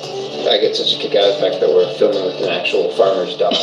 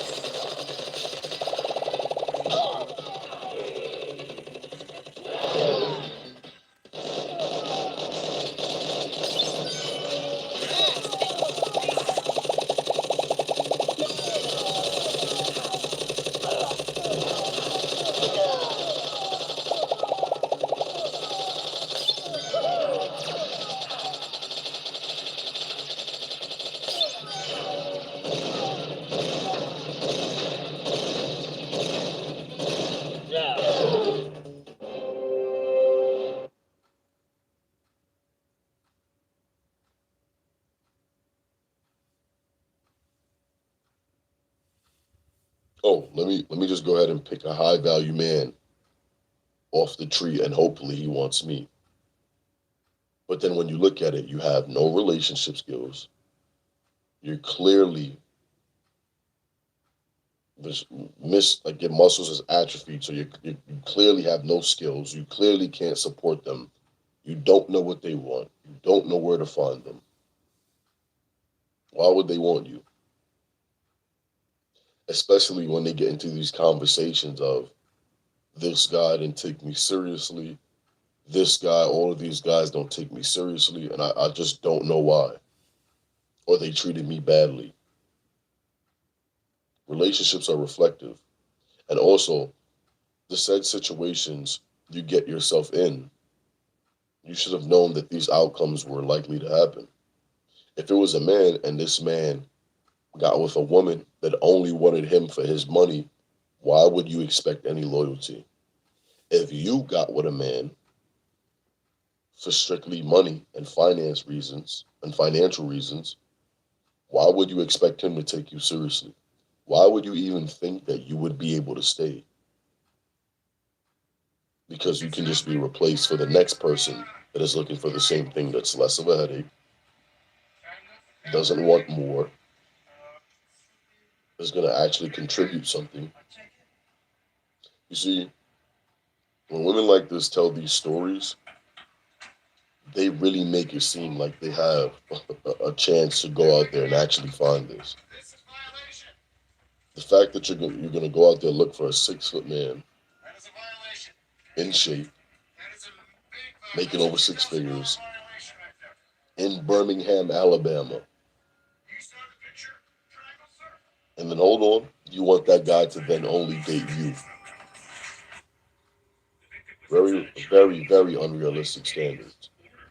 And then a woman like this will keep going, keep looking. Then as men ain't this, men ain't that, where all the good men go. Then they're cat sitters. and then the rich auntie taking care of their siblings' children. It never fails. Women like this have to put more emphasis on finding a man, and not specifically finding a one of high value. You just need to find a man that just makes money. Because who's to even say you're entitled to this man? You're not entitled to this man, and there's a high chance that you won't even find this man. So hopefully she's learned something from this. It's a very interesting conversation. Lauren, how are you? I'm great. How are you, Kevin? I'm good. All right. So what did I get wrong?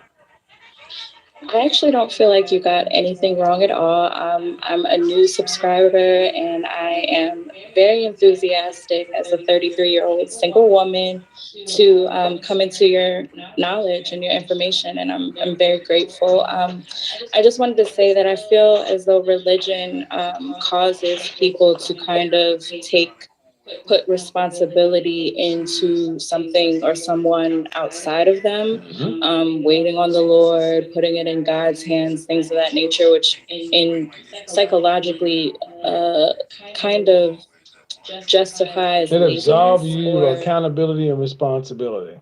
Exactly.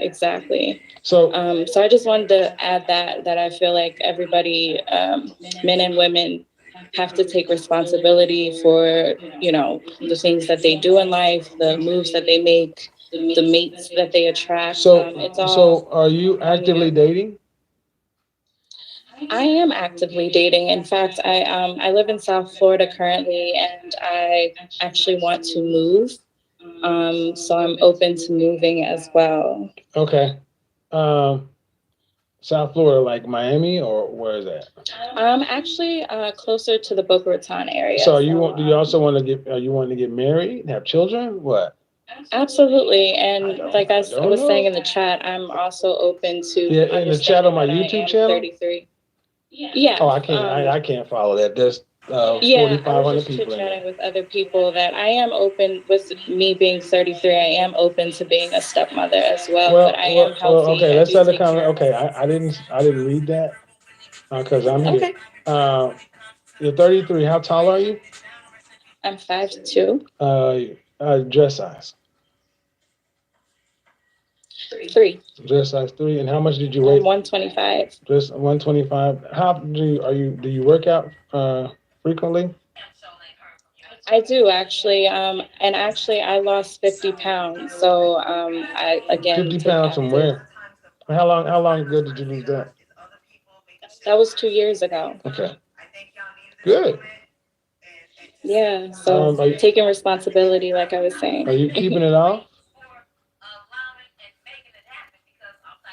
Fiverr is one of my secret weapons to make my brand grow. I've been using Fiverr for over 5 years now. I work in the media industry. It's been immensely helpful when looking for external suppliers for voiceovers, graphic designers, and also 3D animators. Fiverr has a wide range of freelancers available, hence why I think it's very easy to see which talent is specifically fit for your project. Working with talents all over the world that are easily available but also are cost efficient is one of the most interesting aspects of it.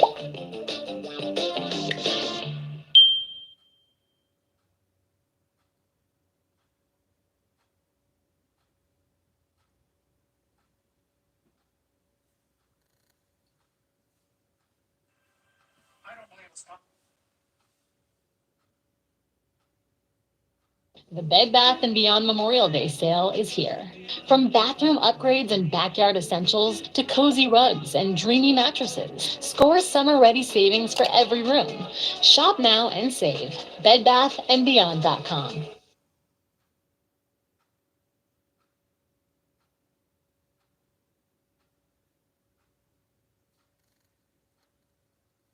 Yes, complete lifestyle change. Wasn't a quick fix. I did it the healthy way, no surgery. So what are you doing to actively get back out there and meet, to make it possible to meet men that you would like to marry? What are you doing to actively facilitate that? Well, now that South Florida is opening up more, I've been going prior to COVID. dinner. Prior to COVID. I was going to happy hours at hotels, just socializing, brunches. I'm not into the club scene at all, so I know that I have to. At your in order at your age, I would consider a matchmaker. Okay, thank you. That's good I mean, advice. because you don't have time to waste. Absolutely, I Organically agree. is what you do when you're 21. At 33, you got to start using cheat codes. Okay. Matchmaker. Okay. And you're also competing against 21-year-olds. I mean, how many children do you want? One would be fine. Then that means you don't need a high value man. Absolutely, I agree. Okay, so you're a regular guy, an average everyday middle class guy. You want that? Oh no, I am looking for a high value man. Okay, Absolutely. time out. Why do you need a high value man with one child? Why do you need that? At least one child. So I asked you how many children you wanted. You said one. So why do you need the money? Why do you need the additional income? Well, because I don't necessarily need their income. You're missing the picture. It's not necessarily about their income. Yes, it is. You're missing the picture. It doesn't matter what. Okay. How long have you been watching my channel? Actually, this is my first week. What do you do for a living?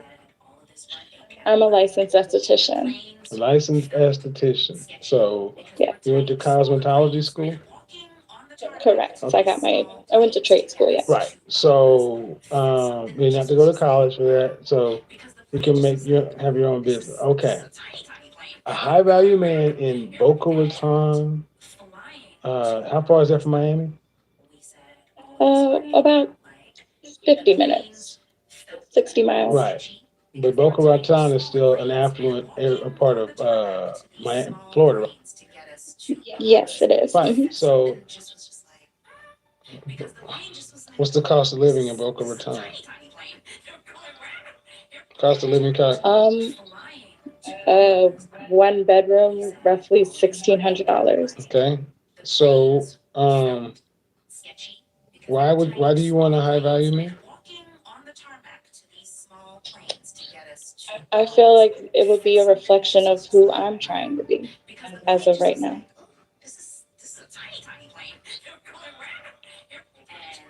Say again? It would be a reflection of me. More so for stability rather than the children. I feel like it would be about stability. Mm-hmm. So a reflection of who you're trying to be. Correct. But are you high value? Are you high value? Okay, so struggle of.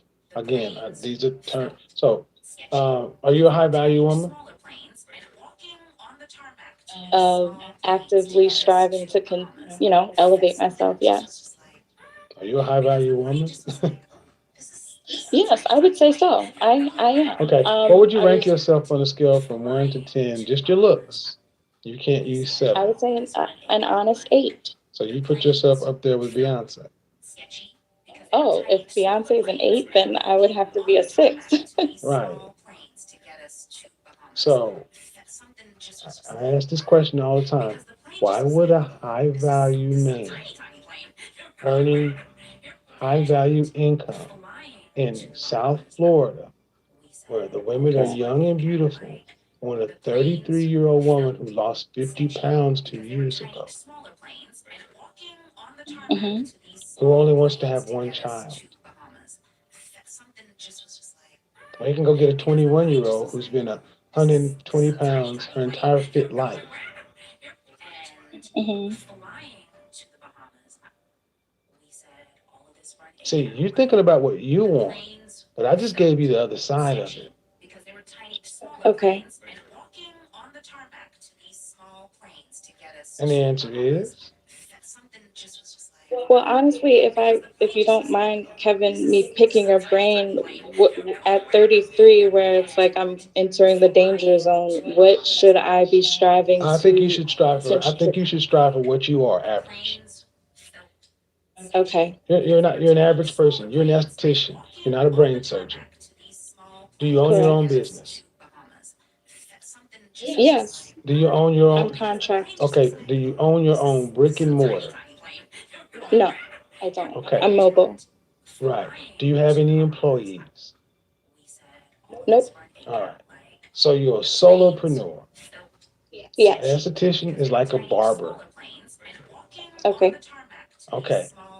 So that's not a high profile career. You can make money.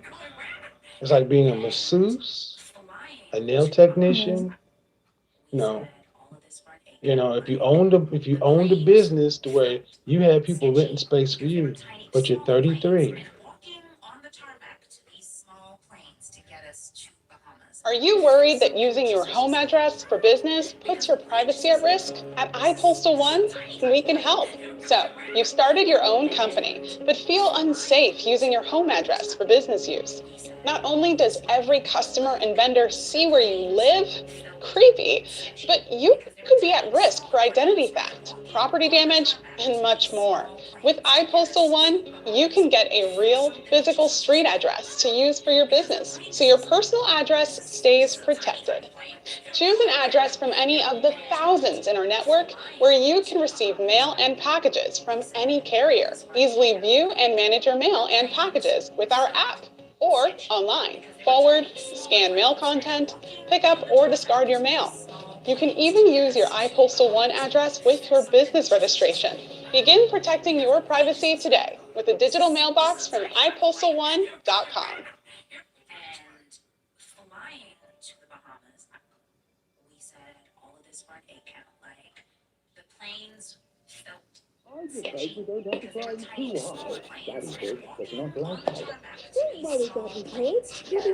Before I was born, how did I get inside mommy's tummy? Daddy's a little busy right now, sweetie. Remember the pipe that burst? I'm asking our renter's insurance to pay for the damage. We can talk about this when Lemonade Renters Insurance pays claims fast. And how did I get out? Whether you like it or not. Okay, so mommy is, she's filled with eggs. And she's like, there's stuff shooting and flying everywhere, punching me and punching your grandpa, crying. We're like, I was like, I'm sorry, I didn't mean to do it. I don't know.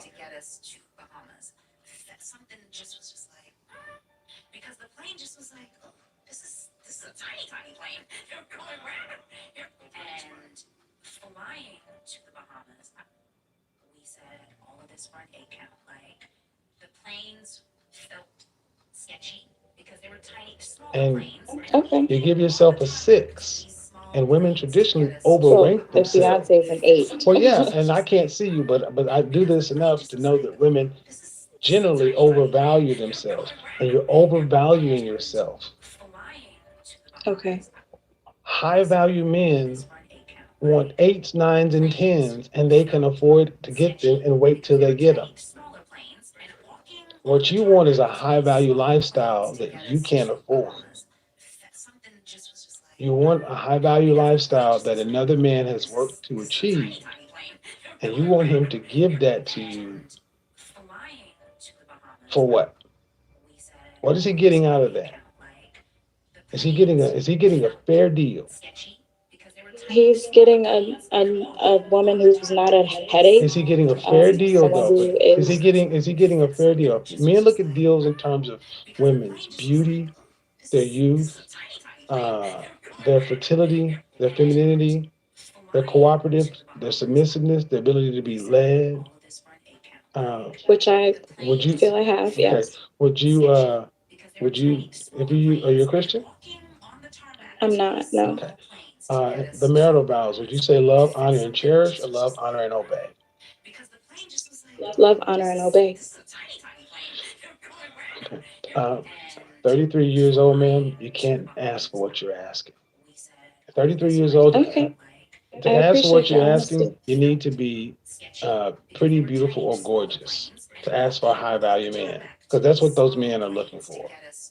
You can want it, ma'am. I'm just saying you can want it, but realistically, when I asked about plumbers and those kind of guys, blue collar guys who have stable jobs, you said, oh no, I want a high value man. And see, No, I'm not restricted to that at all. Maybe I didn't hear. well, that's your good as long as, question well, correctly. because I said, do you want a high value man, or would you be all right with an average man? You said no. I want Oh no, I'm absolutely okay. no. Well, I'm you absolutely said you fine would with- want you said you want high value. You said you want a high value man because you feel like there will be a reflection of who you're trying to be. No, I definitely wouldn't overlook blue collar at all. All right. Well, that's pretty much in your lane, man. That's in your looks line. Okay. All right. I appreciate your honesty. Thank you. Thank you. Have a good day. You too. You know, Auntie Mac. See, a lot of people. Hello. A lot of people have not ever really just had the conversations. Women tend to tell each other the best things. Oh, girl, you look good in that. Oh, no, it's extra crap. How are you? You muted yourself. Unmute yourself. Hello. Sorry, I didn't know if you were I'm talking or talking not. to you. So, hey, how are you? Where did I get wrong? I don't think you're wrong. I personally am spiritual, religious, whatever you would call it, but I am 22. I have a 1-year-old. Uh-oh. Where's the child's father? He's around. He's very active. Were you married? I was not. So you're a baby mama. I am. Yep, I messed up. I'm just saying that's what it gets called. Yeah. Go ahead. Yeah, so I had the wake up, quote unquote, while I was pregnant of all the reasons why you shouldn't be a baby mama when I was already a baby mama. Right. So, now you didn't know that before? I've never really. Were you raised with your dad? I wasn't, but my mom was married to my dad, but it was a abusive situation. So she left him when she was pregnant with me. So I never really was raised with him. But you knew. I mean, you're 22. You live in this country. You know it's better to have two-parent household. I mean, you didn't know that? It's not that I didn't know it. It's more so. It's like. Did you go to college? I am finishing college currently. Okay, what are you getting your degree in? Finance. And then what do you plan on doing with your degree? Being a financial analyst. And what does your father do? Was he in school? No. What does he do? He just does like construction work and stuff. So you are a college student and got pregnant by a guy who came up to the campus? It was somebody who was also in college, but I knew him since like high school, and it was more so stupidity on my end of. How many girls did you see walking around? So what do you go? Is it a commuter college that you go to, or is there dorms and stuff? No, I went to community college. Community college. So you're getting a associate's, or you're getting a bachelor's? Oh, now I'm getting a bachelor's through my job, like on online school. But before I was going to community college. All right. Sorry. So ultimately, what did you want to bring into this? Because at 21 years old, 21 or 22? 22. 22 with a 1-year-old, a boy or a girl? Girl. Why didn't you just marry this man? As I said during my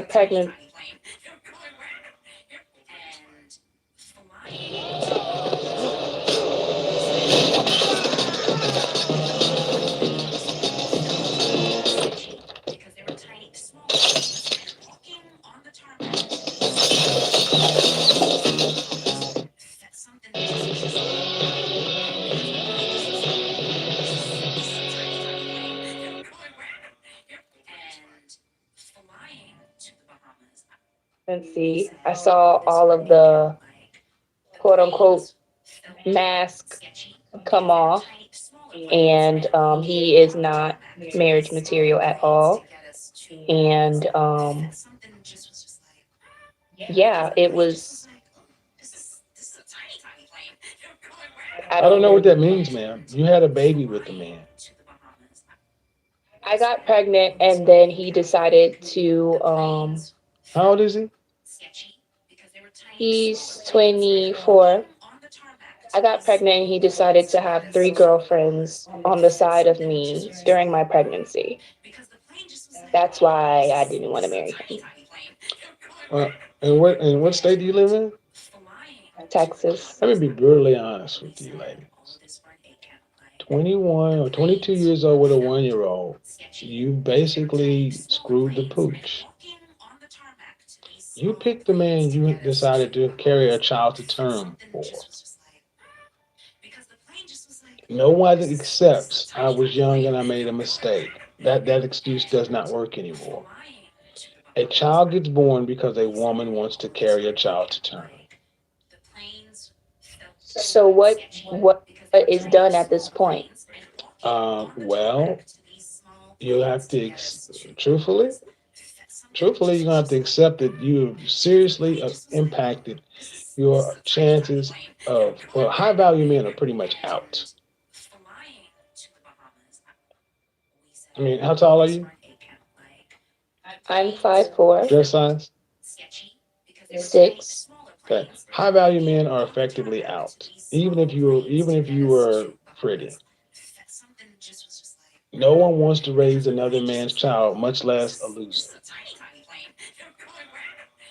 So that's what you've done. And struggle as though you may, try to widget around. Guys will take you out. Guys will make you a side chick, a friend with benefit. But to get the ring of a high value man is going to be like hitting the lottery. Because why would somebody, there are women out there who don't have children, and baby daddy, I mean, reasonably, why would a man want to be a stepfather and not have the full authority, and he's going to have full responsibility for that child? So, well, I actually just ended a relationship like about a month ago. I dated him for about 6 months. And how old is your child? She's 1. God damn. Yeah, it was somebody that was basically waiting for their chance. Well, hold on. Let's not just be a cavalier about that, man. You also get back on the ride. Can't just let you just. What do you mean by that? I can't just let you come through and throw a shot at a man like that. If I was waiting to get their chance, were y'all intimate? No, not well. Towards the end of the relationship, yes. Right. But I'm saying I knew him for exactly. Like 5 years. So you needed somebody to help you get over your BD as well. No, not at all. Okay. Right. Anyway, we keep on moving. Net of it is 22, 1-year-old. You have effectively removed high value men. You could get a degree in finance and be a financial analyst making $60,000 a year and have a white collar job. But a guy who's making $100,000 plus is going to go pick a woman with no children. So you think women with children, period, don't have a chance? Not for high value men. Not unless you're pretty, beautiful, or gorgeous. Now you have a son or a daughter. Which one is it? I have a daughter. A daughter. Well, if you got a high value man, would he be able to discipline your daughter like he was his? Would he give her a whooping if he needed to? Yes. He would be able to? Yes, because I grew up with a stepdad. Okay. So. And your BD would have nothing to say about it. It wouldn't matter. Yes, it would, man. See, let me explain something. I've been a stepfather, and I've had to deal with a crazy ex-husband I've seen this, man. Understand something. I know what you want to tell yourself. But I was young, I made a mistake, I'm a good woman, I'm cute, and there's somebody who's going to give, okay, man, sure, you could hit the lottery, but more likely than not, you're not going to get a high value man. Because what do they want? Do the men that you think, the kind of men that you want, do you want to have more children? I'd be open to it. So the answer is no. So the answer is no. I would be able to. I'm saying I would be able to open to. Do you want to have more children? That's a yes or no. Yes. Okay. Women who want to have more children don't say they'd be open to it. I'm saying I would be open to it because if I came across a man who didn't want children, I would be fine with not having any more children. But if he did want children, I would be open to having 1 or 2 more children. You'd be open to having what? 1 or 2 more children. 1 or 2 more children. Okay. Again, I get it. You had a stepfather. Different generation, different times. Men aren't doing it like that anymore. People aren't even getting married like they used to. I know what you want to hear, man. But the marital rates for for unwed mothers in the Black community is atrocious. A husband is what you can expect. And you want one of the. Do you want to have to work to pay significant bills after you're pregnant again?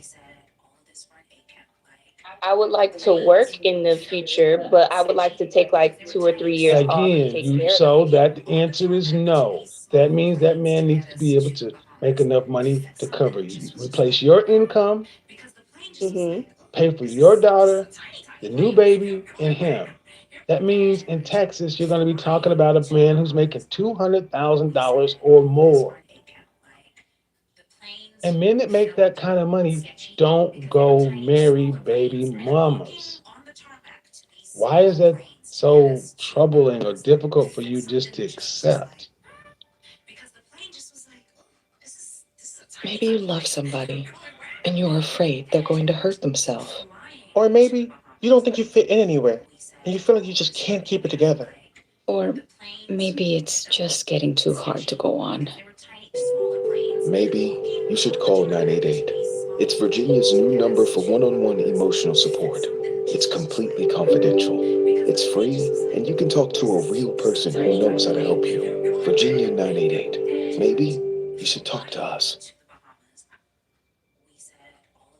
So it's not necessarily troubling for me to accept. It's just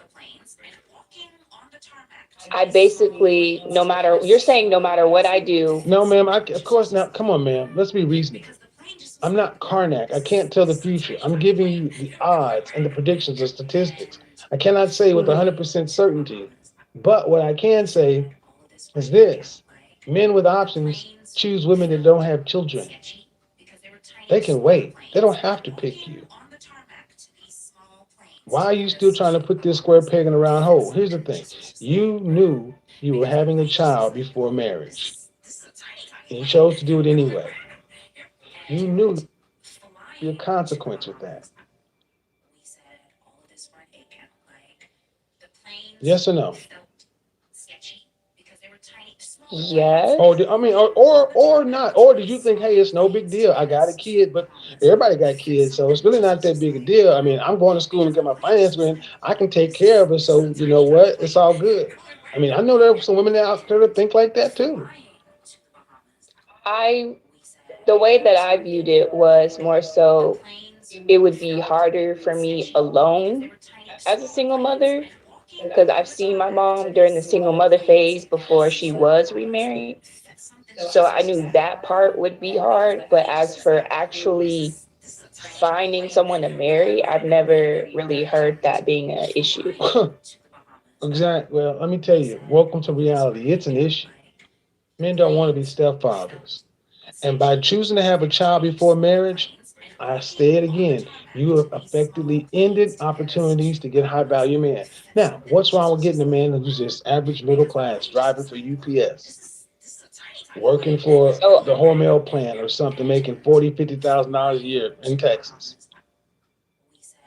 So for me, it's a lot. That's why I brought up the last relationship that I had, that I ended a month ago. What's Because wrong with it, ma'am? I got other people to get to. Please, would you deal with that or not?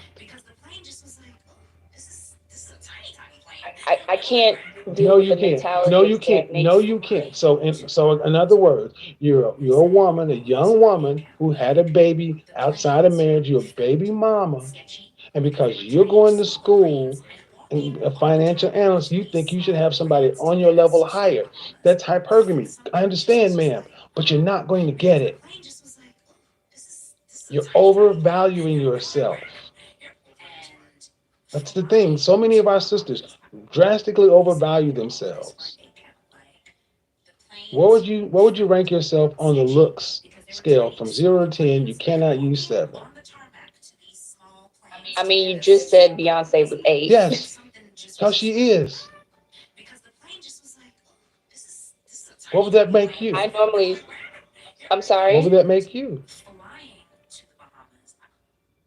I would say that would make me a 7, but you just said No, I you can't use 7. 7 because I'm a professional image consultant and I do this in real life. See, I'm a professional at what I do and I'm good at what I do. See, what I've done is I've given you reality that you have not paid for. If you had to pay me, I'd be telling you the same thing. Ma'am, at best, you're probably a 6 because you're not an 8 at Beyonce level. I can't use 7 because every average looking or cute woman tries to give herself more points. But at a 6, what does your child cost you? If you're a 6, what does your child cost you? Does it give you a point? No. Does it cost you something?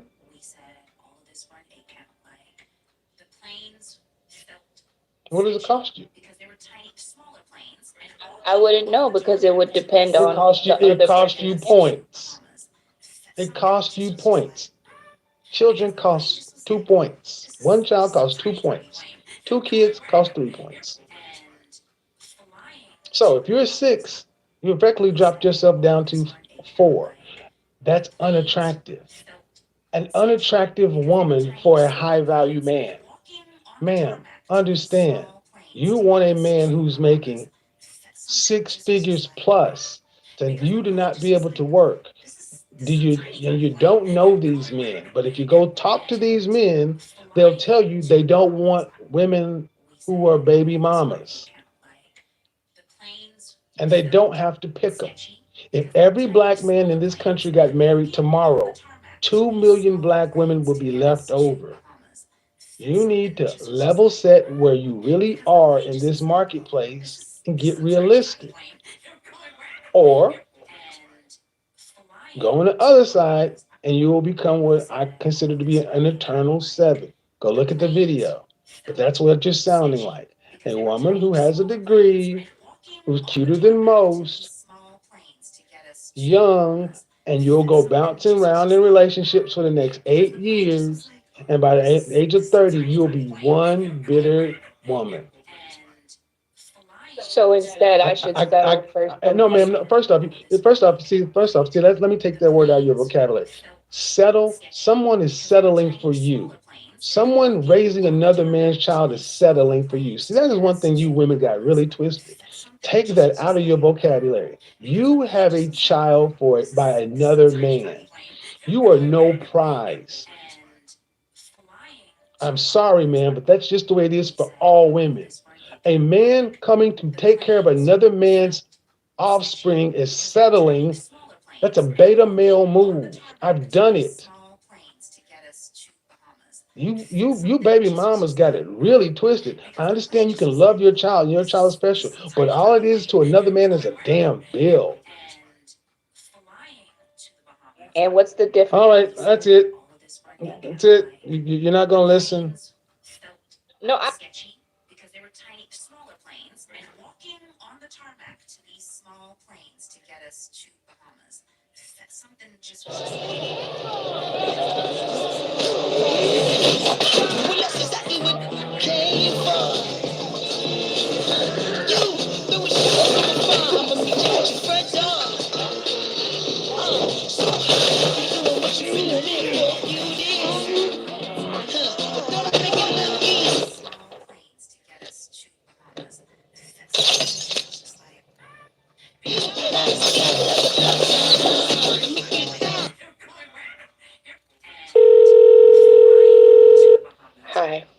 I'm sorry. My thoughts are going a mile a minute. I left the service last year. My mom just passed away a few months ago. I missed so much time with her. I keep getting calls about the bills, and I'm trying to get a job, but I feel so stuck. Okay, I'm glad you called. We're gonna walk through this together. Okay. Thank you.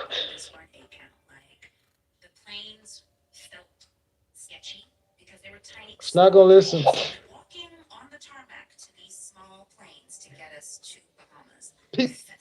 Yeah, she definitely was not listening. And what's interesting about this part is this woman is coming into the game, one child, at 1 year old, a 1 year old child, like just that off rip. Any man coming into this situation is already at a disadvantage. Not only does she have a 1 year old child, now she's requiring the man that's going to deal with her to make a substantial amount of money. And I don't know where this notion of a 9-to-5 guy not being worth it or settling for a 9-to-5 guy. Listen, this man is probably going to work, working 60 hours a week. Probably even, some even knocking in 70, going all out. And you tell me he's going to do all of that work, right? Turn around, have to come home for a woman like this to tell you that you're not good enough.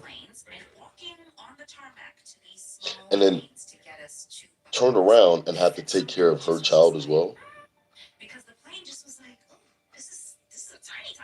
How are you settling for him when he's clearly settling for you?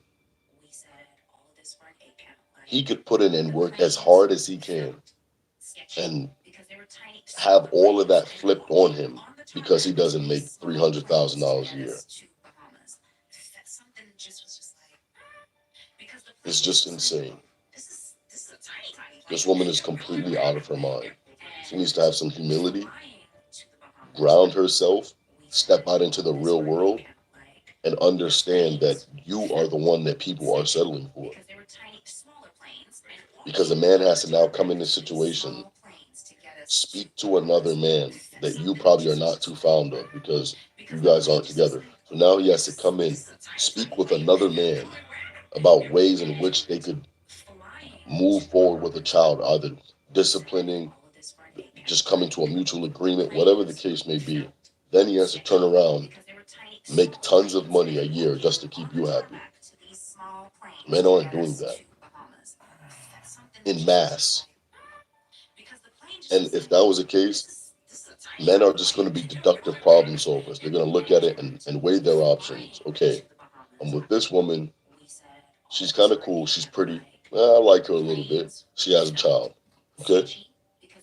You know, every time I need to date her or we need to go out, she needs to find a babysitter or whatever the case may be. Versus the woman that doesn't have any children, younger, doesn't require a man to make $500,000 a year. She's okay if he makes 50. That woman would be the woman getting all the money and the one actually getting the lifestyle. Because she's coming into this situation humbled. She's coming into this situation with at least more leverage than this woman is. Humility is one of the top things I think is missing these days for women like this. You need to be humbled. You need to know that if I have a child, most men aren't going to want that. And it was actually crazy that this woman would sit there and talk about settling. When before, back in time, some time ago, women would understand that I have a child by a man I'm no longer with. The next man that plans to come in and take care of me and this child, I'm going to be thankful for.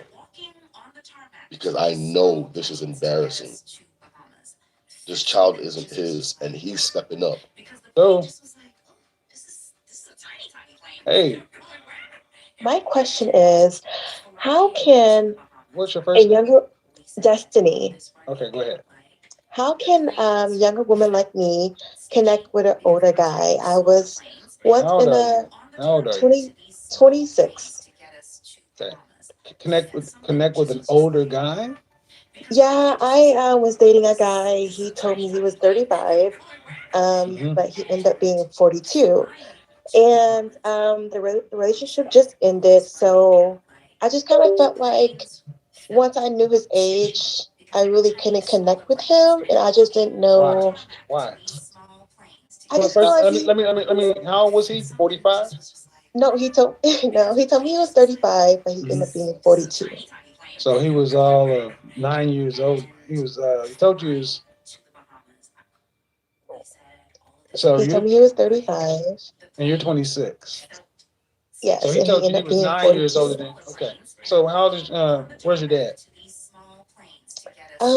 He's not in my life. Exactly.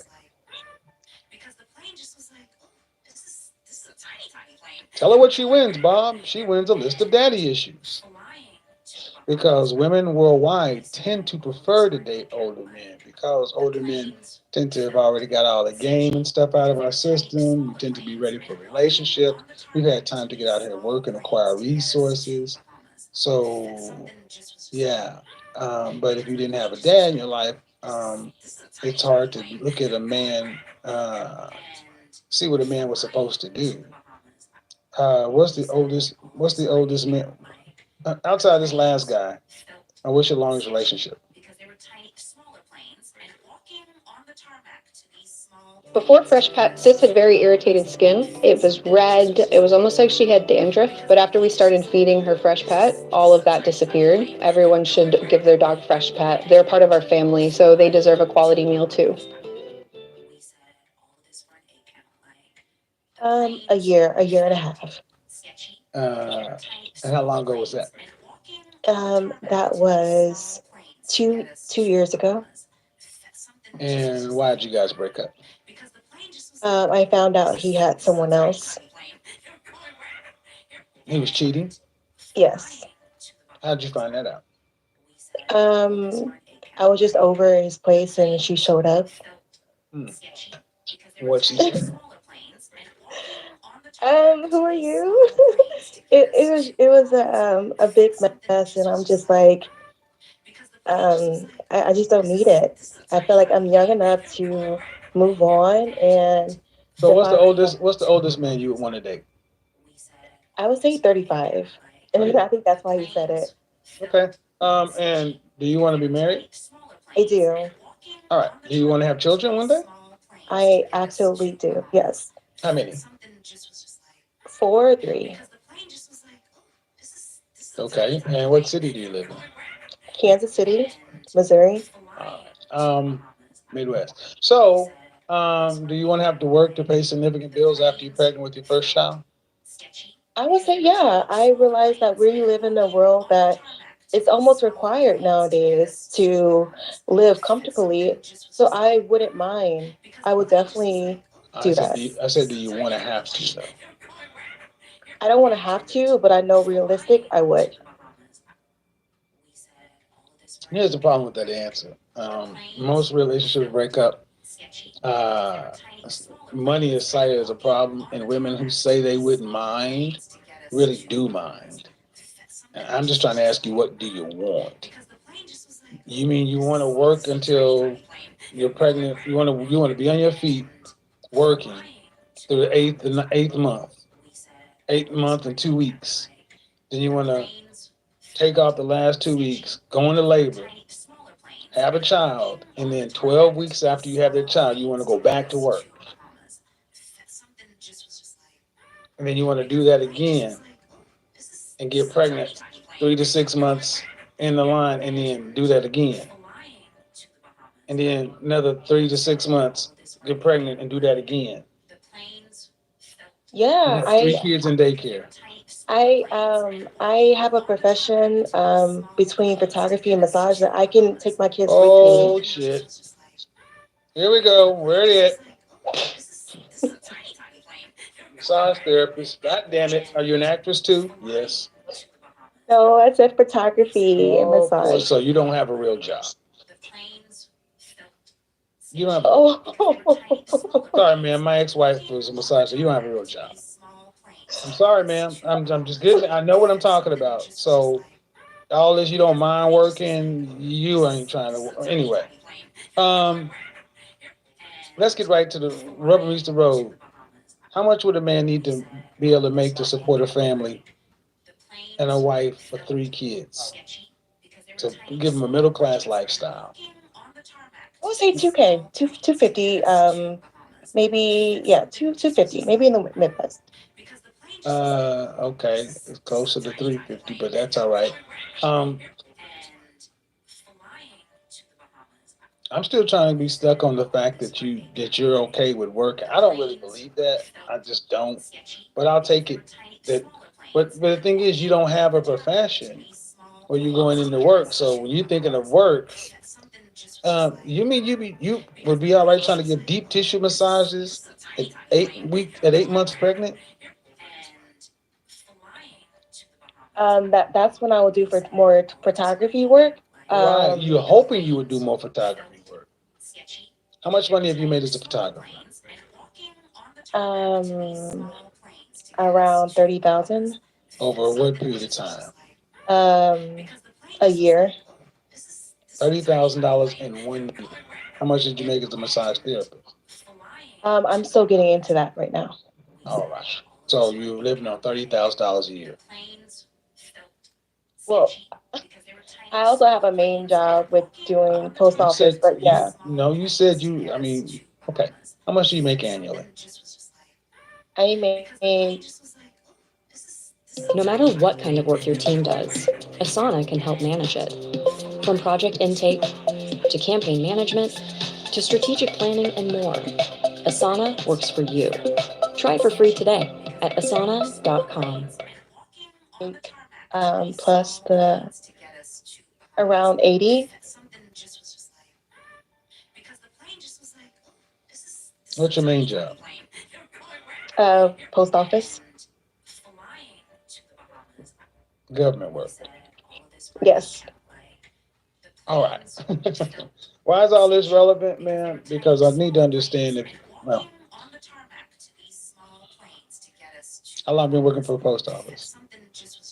I've been doing that for about 5 years now. All right. So, and are you in the office? Are you a letter carrier? What kind of stuff we're talking about? Letter carrier. All right.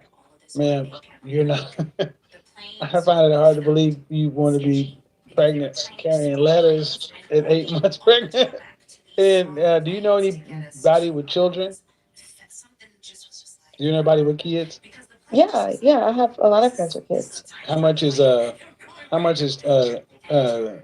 newborn care monthly? Say it again. How much is newborn care monthly? Like daycare, that kind of stuff. How much is that? I know some people I've spoke to say it's about maybe 300, 200 a week. So roughly around almost 1,000. For newborn care? Do some Google searching, but I think your number is low. No, I wouldn't think ma'am, so. I already have a kid. I know the business. I'm sorry. I didn't ask you questions. I don't ask questions I don't know the answer to. I just say I want you to go find out yourself. But anyway, let's see. It sounds admirable, but at 3 kids in the Midwest, you're going to. If you're still looking for somebody to make $250,000 to supplement your income of whatever you're making, how much would you want to have to make annually, in addition to your husband's income? How about that? I want to make 100K. What percentage of women in this country make $100,000 or more?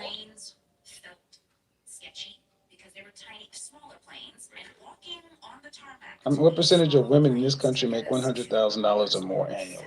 I'm not sure. Guess. Roughly 60. See what I mean, guys? Women don't know cost.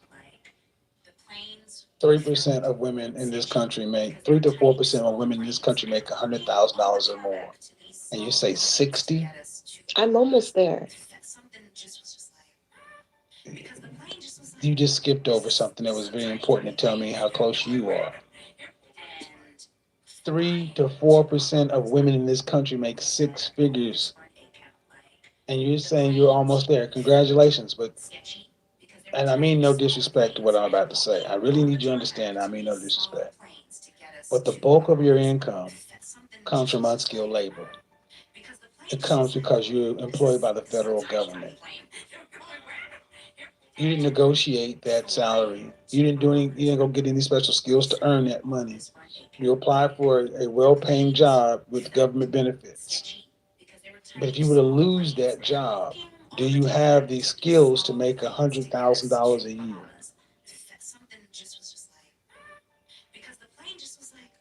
And the answer is no. That's what I need you to understand. Right.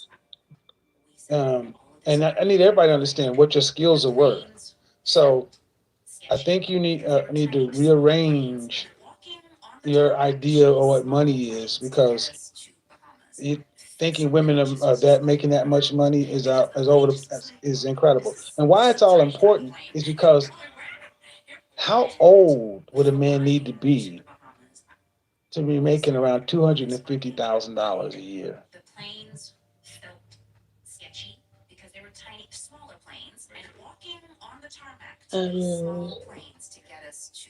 I would say upper 30s. Upper 30s. 38, 40. Right. So again, if you want a man who's a higher earner, you're gonna have to deal with older men. And that's why I called in, just to see the connection. Could there be a connection when dating an older guy?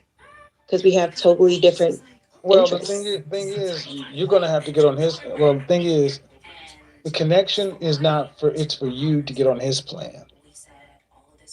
He's the commodity. He's the prize in this scenario. He's the catch, because he's the one that will be carrying the bulk of the financial load for the family. Right? Mm-hmm.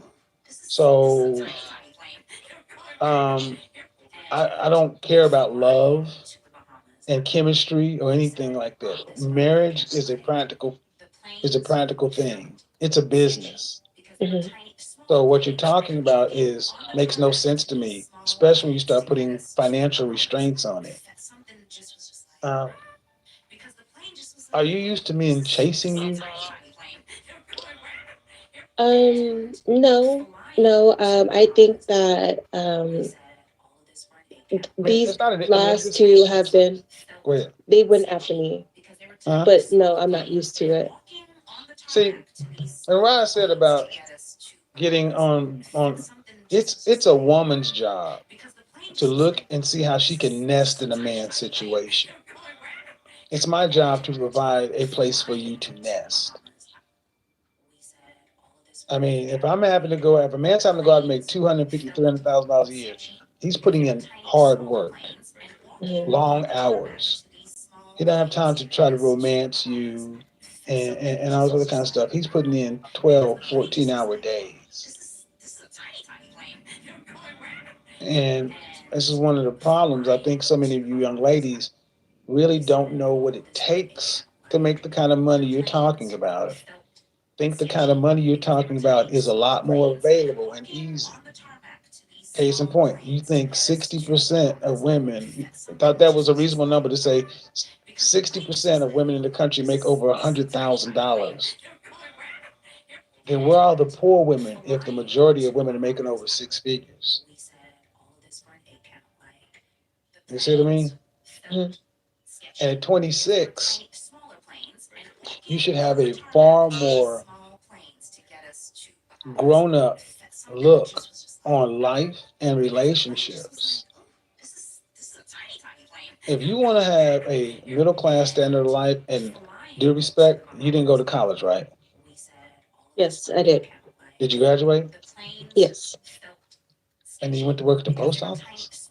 Yeah, I was going into management. What's your degree in? Accounting. How much student loan debt are you in? I'm not in much. Roughly 10,000. Okay. Why didn't you use your degree? I just couldn't really get into anything, and that was an easy. You graduated. You graduated on time. Did I graduate on time? No. What year did you graduate? 2015. 5 years, man. You graduated on time. Roughly. So in 5 years, you couldn't find an accounting job? No, I couldn't. That's bullshit. No. Stop. No, I really couldn't. Listen. You went to college to get a degree for nothing then. And this is why dad is so important. There's no way in hell you should have gone to college, get a degree in accounting to go work at the post office. See, if you told me I couldn't get a job right out of school and I needed to pay bills, that's one thing. But you should have still been looking for an entry-level accounting job anywhere. But you took the easy path, the government money. But unfortunately, man, that means 0 on your resume. If they were to lay you off next month, you would be an entry-level worker anywhere. You wasted 5 years of employment time. I get it. The money is probably more at the post office than you could have made as an entry-level accountant. But that's short term. Mm-hmm. See, if you had been doing entry-level accounting stuff, you could have actually been in a position to run accounting out of your home, a bookkeeper or something like that. Non-physical labor that you could do for a husband or a business. Not physical labor as a massage therapist. Not creative work that's extremely competitive and low end like photography. See, this is the difference with what a lot of non-Black people do. Women are actually saying, you know what, I have a degree that can I actually work for someone, but I can also translate and work from home as a housewife. Or if my husband owns a business, I can be his bookkeeper, but you have no experience in that. And that's a gap. That's why men are so important, because we don't allow you to just get out here and flutter around like you guys are doing. Just because the money is better.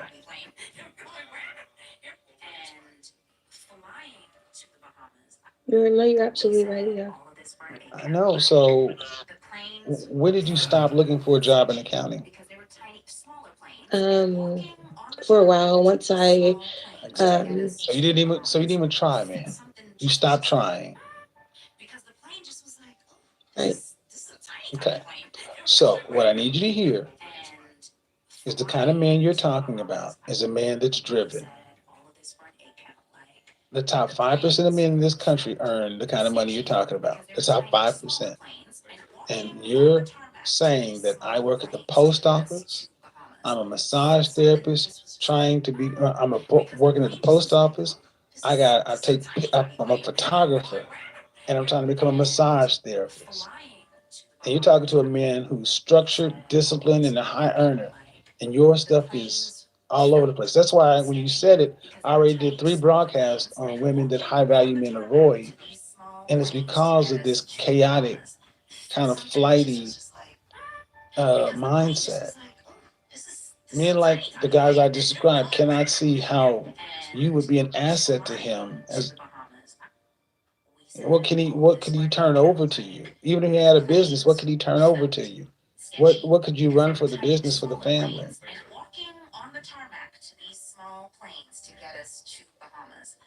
So, yeah. So what I'm saying is, why are you becoming a massage therapist? It's a business that is in my family, and eventually is going to be passed down to me. I'm a spa, so just going to get into that trade. Somebody already owns the business? Yes, Who? my mom. Can't make this shit up. So, you're going to go get a massage. You're going to go get a license with the state. How much is the average? How much is an hour massage in your city? The average massage would be on the high end 80, so around 60, 75. Yeah, 60, 75 at Massage Envy. $45, 45 to 50 at Massage Envy. So you'd have to, man, my ex-wife was this, and I'm telling you, it's not a profitable business. It's a business of flexibility. Mm. So, this is fine as a single woman. Post office, photographer, massage, but you don't even sound like you even have time to date with all this other stuff going on.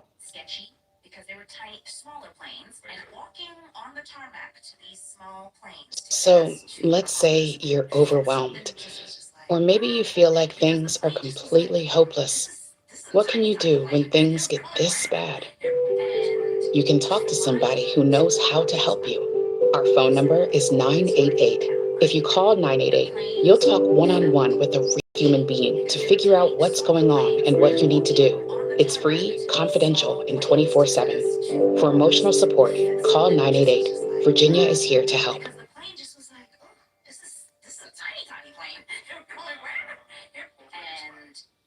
Yeah, I would say book a session. There's too much going on here.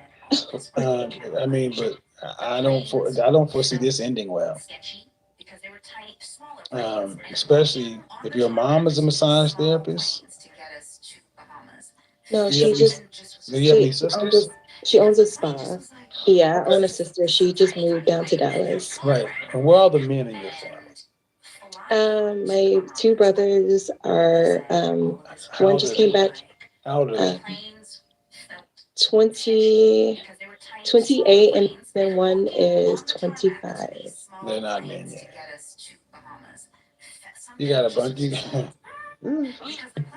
Book a session. Because if you don't correct this ship and get a course, a ditch is very likely in the future.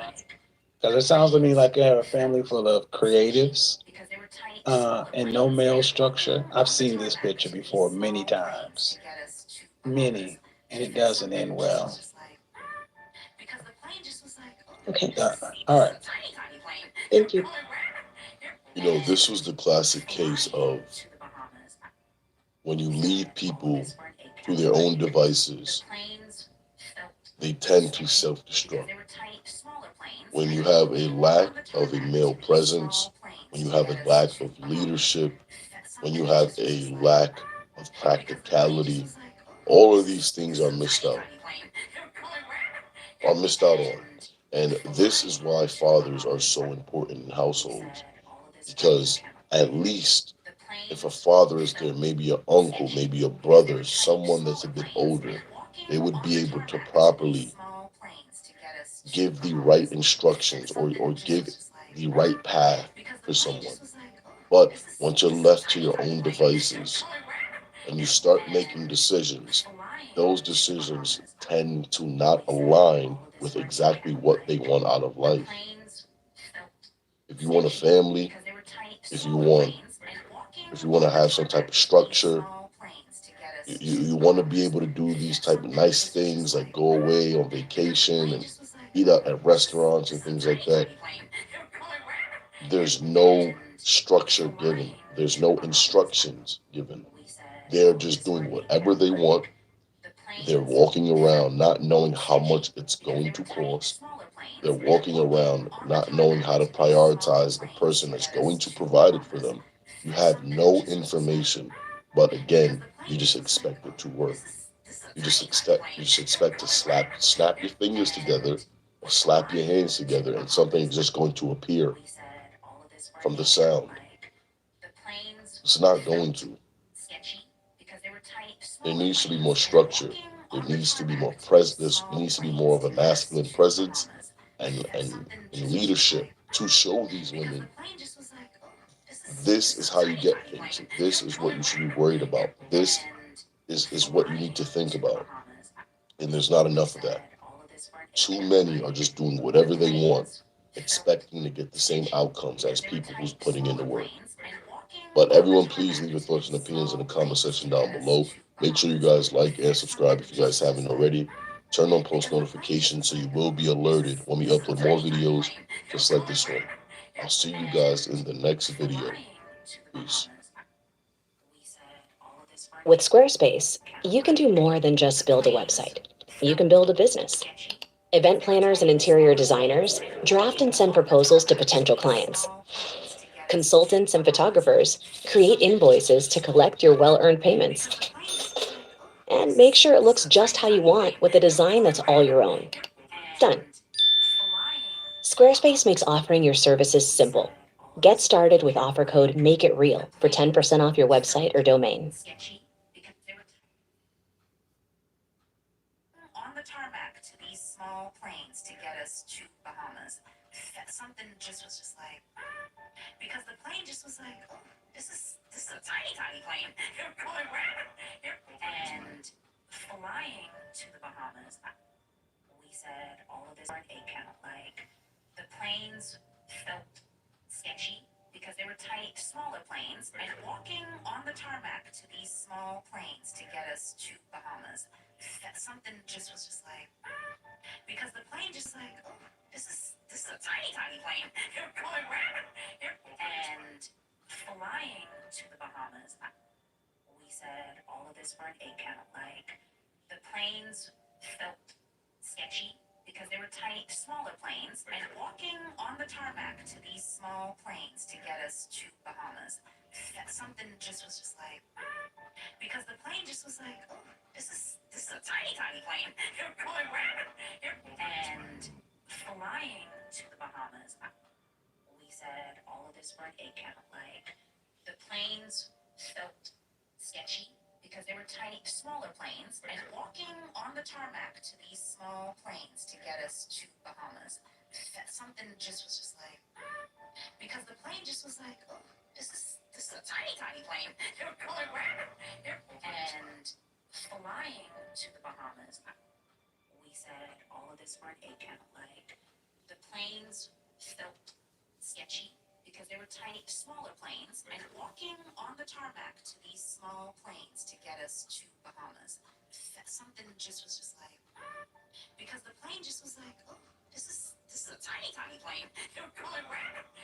And flying to the Bahamas, we said all of this for an 8 count. Like the planes felt sketchy because they were tiny, smaller planes, and walking on the tarmac to these small planes to get us to Bahamas. Something just was just like, because the plane just was like, oh, this is a tiny plane. You're going round. And flying to the Bahamas, we said all of this for an 8 count. Like the planes felt sketchy because they were tiny, smaller planes, and walking on the tarmac to these small planes to get us to Bahamas. Something just was just like, because the plane just was like, oh, this is a tiny plane. You're going round. And flying to the Bahamas, we said all of this for an 8 count. Like the planes felt sketchy because they were tiny, smaller planes, and walking on the tarmac to these small planes to get us to Bahamas. Something just was just like, because the plane just was like, oh, this is a tiny plane. You're going round. And flying to the Bahamas, we said all of this for an 8 count. Like the planes felt sketchy because they were tiny, smaller planes, and walking on the tarmac to these small planes to get us to Bahamas. Something just was just like, because the plane just was like, oh, this is a tiny plane. You're going round. And flying to the Bahamas, we said all of this for an 8 count. Like the planes felt sketchy because they were tiny, smaller planes, and walking on the tarmac to these small planes to get us to Bahamas. Something just was just like, because the plane just was like, oh, this is a tiny, tiny plane. You're going where? And flying to the Bahamas, we said all of this for an 8 count. Like, the planes felt sketchy because they were tiny, smaller planes, and walking on the tarmac to these small planes to get us to Bahamas. Something just was just like, because the plane just was like, oh, this is a tiny, tiny plane. You're going where? And flying to the Bahamas, we said all of this for an 8 count. Like, the planes felt sketchy because they were tiny, smaller planes, and walking on the tarmac to these small planes to get us to Bahamas. Something just was just like, because the plane just was like, oh, this is a tiny, tiny plane. You're going where? And flying to the Bahamas, we said all of this for an 8 count. Like, the planes felt sketchy because they were tiny, smaller planes, and walking on the tarmac to these small planes to get us to Bahamas.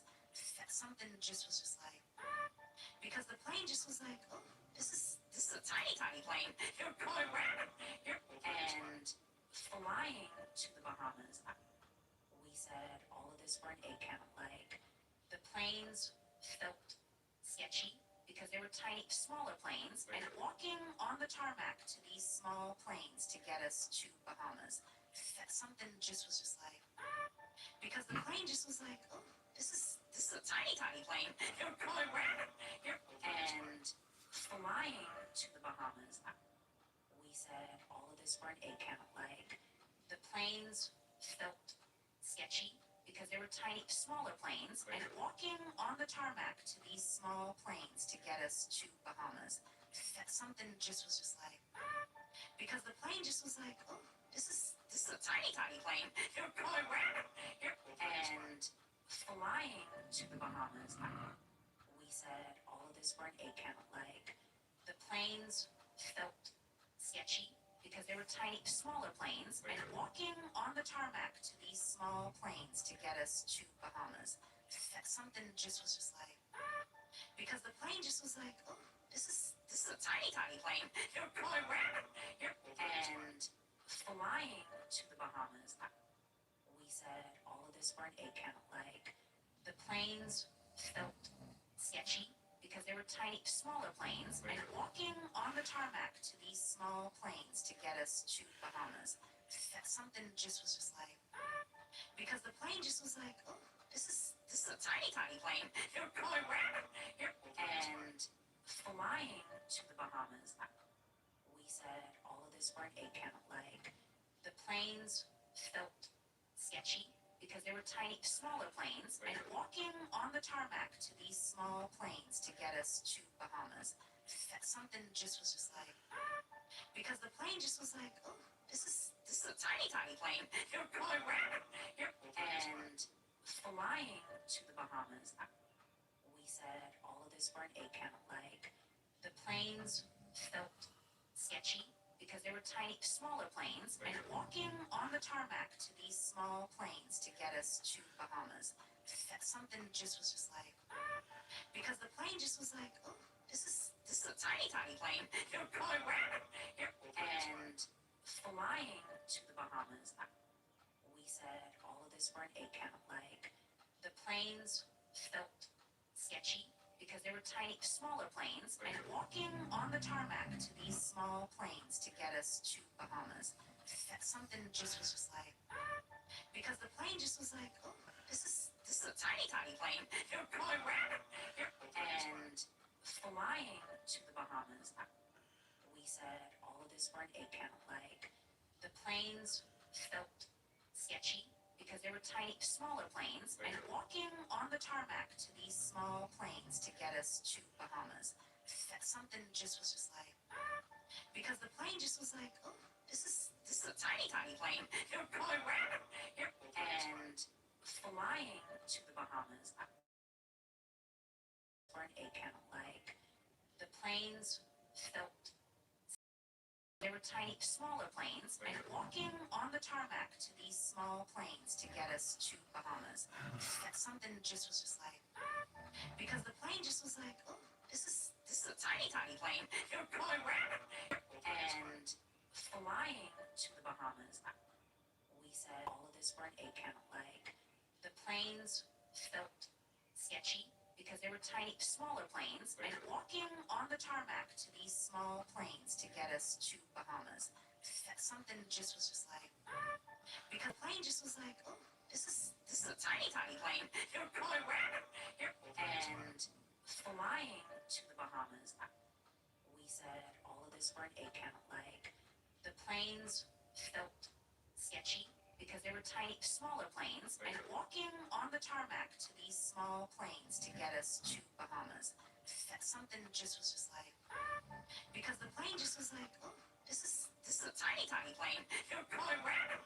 And flying to the Bahamas, we said all of this for an 8 count. Like, the planes felt sketchy because they were tiny, smaller planes, and walking on the tarmac to these small planes to get us to Bahamas. That something just was just like, because the plane just was like, oh, this is a tiny, tiny plane. You're going round. And flying to the Bahamas, we said all of this for an 8 count. Like, the planes felt sketchy because they were tiny, smaller planes, and walking on the tarmac to these small planes to get us to Bahamas. That something just was just like, because the plane just was like, oh, this is a tiny, tiny plane. You're going round. And flying to the Bahamas, we said all of this for an 8 count. Like, the planes felt sketchy because they were tiny, smaller planes, and walking on the tarmac to these small planes to get us to Bahamas. That something just was just like, because the plane just was like, oh, this is a tiny, tiny plane. You're going round. And flying to the Bahamas, we said all of this for an 8 count. Like, the planes felt sketchy because they were tiny, smaller planes, and walking on the tarmac to these small planes to get us to Bahamas. That something just was just like, because the plane just was like, oh, this is a tiny, tiny plane. You're going round. And flying to the Bahamas, we said all of this for an 8. The planes felt sketchy because they were tiny, smaller planes, and walking on the tarmac to these small planes to get us to Bahamas. That something just was just like, because the plane just was, this is a tiny, tiny plane. You're going round. And flying to the Bahamas, we said all of this for an 8 count. Like, the planes felt sketchy because they were tiny, smaller planes, and walking on the tarmac to these small planes to get us to Bahamas. That something just was just like, because the plane just was like, oh, this is a tiny, tiny plane. You're going round. And flying to the Bahamas, we said all of this for an 8 count. Like, the planes felt sketchy because they were tiny, smaller planes, and walking on the tarmac to these small planes to get us to Bahamas. That something just was just like, because the plane just was like, oh, this is a tiny, tiny plane. You're going round. And flying to the Bahamas, we said all of this for an 8 count. Like, the planes felt sketchy because they were tiny, smaller planes, and walking on the tarmac to these small planes to get us to Bahamas. That something just was just like, because the plane just was like, oh, this is a tiny, tiny plane. You're going round. And flying to the Bahamas, we said all of this for an 8 count. Like, the planes felt sketchy because they were tiny, smaller planes, and walking on the tarmac to these small planes to get us to Bahamas. That something just was just like, because the plane just was like, oh, this is a tiny, tiny plane. You're going round. And flying to the Bahamas, we said all of this for an 8 count. Like, the planes felt sketchy because they were tiny, smaller planes, and walking on the tarmac to these small planes to get us to Bahamas. Something just was just like, because the plane just was like, oh, this is a tiny, tiny plane. They're going where? And flying to Bahamas, we said all of this for an 8 count. Like, the planes felt sketchy because they were tiny, smaller planes, and walking on the tarmac to these small planes to get us to Bahamas, something just was just like, because the plane just was like, oh, this is a tiny, tiny plane. They're going where? And flying to the Bahamas, we said all of this for an 8 count. Like, the planes felt sketchy because they were tiny, smaller planes, and walking on the tarmac to these small planes to get us to Bahamas, something just was just like, because the plane just was like, oh, this is a tiny, tiny plane. They're going where?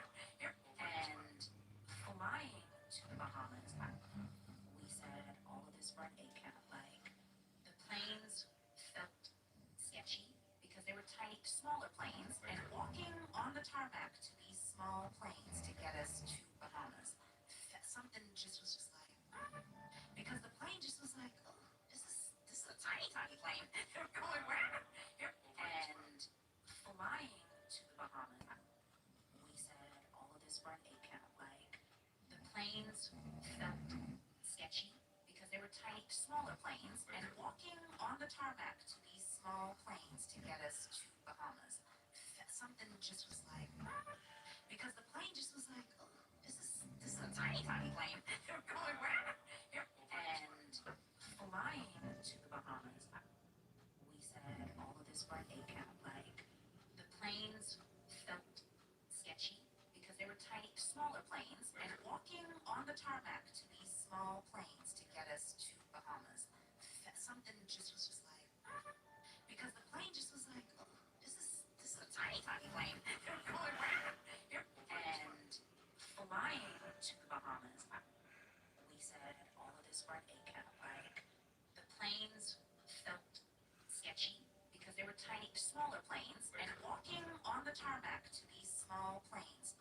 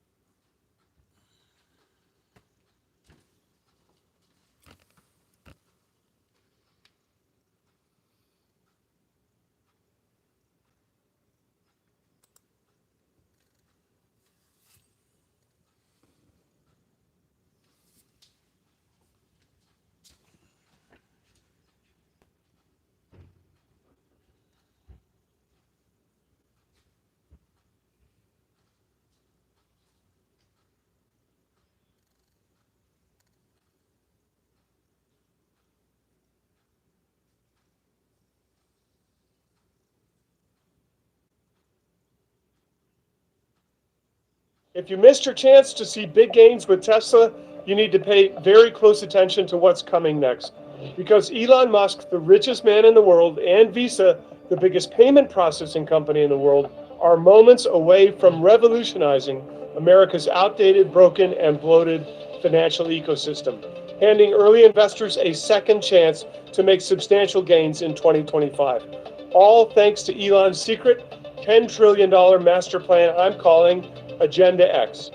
My name is Jeff Brown. I'm an angel investor, tech analyst, and former senior executive for 3 multi-billion-dollar companies. I've also advised U.S. policymakers. After working with some of Silicon Valley's finest for over 30 years, I've developed a unique ability to connect the dots and find massive tech opportunities like this. And trust me when I say you do not want to miss this.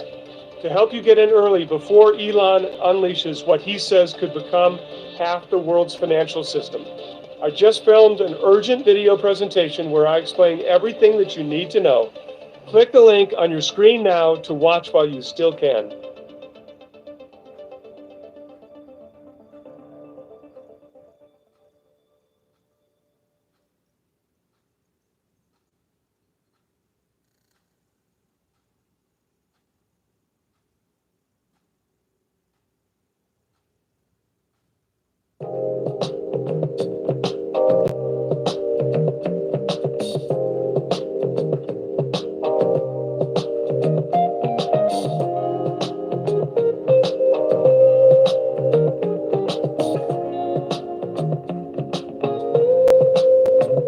In this moment, yes, I cannot say what's wrong or right.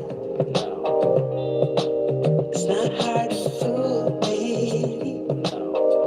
Guess I'm addicted to the good life. Yeah, lead the way. I follow. No need to say I follow.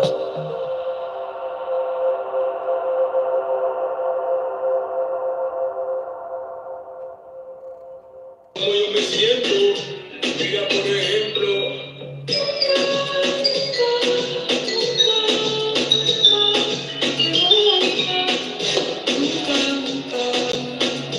Siempre voy a estar aquí a tu lado, nunca me voy a cansar. Solamente yo te quiero enseñar que tan caro es. Mírate que tan caro es. Morena, dale lo que se ve. Mira cómo duele, sí. Mira cómo goza, goza. Baccarat, baby. Big Shirley.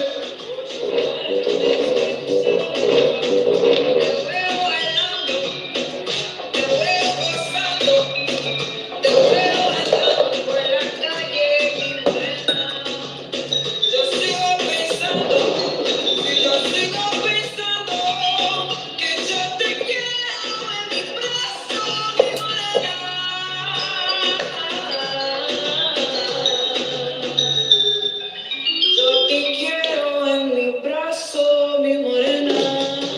Morena, dale lo que se ve. Morena, mira cómo mueve. Morena, mira cómo goza, goza. Morena, mira cómo toda, toda. Morena, dale lo que se ve. Morena, mira cómo mueve. Morena, mira cómo goza, goza. Morena, mira cómo toda, toda. Morena, I follow. Morena, What's going on? What's going on? What is going on, man? Nieces and nephews, kinfolks and cousins. What's going on, man? The Godfather is back in the house, and the house is, of course, packed. How we doing? How we doing? How we doing? Oh my God! I'm glad to see you guys back. I also have a question for Instagram. I've already put it out on YouTube. Candle of the Evening, Hotel Edition, Fragrance of the Evening, Rosia Dove, Qatar, QATAR. This is dope, brothers.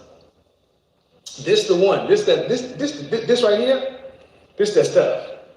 They'll be like, ooh, Think about when, like when strippers, when that one stripper set, the Gucci, Viva La Juicy, you know how you feel after you had about 2 shots of Henny in you, and you're at the strip club and you on her. This has that effect on women. So here's the thing. Here's what it is. Who is this? All right. Okie dokie. So, here's what we do. All right. Big Shirley, how you doing? Shirley, I'm giving Shirley a little bit of a break. Not really. She belongs to the streets. What's going on? But serious question. Okay. As I get ready to go to Miami next week, you guys are going to love the content in Miami. I'm going to be sitting down with when I tell you I'll be sitting down with some women next week that are going to have your jaw on the ground, we're talking about beauty, we're talking about brains, we're talking about business. The kind of women that you as a man would be like, yes. Because no matter what my critics and detractors say about me, you've been with me long enough, you know I'm trying to get something accomplished. We're trying to get the bonds thing accomplished. So to that end, 2022, self-awareness is sexy. You know that part. The next part, separation. Ladies and gentlemen, you're going to have to separate in order to achieve escape velocity, to get what you want out of life. You can separate, meaning detach with love. That don't mean cut yourself off, sell out. It just means you gotta get some distance between you and them, because you gotta get where you gotta go. That's what the leader of the pack does. And the last part, balance.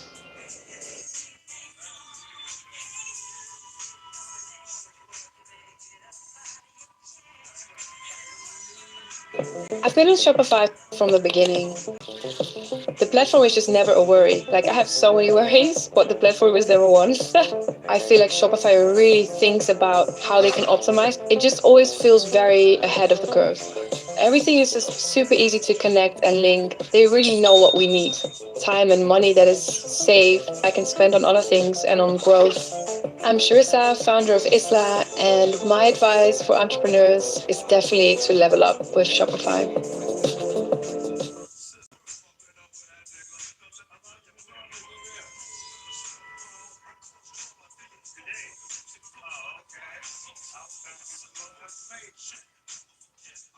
Can I tell you guys why we love Chewy so much? Not only is it a one-stop shop for all of Roni's food needs, but I can easily return any food at no cost, which is an absolute game changer because this girl is so picky.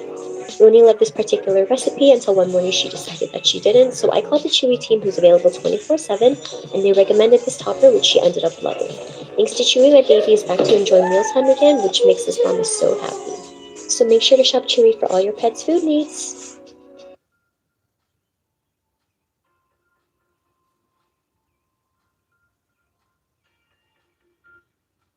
A life that's beneficial, affirming, liberating, activating, nourishing, collaborative, and enthusiastic.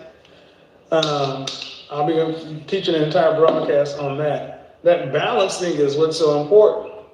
But I am not above criticism. This is why from time to time I'll have smoke shows when I ask my critics and detractors to come up and actually tell me what I'm getting wrong, what I could be doing better. But I also realize that I know what I think, I know what the guys think, but what we think, what we believe, what we can prove, there's one thing about being right, and then there's something else about getting shit done.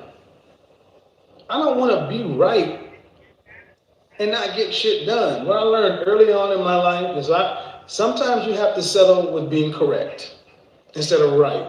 Sometimes you have to give a little bit to gain. And to that end, that is the only way you're going to be able to collaborate with people who think differently than you, who have different platforms and followers. So when I sat down with Nicki Minaj, I thought that was an excellent conversation. I sat down with a married woman, a mother, a woman, from what I understand, I mean, prior to Nicki Minaj, the woman that had the most impact on rap was Lil' Kim. And arguably you could say Foxy Brown, and it's like, well, but when I talk to people, I talk to people. I don't talk to brands, and you've heard me say before, I reflect energy. But there are people who follow women I'm going to be talking to who we have different audiences. I'm not going to sit down with people who are going to just be, do y'all want to see this interview? Do y'all want to see me go around the country, you know, and sit in a room with a woman who just says yes, yes, yes, whatever, yes, yes, yes, cosign, ditto. You flip off that video like this. Just like you wouldn't want to have a bunch of guys who are just saying yes, yes, yes. You got to end up engaging people to where you can come to common ground. And even if you don't agree, have some sort of understanding. So to that extent, I'm not above being, you know, I don't think I have all the answers. Even though I talk like it sometimes, I'm just passionate about what I say.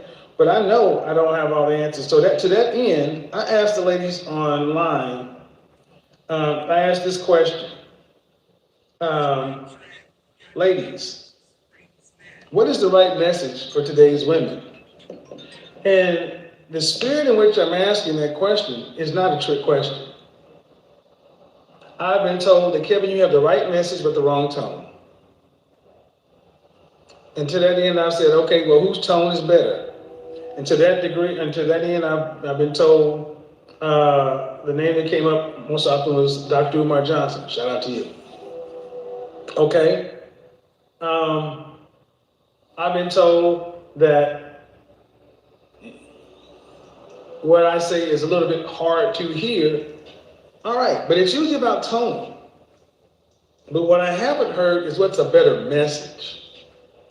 Because one thing that I can say without a shadow of a doubt, and I have a daughter myself, what is the right message for women today?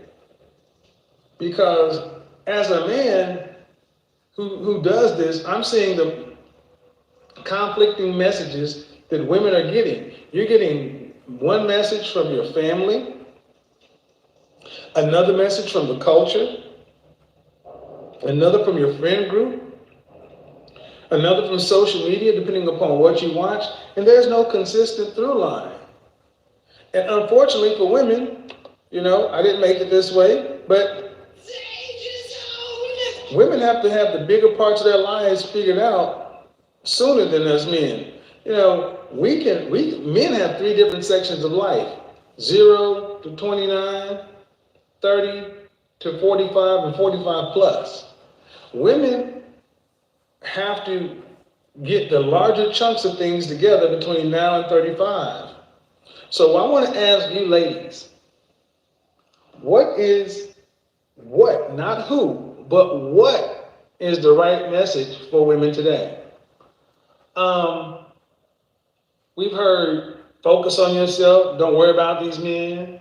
We've heard strong, independent, don't need no man. We've heard go to school, get your degree, get yourself together. Then what is the right message for most women? I'm not talking about women who are in the upper echelon, who have opportunities that most people don't have. So here's what I need you ladies to tell me. What do you think the right message is for women today? Here we go. Ladies only.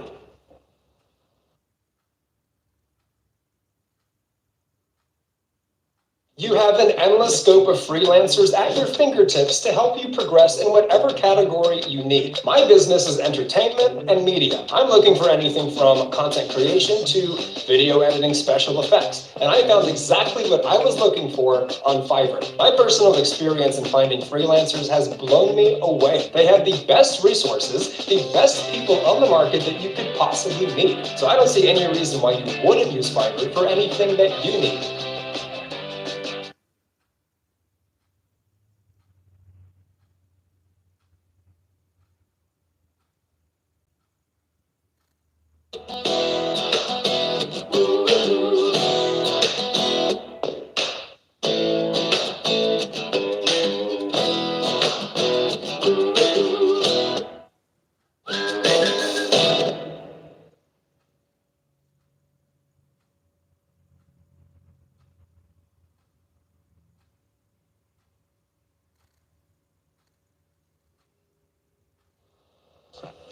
Oh yeah, if you catch somebody streaming this, report it to YouTube.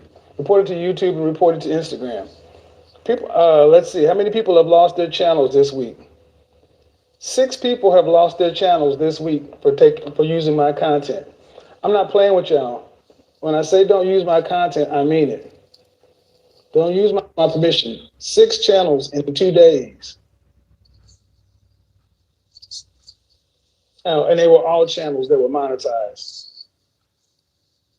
Don't play. In this moment, yes, I cannot say what's wrong or right. No, it's not hard to fool me. No, 'cause I'm addicted to the good life. Yeah, either way, I fall. No need to say where we are heading now, babe. I follow to the edge of it all, to the edge of it all. So tell your good night, 'cause I'm fine no matter what. Yeah. Yeah, guys, I've had people decide that they think they can just come to my platform and copy my content and do what they want to. I got 2 people in federal court right now. So I'm letting you know, folks, I'm not playing with you. I think a lot of folks just think this is a game and they think that these videos are just what they want to. When you sign that YouTube form, you got your information out there. I'm not going to say anything. Keep playing. Keep playing if you want to. Now, if you want to use my content, request permission. And if I grant it, cool. If not, I'll keep taking y'all's money. Anyway, I'm going to leave that there.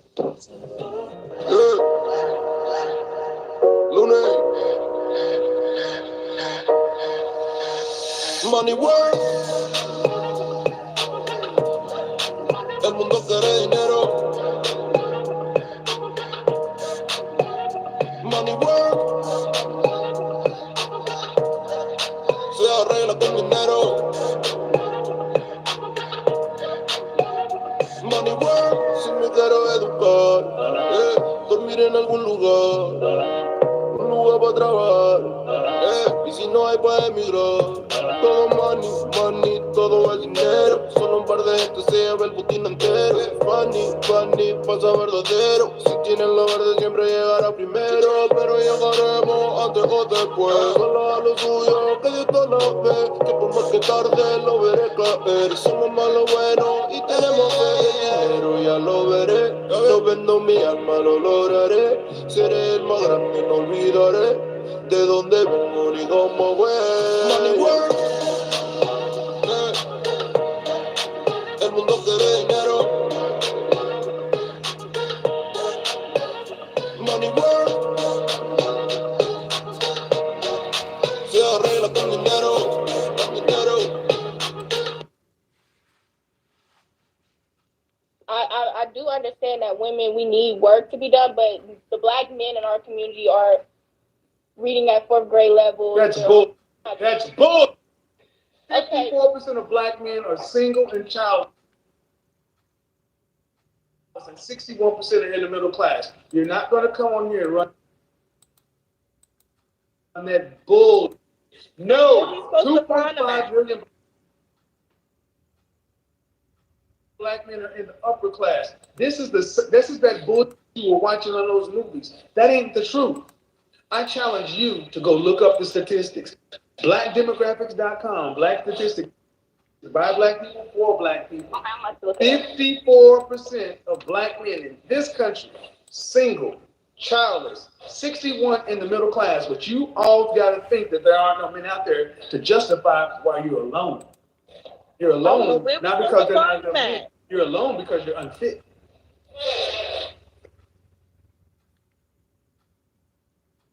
So where we supposed to find them at? In the gym, behind their preposition. In a gym? In the gym. Well, I thought men were born hunters. I thought they were Which like gym? they were to catch. I'm See? just so confused. Hold on. Where are they supposed to find them at? Were you raised with your mother? This lady laying down on the red pillow. Your first name? Tina. Tina, Were your mother and father married? Yes, they were. So when you asked your father where you supposed to find him at, what does he tell you? He found her No, in no, the no, same no. neighborhood. I said when you asked your father where you're supposed to find him at, what does he tell you? He don't know the answers. That's why I'm on here. So when you had when you asked the question to him, he said what? To find a man? I Not heard on the the gym internet. theory. I ain't gonna lie. I heard Not on the internet. Hold on, sweetheart. No, I'm going to drill down on this. What did he say when you had the conversation? In church. I heard that. And then where else? In school.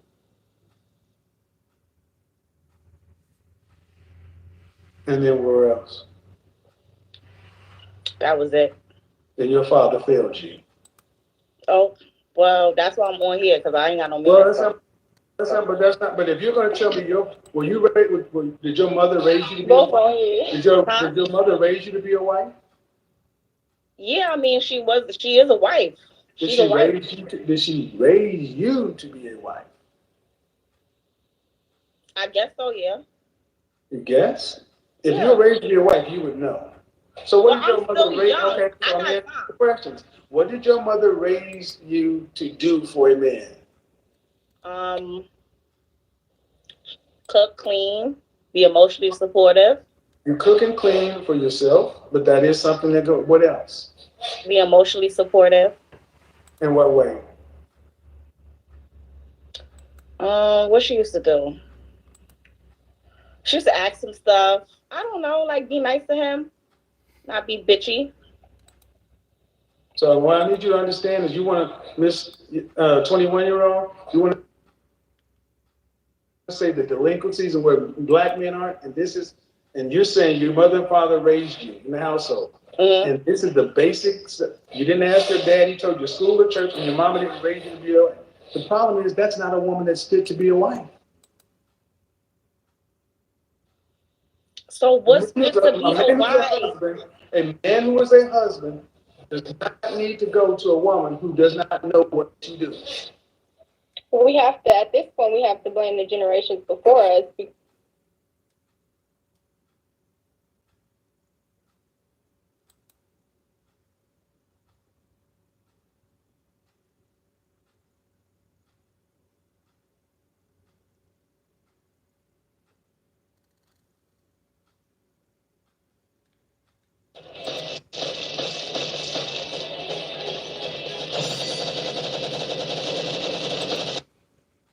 So what's fit to be a wife?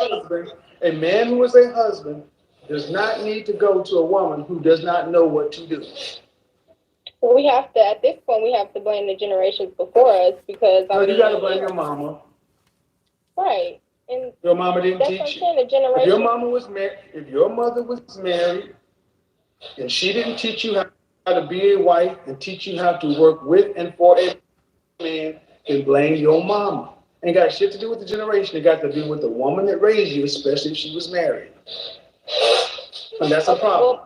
Far too many married women aren't teaching their daughters how to be wives. They're teaching their daughters how to be independent. And then when it fails, you want to look at the men and say, so you don't think it's the men problem too? Some of the men out here, it got to be some us. men don't. They want to have excuse me, no. Before you get to the men, you got to get to the marriage.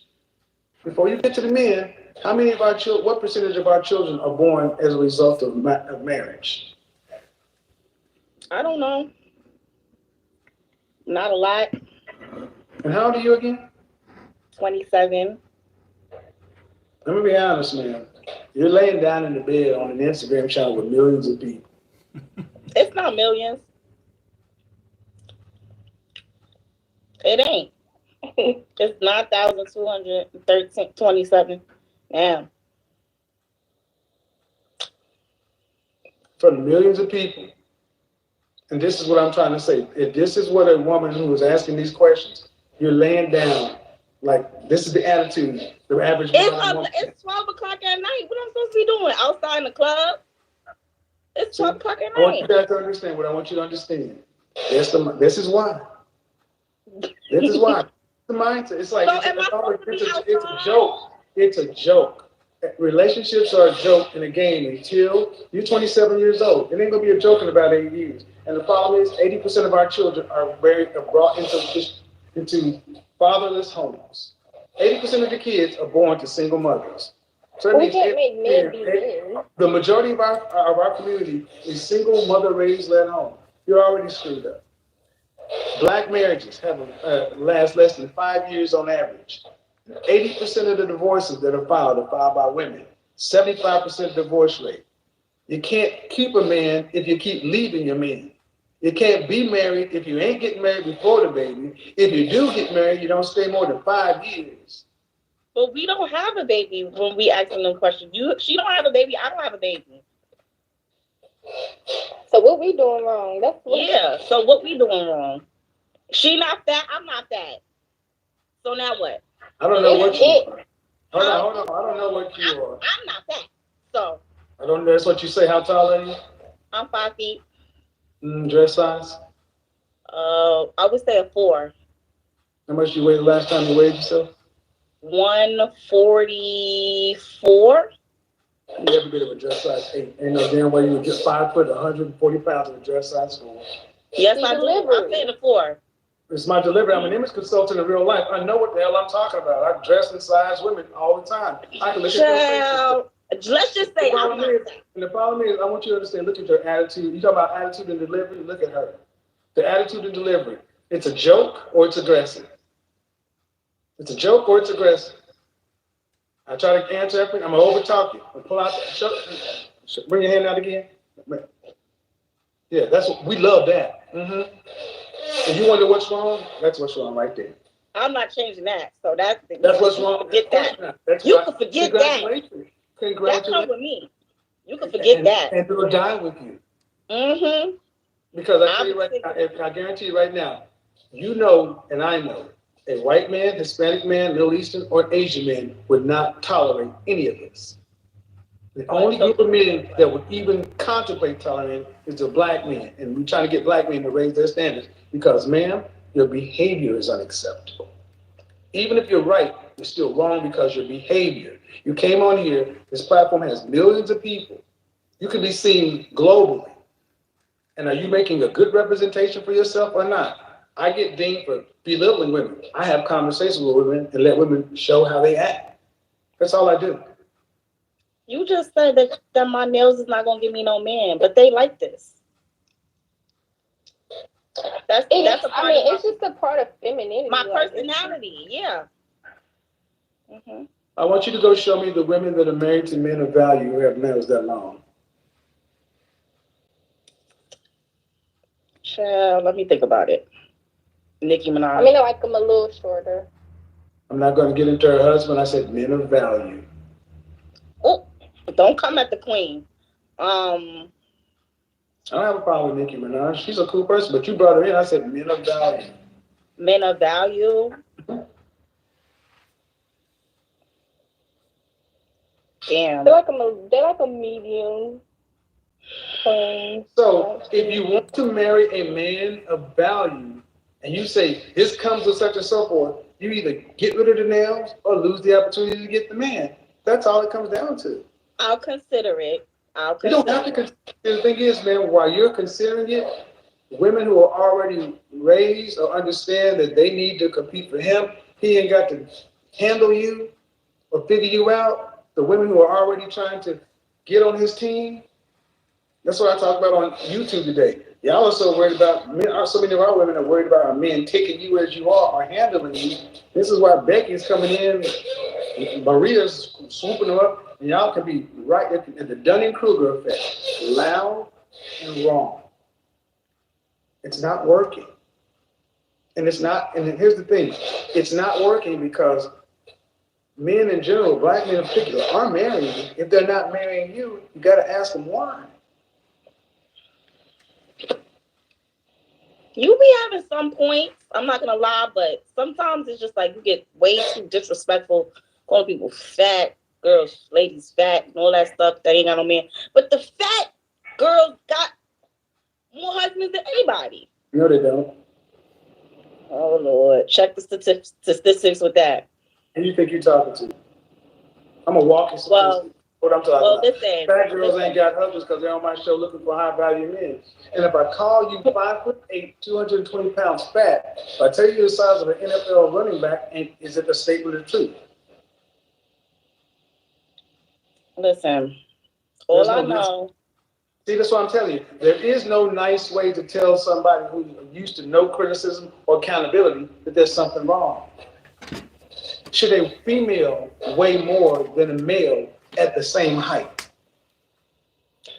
A male and a female, the same height. Should the female weigh more than the male? But what that got to do with love? I didn't ask you that. I mean, no, because that's not healthy. But what does that have to do with love? Is it not healthy or is it not natural? It's both. It's both. It's not natural or.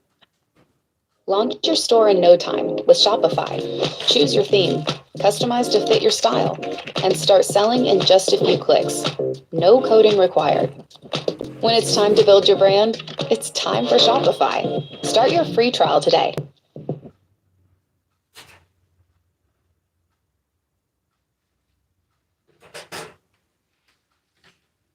Hey, buddy, what's the damage? Well, it's a lot. Got court costs, attorney fees, higher insurance, damage to the car, DUI fines, not to mention the damage to your social life. Drinking and driving. Healthy. But people are. So then why are women doing it? If it's not healthy or natural? I don't know. Take me as I am. Huh? Take me as I am. That's why they're doing it. No man is supposed to have anything. Nature can't even have a standard for women. And then you go back to love. Love has nothing to do with marriage at first. Okay. Go back 100 years ago. Did people date? How long did people date 100 years ago? I wasn't born 100 years ago, so I wouldn't know. Excuse me, did you go to high school? Yes. Did you go to college? Yes. And stop the smart ass attitude. All you need is a goddamn history or a library card. Do that one more time and I will bid you a good night. I'm tired of your disrespect.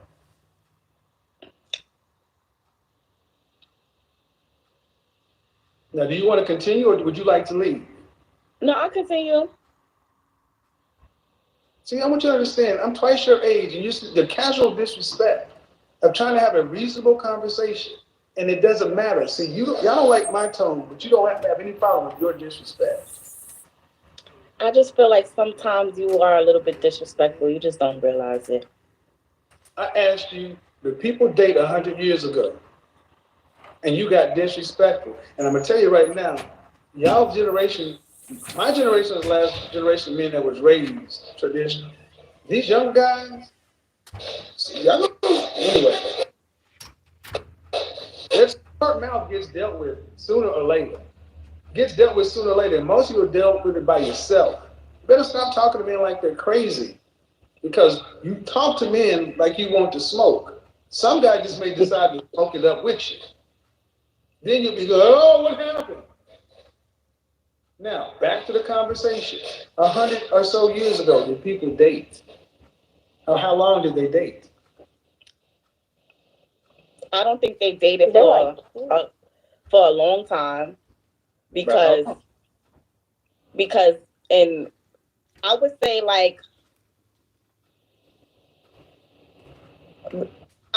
I don't know because the woman had to get out the house at 16. So about how long?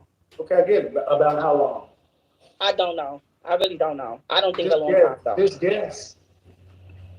A few weeks, a few months. Thank you.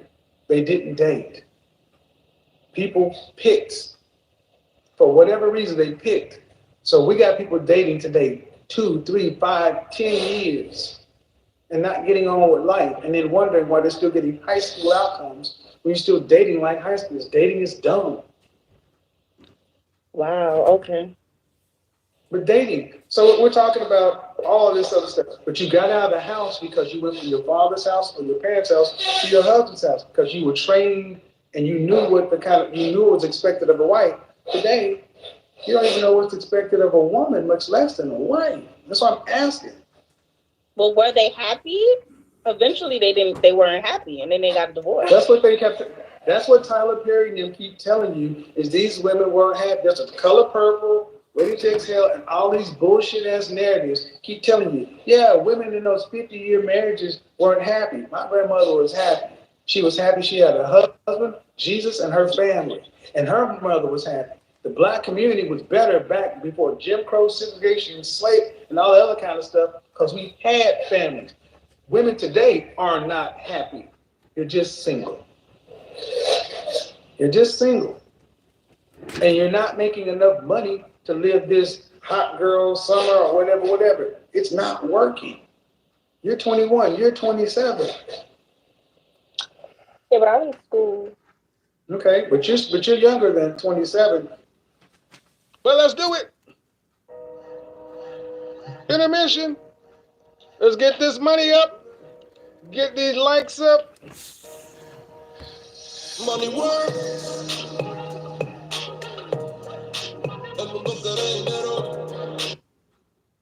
At 55 years old, let's just say for some reason, at 55, you never got married, never had any kids. Well, what would life look like socially? For me, socially, it would be sad because all of my friends or my coworkers have families. Okay. So, how was your last relationship? How long was my last relationship? When was it? When was it? Mm-hmm. We broke up in October. How long was that relationship? A year and some change. Okay. By what age would you like to be married? 30. How many kids would you like to have? 1. Why just one child? It is right now. It's like, the economy. I don't know. I think 1 is safe. Is that a healthy way to raise a child? No, but I just God forbid if the man leaves, then what I'm gonna do? Men don't leave. Y'all do. I just proved that several times over. Women make mating decisions based upon our bad behavior, and you're the ones that act badly. You're the ones that leave. You're the ones that wreck the family. You're the ones that wreck the home. You're the ones that wreck the kids.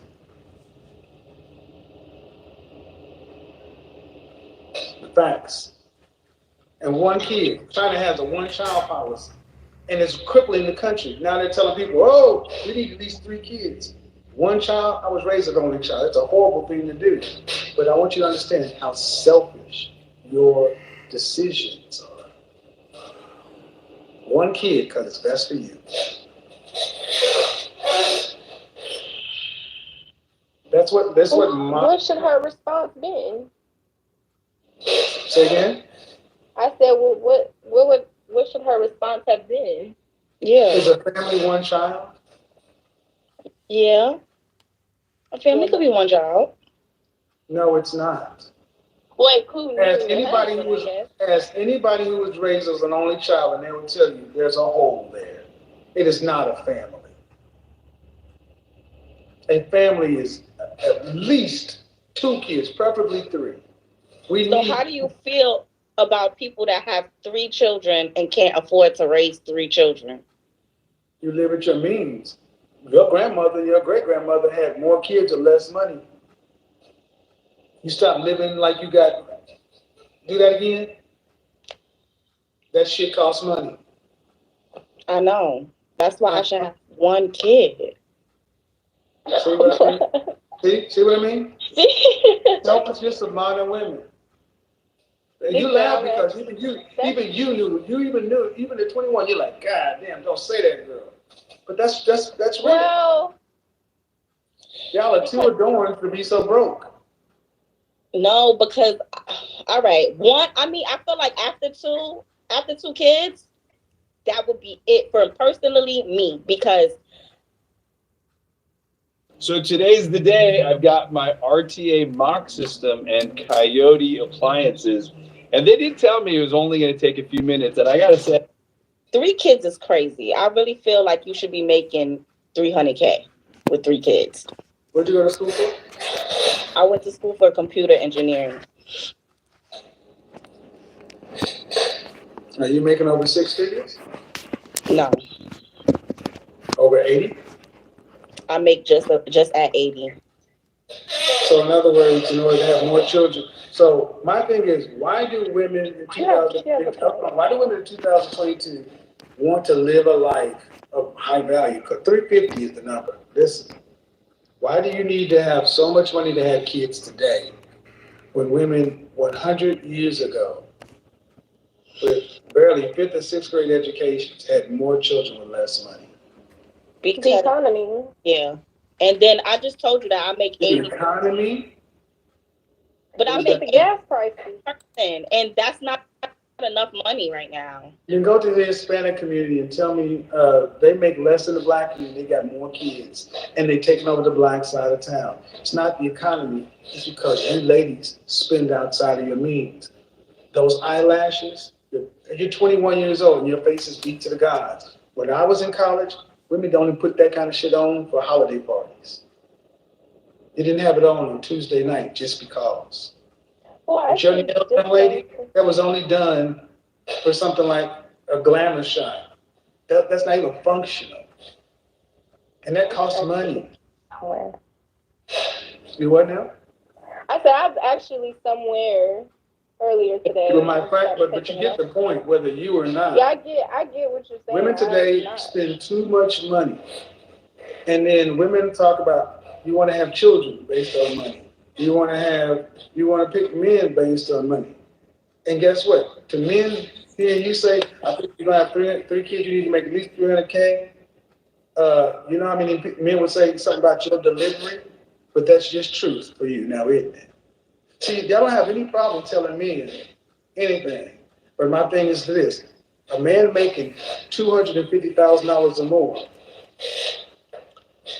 what is he going to want from a woman? A wife? Me to do everything. Structure.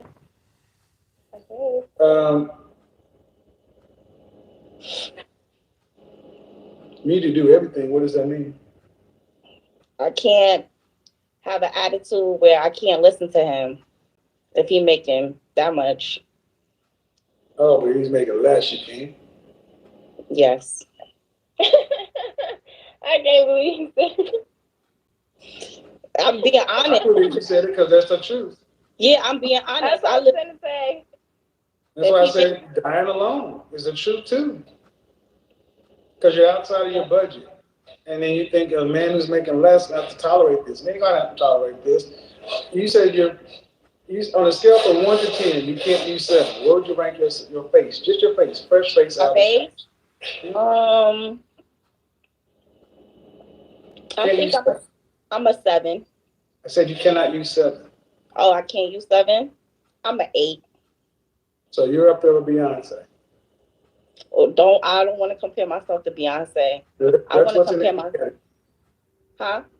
That's what's in the 8 category. Beyonce. Okay, well give me a 6. Give me a 6 then. I'll be a 6. I don't want to compare myself to Beyonce, but I'll be a 6. But before I said Beyonce, you said I'm an 8. That's 2 steps away from the top. Mm-hmm. I need you to think about what I'm saying, computer engineer. Mm-hmm. If you thought yourself 2 steps from the top, that's 20% of women. Have you ever modeled? Not fashion, no. Print modeling? No, just like urban hood stuff. That counts. So to put yourself in an 8, that's an elite category. I think I got elite features. I want you to go back to that woman that was before her, and she said she was a 9. See, the problem is you've already shown that you, just like the other woman, y'all rank yourselves high. You're a 5, 6. Child, no. Okay. But you said to Professional image Beyonce. consultant? 9. Professional image consultant? Opinion. To Beyonce? No. Ma'am, Ma'am, what about your features make you pretty, beautiful, or gorgeous? Okay, I have nice eyes. See, they're a little slanted. I have beautiful skin. Beauty mark. God don't give no beauty mark to nobody if they not beautiful. Teeth, popping. Nose, I got a nice nose.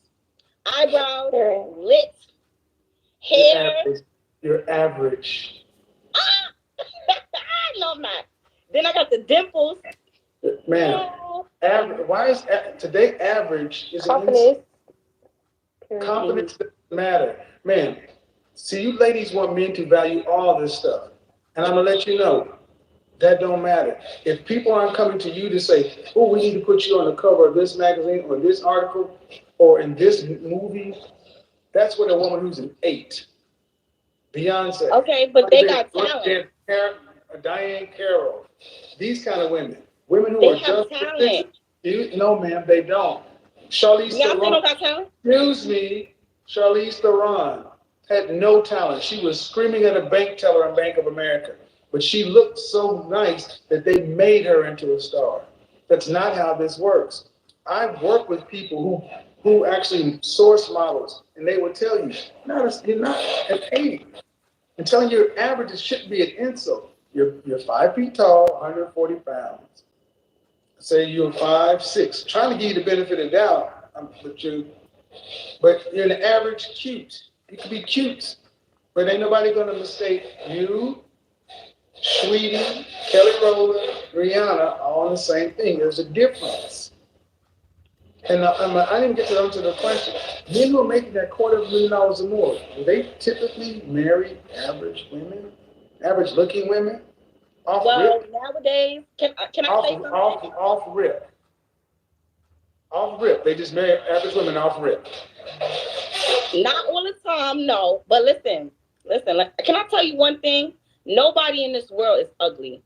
Nobody. They just don't have enough money to fix it. Because whatever you say, only thing that I can't buy is height. Well, I could buy height because with heels, I'm 5'6". You see what I'm saying? So it's like, I don't believe that. That's why when you come I don't give a shit what you believe in. The fact that you're this foolish to say that no one in this world is ugly shows how far we've come. There are plenty of people in this world that are ugly. Are they ugly or are they broke? Almost sold out. Upon its launch, it generated an overwhelming response. Either one, it's still the same. See, today, women don't want any standards. You want pretty, beautiful, or gorgeous women, and these women over here just be fixed. You ain't got, it doesn't matter. It matters to us men. That's why I said fresh face out of the shower. All the confident shit that you ladies pop is laughable to us. We don't care. Y'all sound, to the male mind, y'all sound zip damn crazy. Because we're still saying you can pop all that, you're still a 5. And you get 5 outcomes. Men off rip making $250,000 a year or more do not marry average women once they're making that kind of money. You want a man like that, you better get him when he's younger. But you're 27 years old. I'm running out of time. So time is against you, and then you want to have money on a certain level. So this is one thing that I don't seem to realize is women don't seem to understand the time and the sense of urgency. Y'all are so busy telling us about the tone. If I didn't use my tone or my delivery, I wouldn't have had your attention or your attention to tell you, you need to make a difference. So what should we do? That's what understand what the kind of man you want from a woman and ask yourself, can you do that? But today men want, especially the higher level men, want femininity. I am girly. That's not femininity. You're masculine. What's Ma'am, femininity? You've been so argumentative and combative, even though you haven't cursed a lot. It's just your nature to the smart, the sass. That's not femininity. Yeah. I think I'm just sassy, but I don't think I'm sassy ain't femininity. It's not femininity. Okay. That's why I did it on YouTube. Men aren't going to handle that. So y'all like there's boring a difference girls? There's a difference between a wife and everything else. What should we do? If you have mothers that were married, you should go ask your mother, why did you He's not more teach me? sassier than me. You ask the question, you need to go ask yourself, why did you teach me to be a wife? What do I need to do for a man? How do I keep a man? Not how do I get a man, how do I keep him?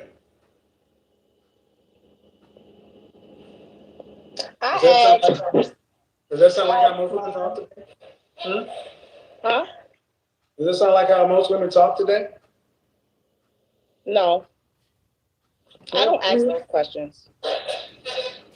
Well, and you got to think about it. Well, then how are you expect to get the knowledge that you would need to get the outcome you want? Oh, hi, sir. Sorry. I'm just going to turn on my lights. Excuse me? I'm going to turn on my lights. Sorry. Sorry. Take a second to get yourself together. Yes. Okay. Okay. Your first name is? Jocelyn? Jocelyn. How old are you, Jocelyn? I'm 37. Okay. What I'm going to need you to do is the phone is obviously in your hand. It needs to be stationary. Because as you talk, you're doing this. And we're going to have motion sickness. Okay. So, okay. I would best to get it set up because I don't have any stands. You just prop it against the book or something. There we go. So, are you single or are you married? I'm single. Any children? Yes, I have 4 kids. Yes, sir. How many different fathers? 2. How old is your youngest? He's gonna be 2 in 2 months. 2 next month? Yes, sir. And your oldest is how old? He's gonna be 18. Okay, so you got a 2-year-old and an 18-year-old. What would you say the right message is for women today?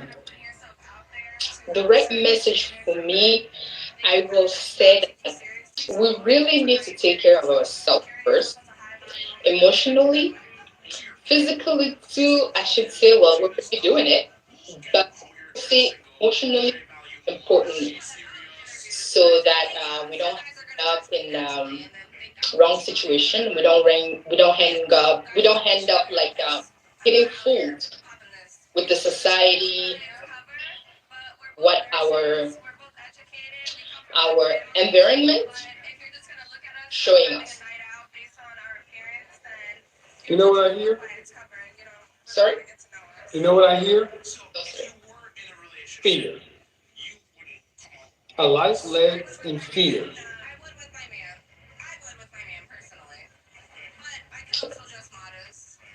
Am I misinterpreting that? I don't know. Okay, what you said in a nutshell was we need to worry about ourselves first, so we don't get fooled. Okay. Yes. Is that? Yes. Okay. So if you got in your car, if you lived your life that way, that's a life based in what? Positive or negative? In a negative way. What is it? I mean, that's it. And I asked you, I said, okay, Ms. Johnson, what's the right message for women? And immediately you said the right message for me. Yeah. So in front of them, so do you have daughters? Yes, I have a daughter. How old is your daughter? She's 15. So you're teaching her to be fearful of men? Sometimes I should say yes. Sometimes. Okay, what are you teaching your 15-year-old daughter a man's purpose is? Oh, what am I teaching her regarding men? Yeah, I asked you, what are you teaching your 15-year-old daughter what a man's purpose is? Okay. Basically for me, what I teach her is just a person who's gonna take care of her emotionally, and yeah, that's for me. You teach your daughter that a man is a person that's going to take care of her emotionally. Not really take care, but support her. That would be the word, like supporting. That would be supportive of her emotion. Supportive of her emotionally. Yes, sir. That's not what we do. That's your job. Okay. It's women's job to nurture and be the emotional support system. That's the female's job. So let's take a step back. I often find that women who are without men and have several children tend to live life. Can I tell you guys why we love Chewy so much? Not only is it a one-stop shop for all of Roni's food needs, but I can easily return any food at no cost, which is an absolute game changer because this girl is so picky. Roni loved this particular recipe until one morning she decided that she didn't, so I called the Chewy team who's available 24/7, and they recommended this topper, which she ended up loving. Thanks to Chewy, my baby is back to enjoying mealtime again, which makes this mama so happy. So make sure to shop Chewy for all your pets' food needs.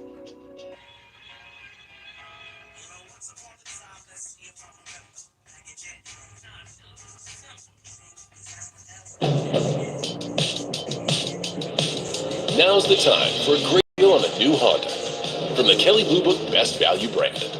Buy online, reserve from select dealers, or hurry into your local Honda dealer today.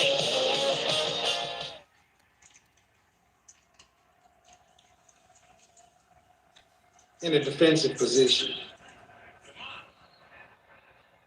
How different would you be living life if you had a husband who was there for you, was the father of all your children, and was there to support you? Would you be saying, then what would you say the right message for women would be? Well, live life with the fullest. With no Live life to the fullest. I don't understand. Sir? I don't understand. Live life to the fullest. If you had a husband and you guys planned your family out and you supported him, he supported you, what would you say the right message for women in that situation would be? Live life in your fullest. That would be enjoy life. Where are you from? I'm from Canada, but Congolese. You said you're 37? Yes, sir.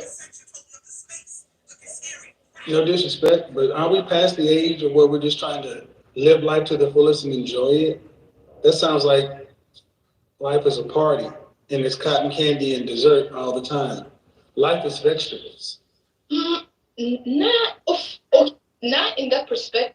In my perspective, live in fullest. That means enjoy every single moment that you have with each that you value the most. Meaning, okay, how can you live life to the fullest without a man?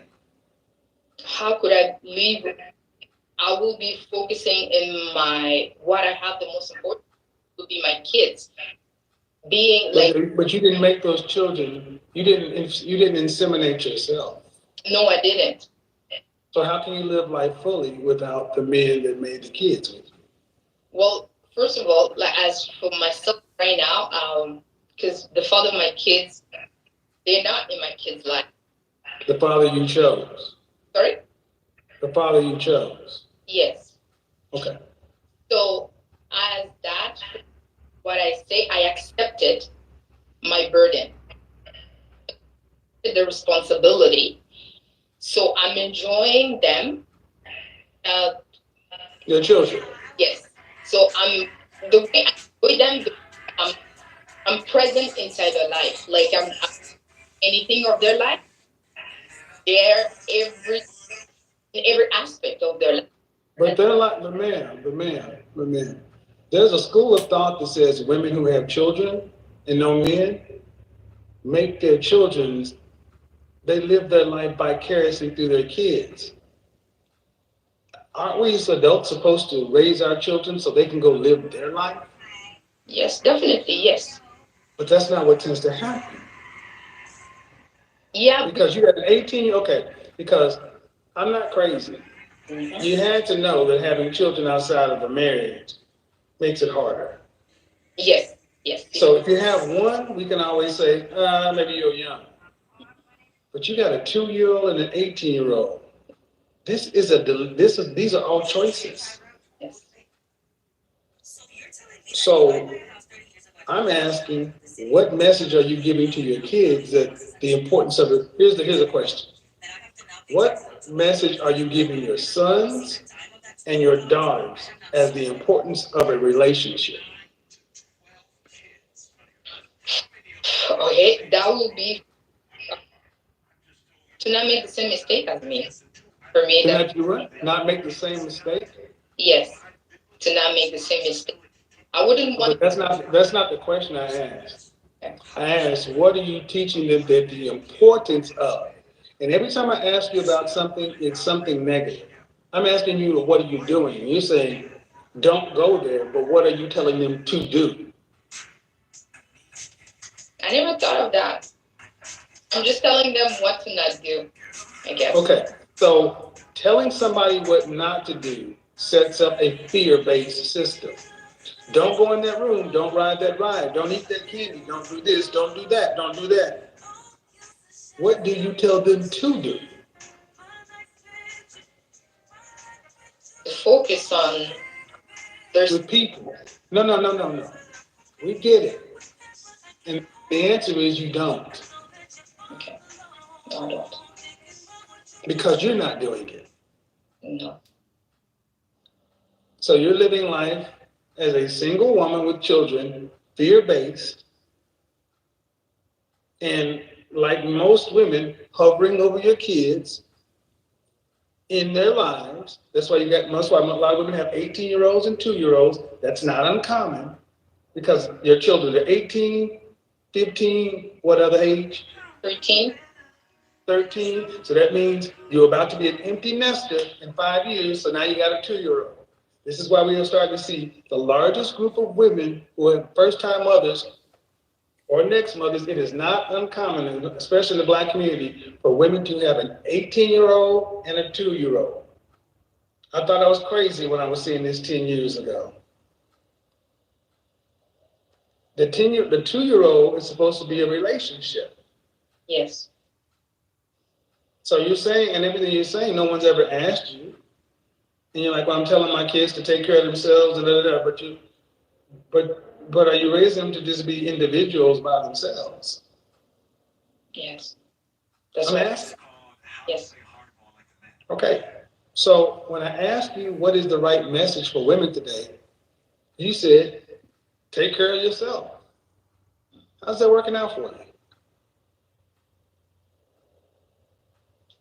So far,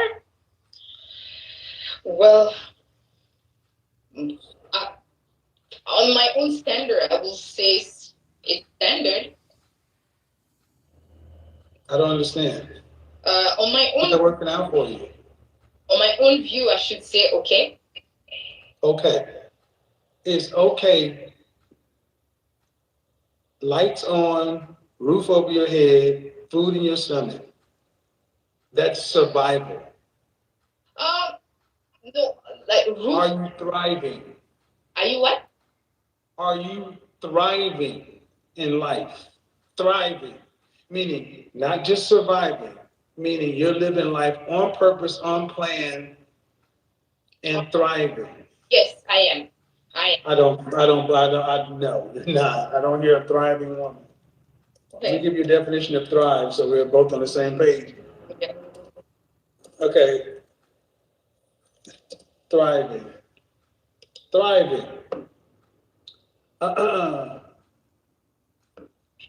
To thrive.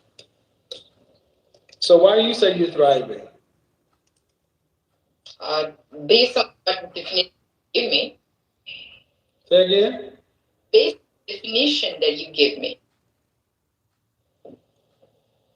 Say again? That you give me. When it's time to scale your business, it's time for Shopify. Get everything you need to grow the way you want. Like, all the way. Stack more sales with the best converting checkout on the planet. Track your cha-chings from every channel, right in one spot. And turn real-time reporting into big-time opportunities. Take your business to a whole new level. Switch to Shopify. Start your free trial today.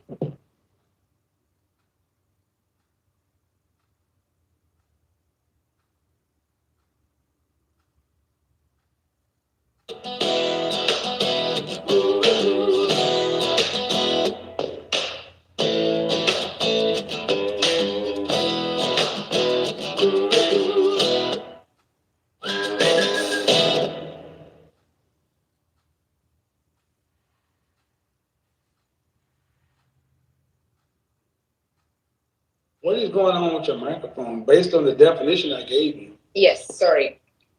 Because the way my phone is pulled. No, thrive, to grow vigorously, to flourish, to gain in wealth or possessions, to prosper, to progress towards and realize a goal despite the circumstances. Oh, yeah. Yes. I should say yes. My goal or met financially, yes. What do you do for a living? Yes. What do you do for a living? I'm a truck driver. You make more than 6 figures? Company, sorry? You make more than 6 figures? A year, yes. More than 200? 200 what? No. More than 150? 100, yes. With 4 kids? Yes, sir. If you were single, yes. Even if you had 1 kid, but 4 kids, better than most. See, what I'm trying to get us to understand is, I'm gonna move you to the side because I don't know you, but so many of our women have made survival thriving. This is why we have so many women calling themselves divas, bosses, and queens when you're just average. And it's like you're living life by yourself. I mean, if you own your own company or whatever, but you're doing it alone. And that may be okay for you because those are your adult choices. But what I'm asking is, what are your children's choices going to be? And it's about people. What are you teaching your children that the importance of relationship is? And I'm hearing that you're not saying anything. It's just work and get some money. Yes. Because I guess myself, I don't know either what it is, right? So you don't what? I guess because myself, I don't know the meaning either. Were your mother and father married? Sorry? Were your mother and father married? No. Well, where were you born? Where were you born? They divorced when I was a baby, few months. When you were about 10 years old, did you think you'd be an unmarried mother of 4? No, I never even thought about. No, I didn't. Did you expect to be married at some point? No, I wanted to be a nun. Well, you're damn sure not that. No, I didn't. So I got a hard question to ask. No problem, sir. Did you have your children all on purpose? No. Okay. Well, my suggestion would be that you stop just living. Okay. And you stop being, I don't want to say selfish, but a lot of times women, because there's nobody to check you. You're a god to your kids. Yes. There's no balance. But how are you equipping your sons and your daughters to go out into the world to interact with other people? Do you think life would be easier with a spouse?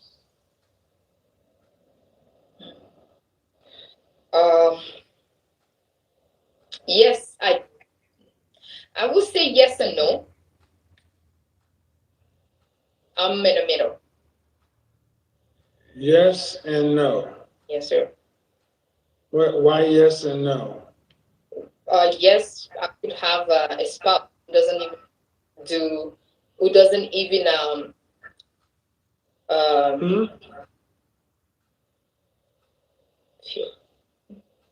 I guess.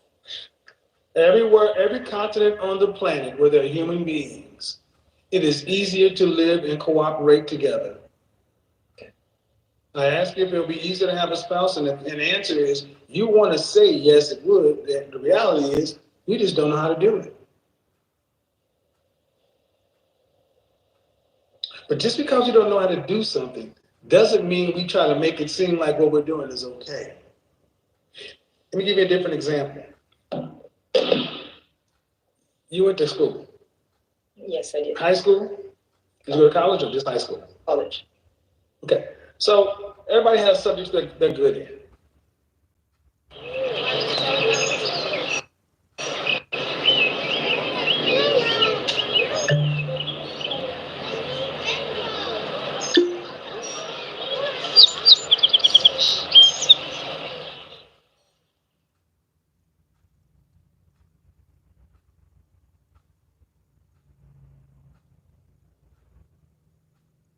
You should switch to 1-800-CONTACTS because It's super easy, so cheap.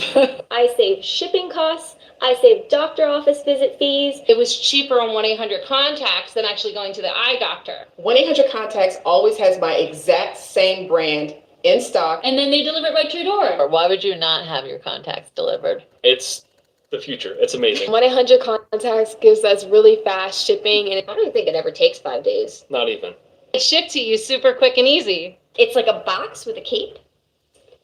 And it's free. I save at least over $200 per visit through 1-800-CONTACTS. My whole family, it's easily in the hundreds. With gas being what it is now, oh my gosh, I can't even begin to imagine how much we're saying. Hundreds and hundreds of dollars. Oh, I should have done it sooner. 1-800-CONTACTS.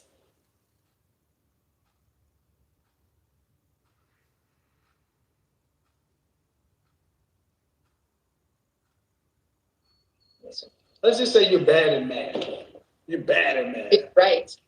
Okay, but would you ever, as an intelligent woman, go out into the world and say, math is stupid, math is dumb, you don't need math, just because you're bad at math? No, I wouldn't. Okay, that's what you're doing with relationships. Wow. Is a spouse would life be easier with the spouse? Well, I'm not good at relationships. Relationships, spouse is math for you. And you gotta be careful, you gotta be cognizant of the words that come out of your mouth, because it's not just about you anymore. You got kids. And they're gonna look, do you want your daughter to live like you live? No. No, sir. No. How old is your daughter? She's 15. Then what are you modeling for? What are you telling her? And then what are you modeling for her? Or are you so busy working, paying bills, that the kids are pretty much figuring it out on their own? No, I have time for that. I have time. Okay, so when I asked you about relationships, I was hoping to hear you tell me what you're putting into them. Well, to tell you the truth, I don't really talk about relationship like that. Most, we talk in general. Okay. What we talk about most is more about the Bible. Sorry, relationship, we're really kind of related with the Bible, kind of Jesus Christ love, church Christ. I'm sorry, ma'am, I was raised in the church. I've been baptized since I was 5, so you came to the right one with that. That's not a reason to not talk about relationships. Okay. I just don't raise the question, man. Okay. Do you talk about sex? Sex. Yes, we do, but I was really brief on that. Like brief?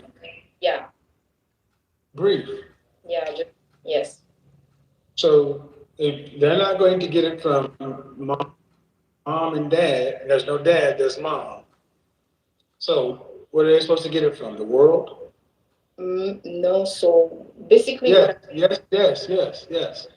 No, I wouldn't want that. But that's what you're doing. See, in the Bible Belt, we had a lot of people who thought like this: don't talk about it because you don't want to put it in their minds. I didn't do that with my daughter. I talked about this stuff. And I was shocked that even 9 years old, some of these stuff these girls are talking about. The important stuff is people. You're talking about a relationship with a God they can't see. But what do you tell them to do with the people they can see?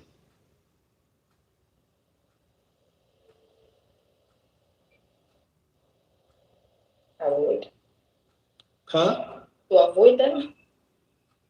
To avoid.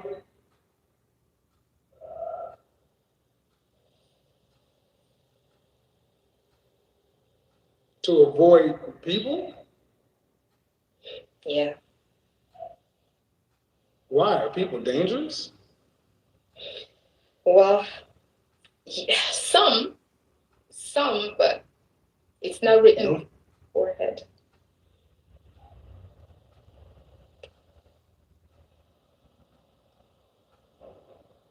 You're a person, are you dangerous?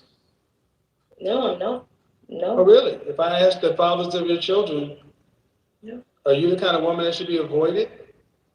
No, they will answer you. Definitely no. Okay, well, my point is, ma'am, we're all humans. Okay. How do you get around and avoid people?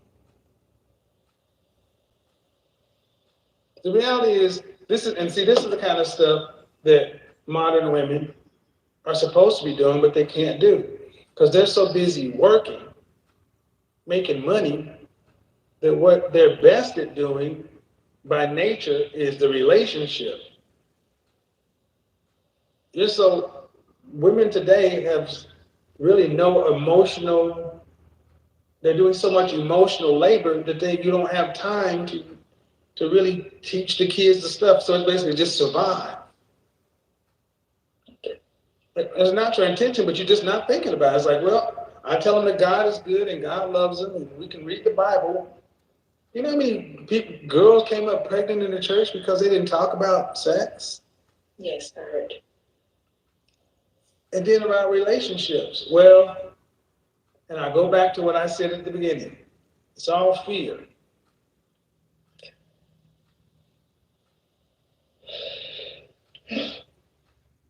You have an endless scope of freelancers at your fingertips to help you progress in whatever category you need. My business is entertainment and media. I'm looking for anything from content creation to video editing, special effects. And I found exactly what I was looking for on Fiverr. My personal experience in finding freelancers has blown me away. They have the best resources, the best people on the market that you could possibly need. So I don't see any reason why you wouldn't use Fiverr for anything that you need.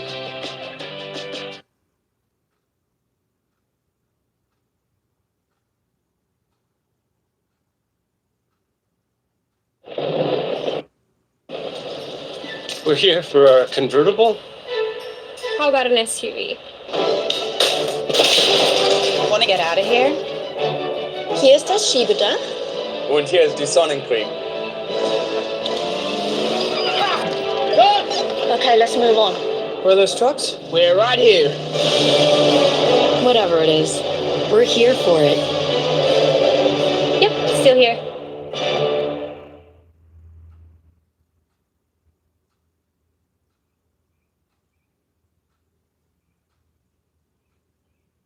Okay. So your children are being taught to think the relationships are fear.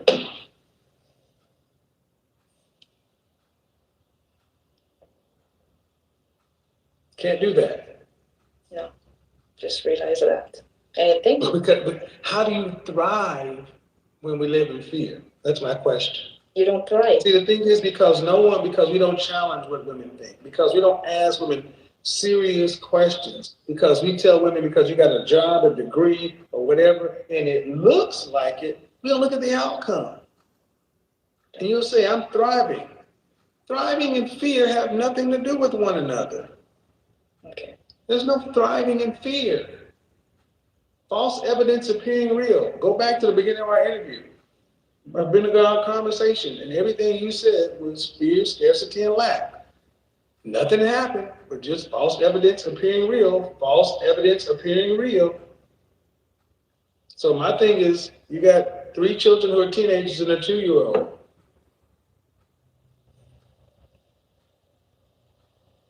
You need to equip them with something and talk to them about relationships, because you have 3 children who are of age to have babies. They're fertile.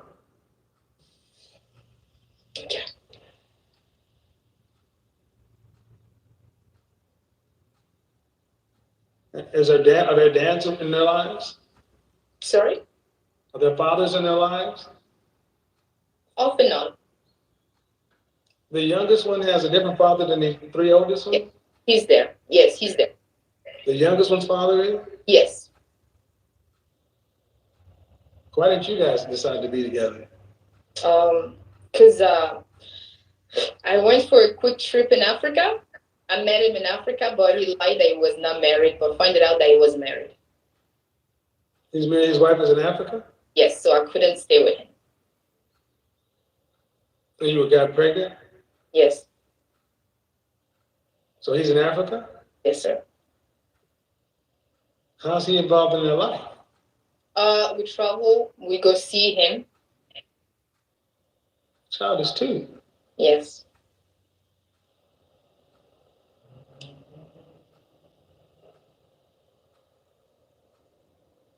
And phone calls. That doesn't make sense. You're in Canada, he's in Africa. He's not in your child's life. At 2. See, what I'm trying to get you to understand is you've been kind of on autopilot doing this, and you're just saying it's like as an adult, you could do that. But a kid can't. I'm going to call a pause right now. I think it would be a good idea for you to sit down with a family counselor. Okay. You and all your children, because there sounds to be like there's some life skills that did not get taught. You're 37, and whether he was married or lying or not, you were having unprotected sex. That's 100% on you. Yes, definitely. You should not be having another baby with a man who's over there. And even if he wasn't married, what was your plan going to be? Your kids are in Canada. What are you going to do, move them to Africa? Yes, that was my plan.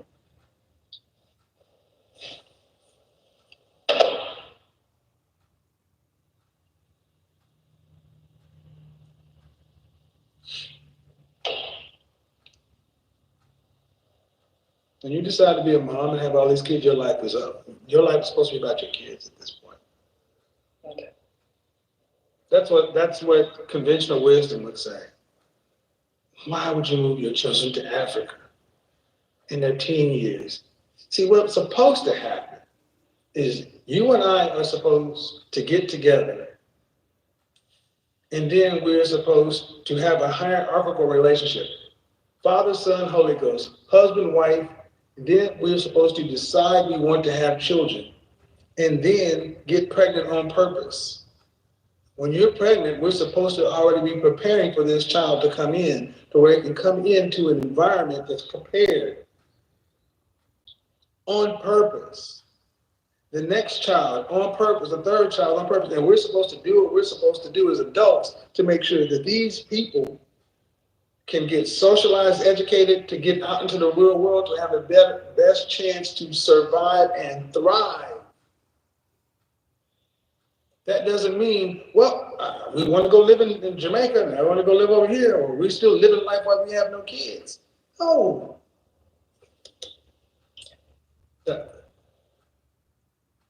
When it's time to start your business, it's time for Shopify. Get everything you need to go from launch to legendary.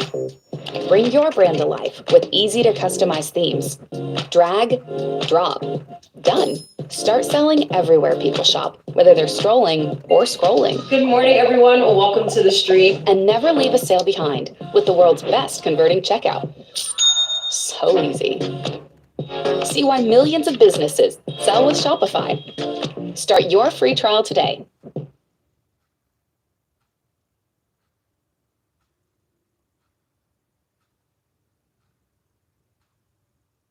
Can I tell you guys why we love Chewy so much? Not only is it a one-stop shop for all of Roni's food needs, but I can easily return any food at no cost, which is an absolute game changer because this girl is so picky. Roni loved this particular recipe until one morning she decided that she didn't, so I called the Chewy team who's available 24/7, and they recommended this topper, which she ended up loving. Thanks to Chewy, my baby is back to enjoying mealtime again, which makes this mama so happy. So make sure to shop Chewy for all your pet's food needs.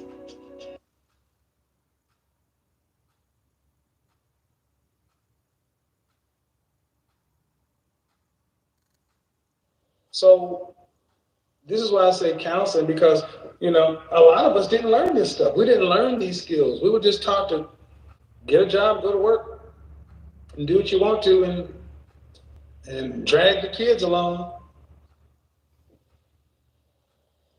But at least you sound like you at least have the means to start having conversations. Your 3 oldest children are already who they are, but y'all need to start communicating and talking, because you don't want your boys to go out and get some girl pregnant, and you don't want your girl to come back home pregnant. And then the 2-year-old, you gotta have a better plan. Have a good one, man. Bye-bye.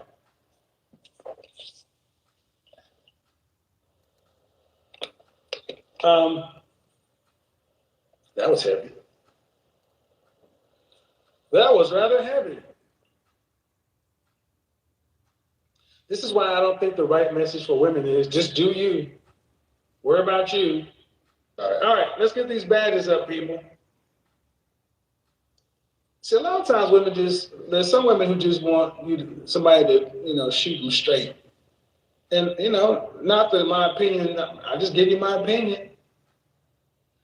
Life is about choices and trade-offs.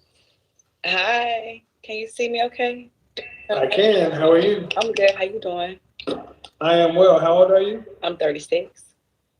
36. All right. So what's the right message for women today? So first of all, I want to say that I manifested this just now, because I was like, he's going to pick me next. So my message for women is to, first of all, build your confidence. Are you single? I'm single, yes. I'm single. How are you sitting in the dark? I'm sorry. Well, I'm not technically, but hold on. Manifest some damn light. I am the light. But anyway, so what I would say to women is the first off, build confidence, because confidence is attractive.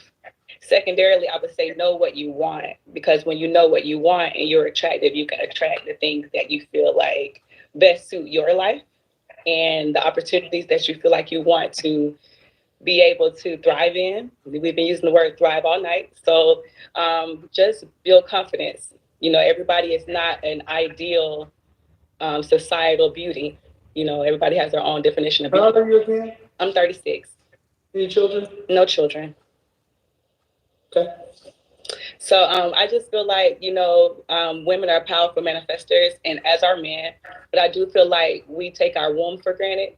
And no, I'm not trying to be funny, but I feel like because when you know yourself and you appreciate yourself, anything that you appreciate goes up in value. So when you appreciate yourself, then you're able to attract the things that you feel like you deserve. That's not true. That's not true. I'm sorry? That's not true. Anything that you appreciate goes up in value, the market has to appreciate it. So, but if the market never appreciates it, that doesn't mean the value isn't there. You could appreciate this. Mm-hmm. You ever go to a pawn shop? Yes. You ever take something that you value to a pawn shop? Yes. And in the pawn shop, it was worth $50. More than 50, but okay. But you get the point. And they resold it for more than they resold it for what it was actually worth. That's how that works. Don't do that. That will end very badly. We can have a conversation. We can. But don't do that. But what I need you to do is respect me. But no, what you don't need me to do a thing other than respect my platform. I'll let as you a speak. person. I'll let you speak. I'm an adult. But if you want to go there, I'm an adult. I'm with the smoke. I'm with the shit. Me if too. You want to go there. Me too. I'll make your ass famous. Keep it up, because I don't need to do this. So we don't have to be there. So why don't you just do this? Back up for a second. I just said the market. You can appreciate whatever you want to. You can value yourself whatever you want to. Mm-hmm. Women can call themselves 10s or whatever, but the market still decides. That's for you, that's for me. The market is the same for us all. That's why I use the pawn shop analogy. You can say this is important, but the market says what value it is. So can I ask you a question just to rephrase what I was saying? Because you cut me off before I finished what I was saying. Just because the pawn shop, You're gonna gotta be okay. with the me pawn shop. You gotta be okay with me cutting you off too. Okay. Cause I'm running the show. That's Okay, just that's cool. I'm a guest. The pawn shop. Go ahead. Okay, so the pawn shop may give you a certain number for it, but they're going to resell it at what the actual worth is. Typically, they're going to give you what you feel like. To whom? To whomever is the purchaser. To the market. Right, but they're still going to negotiate the value of that. Sell it to the market. Then if that's the case, why don't you sell it to the market for that price so you can get that value? Okay, you're right. Go ahead. I know. We went all the way around this world just to say. You're correct. You're correct. Confidence. You said confidence is attractive. Mm-hmm. Who says that? Confidence is attractive. Yeah, why do you think so many people like you? You're very confident. No, I see. You're very confident. See, hold on. See, I asked you a question, and it is rude to answer a question with a question. It's disingenuous. And I find that offensive. Okay. This is interesting. No, it's kind of getting off the rails, and it doesn't have to be. You said confidence is attractive, and I said, who says that? I believe that confidence is attractive. Okay. In relationship, who gets to decide what's attractive? The person that's in the relationship. No.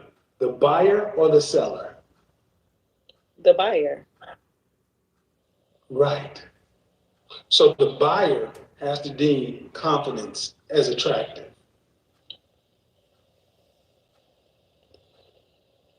Mr. Samuels, are you attracted to I'm asking. Excuse me, no. Are you attracted to No, insecure women? Do you like women that are not secure within themselves or confident?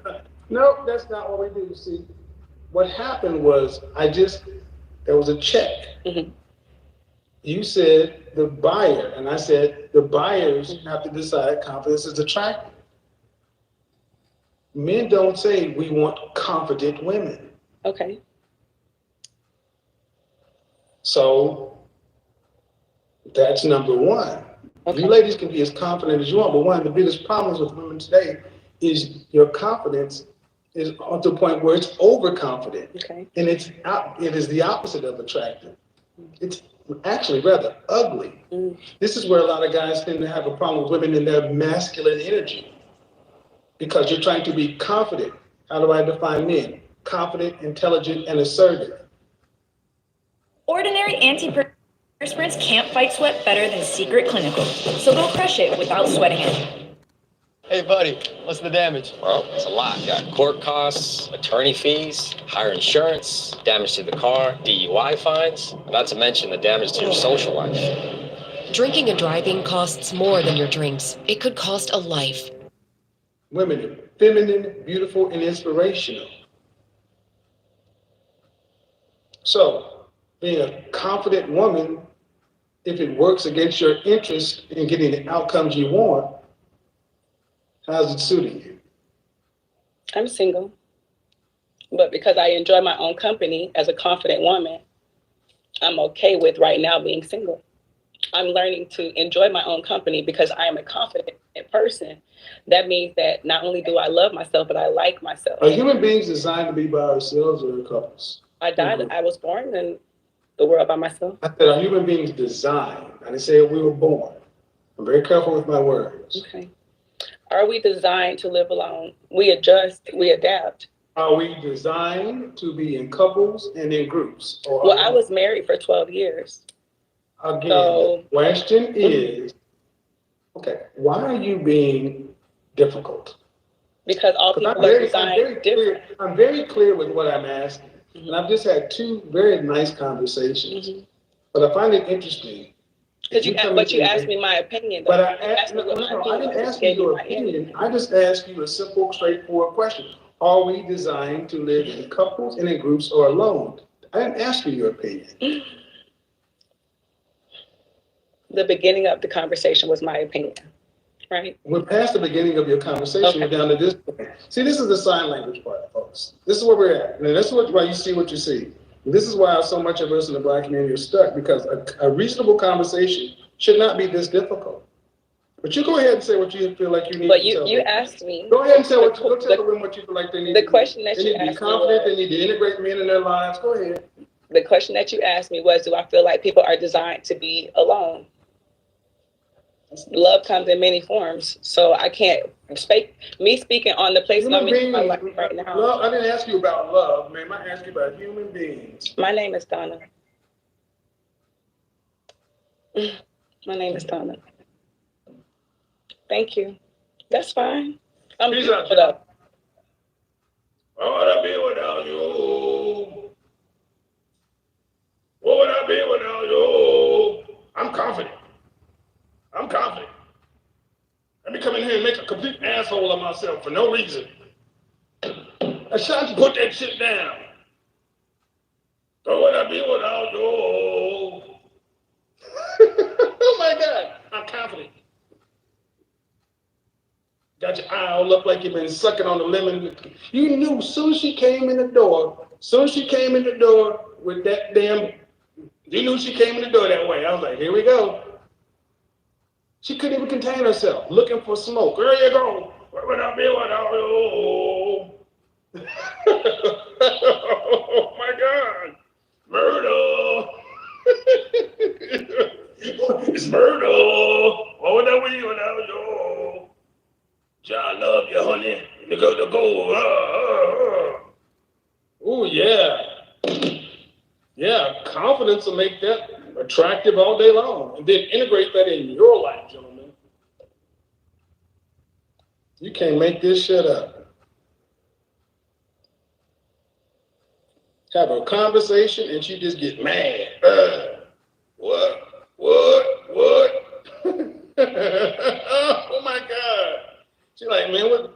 I told you you want to play with me? I play back with you. Go ahead. What would I be without you?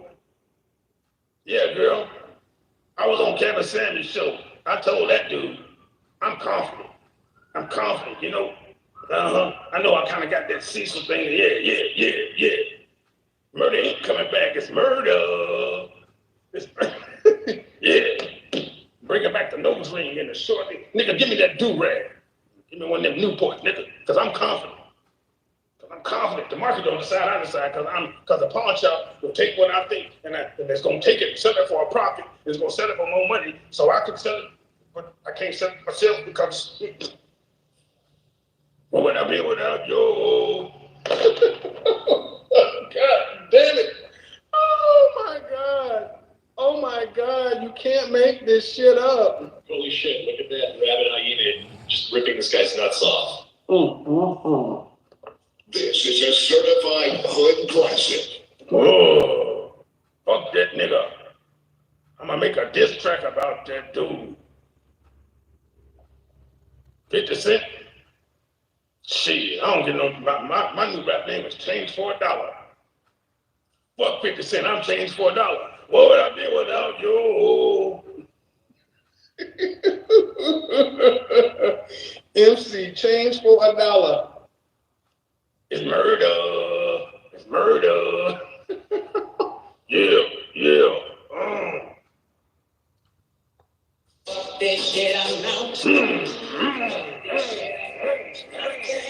Murder.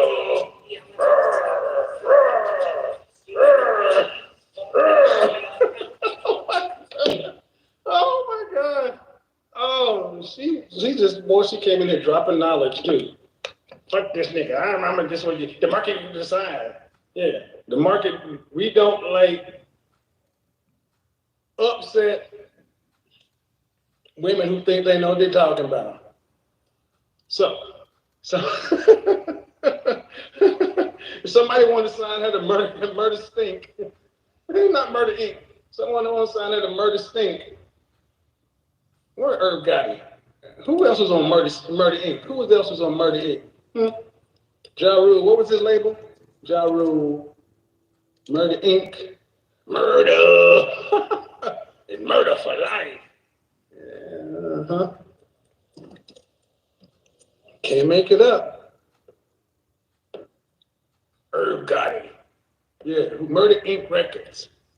Let's see, who we got? Oh my God. I'm gonna leave it alone. Charlie Baltimore.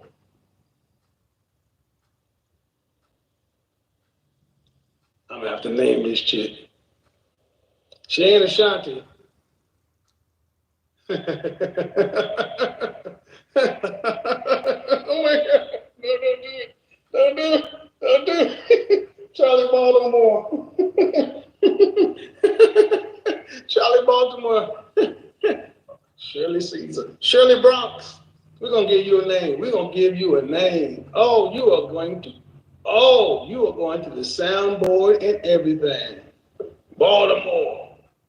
Gonna give you a Baltimore accent. What it do?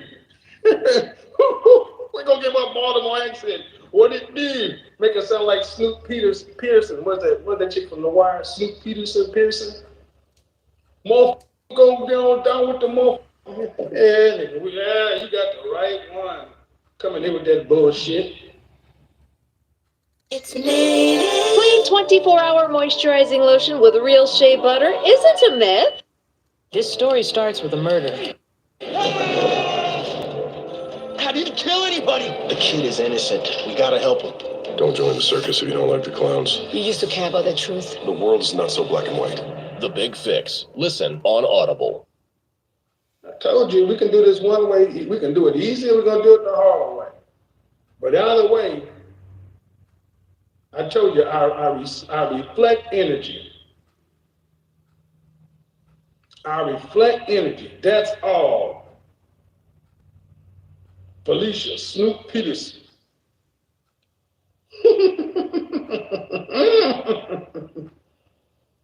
I want to hear some. I'm trying to find some of her best words.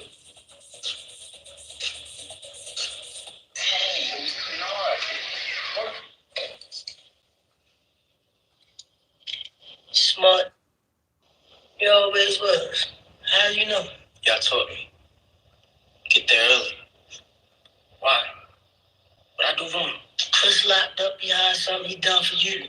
Dude. Downtown with the police. I ain't say a word. Yeah, that's what you say. But it's how you carry yourself.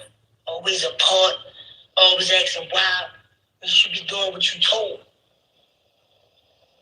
You was never one of us. You never could be.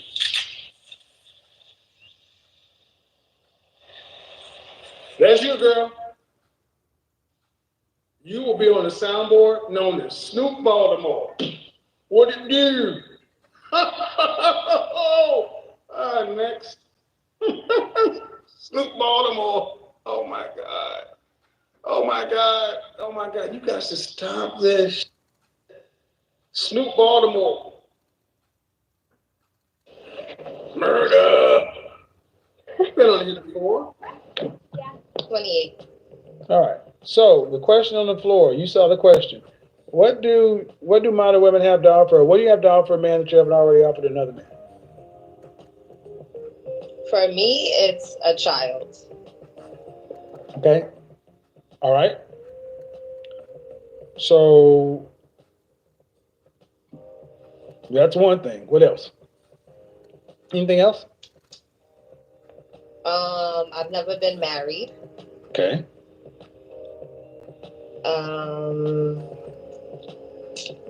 I would say those are like top two things that I feel are pretty high value that a man would, as long as he wants it, would see as valuable.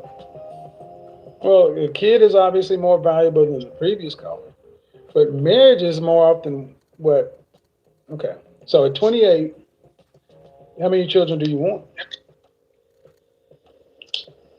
3. Did you go to college? I did. Did you graduate? I did. I always ask this question. Do you want to have to work to pay significant bills after you're pregnant with your first child? No. I would like to take the first year off. And you do that with all your kids? Say again? Do that with all three of your children? Take the first year off? I haven't thought about that, but I would more than likely. If I Okay. enjoyed the experience of the first child, more than likely. Would you want to stair step your kids like 1, 3, 5? Yeah, I would want. Because you're 28, so you're gonna kind of have to get to it. Mm-hmm. So arguably, if you do that, man, that's like being off. You just said for the first year. So after the third child reaches 12 months, you put it in daycare and go back to work. No, I mean, I would rely on family support. I do want to be able to have some type of independence when it comes to doing things that I also love. I don't just want to be a mom, but I do want motherhood to be a very big part of what I am. Okay, you say you want to have family support, meaning what? Take your children to a family member? Yeah, like grandparents. So you want your grandparent, your grandmother, or you want the grandparents to be the daycare while you go out and do your independent thing? I don't want to be a stay-at-home wife, so I feel no, I'm just working through what you said, man. I'm just working through what you said. After 12 months, last one's 12 months old. I said you take them to daycare. You said I would like to rely on family. That means they go to family, grandmother. And then while they're at grandmother's house, what are you doing? I'm working. I'm handling business. I'm taking care of my business. What's your degree in? Doing hobbies. What's your degree in? Criminal justice, but I'm in finance. What do you do in finance? I'm a payroll manager. Payroll manager. How long you had that position? 5 years. What state are you in? New York. New York City? Yes. Okay, so it's 238% of the cost of living. Do you make in excess of $90,000 a year? Not at the moment. I make very close to it. Right. But so and why I say 90, so for anybody else, that would be about $45,000 a year in Atlanta, Dallas, because it can sound like a lot of money until you realize a 600 square foot apartment in Brooklyn is $3,000. Very so. How much would you pay your family, your grandmother, to take care of your kids? I haven't thought about that, but So I feel like we could work on something reasonable. Market rate? Would you be willing to pay what you have to pay the market? Yeah, give or take. Yeah, I would say give or take. I feel like No, not give or take, man. I mean, it's either market or not. See, if it's give or take, it's take, and it's taken in your benefit. Yeah. Okay. How much is infant child? How much is infant care? How much is infant care weekly? Don't give me the line. I don't have kids. So just guess. What do you think? I would say on average weekly, maybe no less than $1,000 a week. For one child? $1,200. Say again? For one child, right? Yeah. All right. So let's use your number. $1,000 a week, but you have 3 kids. So 1, 3, 5. You have 2 kids in care. So that'd be $2,000 a week. Let's just say $1,500 a week. That's $6,000 a month. That's $6,000 a month. That's $72,000 a year, and you don't even make $90,000 a year. Why are you working if you got to spend that much money to your grandmother? You ladies don't think about the math. I didn't think about that part. I haven't thought about the honestly. But what you do, but let me finish my example. Let me finish my example. You don't think about the math because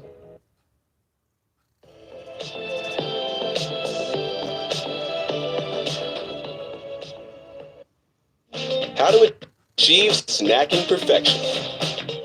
Take sweet, introduce salty, and you create new Rice Krispies Treats Bliss. Textbook snacking perfection. What it is you guys value these goddamn jobs more than the most important job, being a mother. You want to be independent, making your own money. So your grandmother or somebody else who should be living her golden years got to raise your children. So you can go out here and work at some corporation to pay for somebody else to raise your kids. And then when it goes awry, you start blaming the system. Yes, you make valid points. Now that you broke down the math, it does not make sense to essentially pay my salary and childcare. No, that's However, I do feel like being a woman, only one aspect of being a woman is being a mom. But I would still like to be able to do things that I'm passionate about. So such as, I would such as. I'm very much so into yoga. I love to travel. How old are you Yeah, again? I have How old are you? How old are you? I'm 28. I have a tax Young lady, let me business, say something to you. I need you to listen. I need you to listen. I don't know where in the hell y'all got off thinking that y'all's life is supposed to be better. Travel is for people with real money. You don't have it. Unless you're talking about listen, ma'am. Unless you're talking about traveling to Philadelphia, you don't have that kind of money to be traveling. So to travel the way most people talk about travel is somebody has to fund it. It comes out of the family nest egg. Okay. I've been able to go to Colombia, Kenya. Like, I feel as if you proper planning, you'll be able to travel. You're a single woman and you can do, yeah, okay. You can, a single woman, you can do that. Well, how much student loan debt do you have? 0. Okay. Colombia, South Africa, as a single woman, yes. Where are you? How are you going to be able to do that with the, see, what you're listening to, folks, is women who don't know their place. Women who are wanting to go take their children and let somebody else raise them. And then you just want, these kids are pets. Listen, man, because who's going to raise, how are you going to take your kids to Colombia, South Africa, and all this other kind of stuff? Have you ever even babysit? I need you not to overtalk me. I don't know. Have you kept a kid for longer than a week? Have you kept anybody's child for longer than a week? No. Then you have no idea what you're talking about. And I'm going to go ahead and level set you real quick. I'm going to level set you real quick. Ma'am, yes, as a single woman, you can go to these places. But just like I said at the beginning of the show, it's not about you. You get married for something bigger than you. You don't even want to do the number one job and raise your kids. You want somebody else to raise them so you can have some independence. Then buy a dog. That's not a wife. That's not a mother. So according to your standards, not according to my standards, Mom. It's not according to my standards. Your grandmother is raising your kids so you can go work in finance or the criminal justice degree. It's not my standard. I'm only saying your standard because we're having this dialogue, and I'm only hearing from your perspective on it at this current moment. I'm not saying that men don't agree with you. However, I'm just saying that according to you, marriage, once you lock into marriage as a woman, you're supposed to be a housewife or just lock into. What's the purpose of marriage? What's the purpose of marriage? What's the purpose of marriage? For me, the purpose of marriage is partnership, unifying worlds, and basically essentially helping each other to grow and. Ma'am, excuse me. Hold on. I didn't ask you this earlier, but are you a Christian or no? No, I'm spiritual, but I don't Okay. So claim a religion. around the world, the purpose of marriage is a woman to be a man's helpmeet. Everywhere else in the world where they have family, a wife's job is to be her husband's helpmeet. What you're talking about is some last 60-year womanist, feminist gibberish that doesn't work. Partners, all this other kind of stuff. Ma'am, at the end of the day, you'd be marrying somebody. You get pregnant and have the baby, but the responsibility of raising that child would be offloaded to somebody else that you would pay. That person, while you're at work doing whatever, is grooming your child.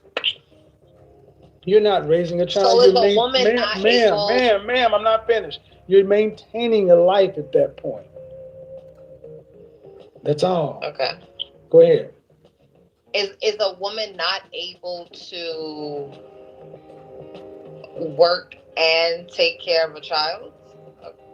Do you feel What as do you if mean? it's either What do you or? mean? A woman is not able. A married woman?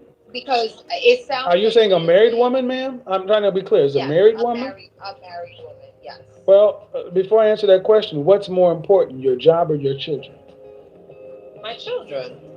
Then everything you've described, I want the audience to list. I want you guys to write down in the comment section, what has she described as more important to this point?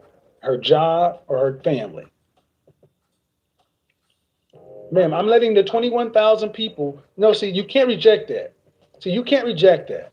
You need to just be, well, you have to wait. I didn't say, I'm going to tell you how I'm experiencing it. I want you to understand how men and women are hearing this. Everything you've talked about has been about this new wave mother stuff. It's like, I want to be independent and I want to travel and this and that. Nope. That ain't about family. That's about you. I'll definitely want to travel with my family. Uh-huh. That's possible. I've seen it in real life. I'm Yep. pretty sure people can attest Sure, to yes, that. it's possible. It's possible, but I'm also going to ask you this too. It's possible. And with how many children you say you want? 3? 2 or 3? Correct. Uh-huh. How much money is your husband going to have to make in order to support a family of 3 in New York City? So where you can travel out of the country. Probably over, definitely in the high 300,000 and over. Mm-hmm. Definitely in the high 200, no. Definitely in the high 2 or 300s, So he's going to have to, another one of these men who's going to have to be in the top 1%, top 3%. How tall are you? 5'2". Dress size? 4. How much did you weigh last time you weighed yourself? 150, but you're not a dress size 4. Not a dress size 4. It's a lot. It's not a dress size 4. I'm not. Okay, all right, okay, that's fine. That's okay. You're dress size 4. You're dress size 4. That don't matter. You're fine, ma'am. Next question. On a scale from 1, on a scale, no. You're 150. No. God damn it, I said no. I said next question. On a scale from 1 to 10, on a scale from 1 to 10, you can't use 7. Where would you rank yourself? Fresh face out of the shower, your natural hair. Okay, that's how I look right now. So I'm asking you, what would you rank yourself on a scale from 1 to 10, fresh face out of the shower? Where would you rank yourself? Can't use 7. Fresh face out the shower? I'm an 8. I'm an 8. If I can't use 7, I'm an 8. I'm not gonna go low. I'm gonna go You're high. 6. I see myself going high. You're 6. You're cute. I'm not a 6. You're 6 every day, ma'am. You're 6 every day and twice on Sunday. 5'2", 150 pounds, ma'am. You're cute. You think 150 pounds is... You're cute. You're cute. And you're cute. I'll give you cute. But if you're 150 pounds or 5'2", you're a bit of a dress size 8, 6'8". And here we get right down to the man who's making the kind of money you're talking about has a lot of options. That's what it really gets down to. It don't matter what you think, man. Did you hear what I said? The man you're talking about, $200,000+ has a lot of options. Do you not understand that? Do you not agree with that? I understand that. So if he has a lot of options, what men who want families don't pick are women who are a 6. Whether you like it or not, you're not an 8, 9, or 10. An 8 puts you right at Beyonce's level or higher, and that's not you. I'm not saying you're unattractive. I just said you're cute. Ma'am, I'm moving on. Bottom line is, men don't pick women who, these men tend to want legacy. They're not looking for someone who's looking for a partner. They're looking for a wife to raise their children, to pass their culture, their beliefs on. Listen, ma'am, listen. Oh, Jesus. Women like this believe being a mother means giving birth. That is not what being a mother means. The things that we remember about our mothers and our grandmothers is they did more than gave birth to us. They raised us. Your grandmother, my grandmother was a nurturer. Her family was primary. We traveled, but no damn way would she put her travel up before her family. And the work, you're not supposed to want to give your kids over to anybody else. You're supposed to want to have your kids at home. You're supposed to want to have a lower standard of life, smaller home to keep your children and your family where it's important, so you input into them. Women like you, modern women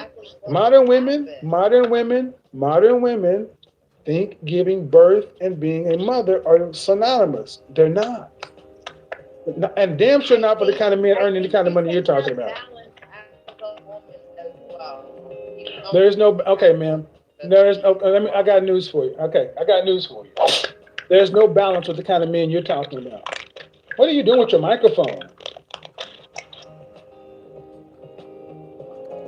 There is no balance for the kind of, again, understand, guys, this woman wants a man making $250,000 or more. There ain't no fucking balance with that.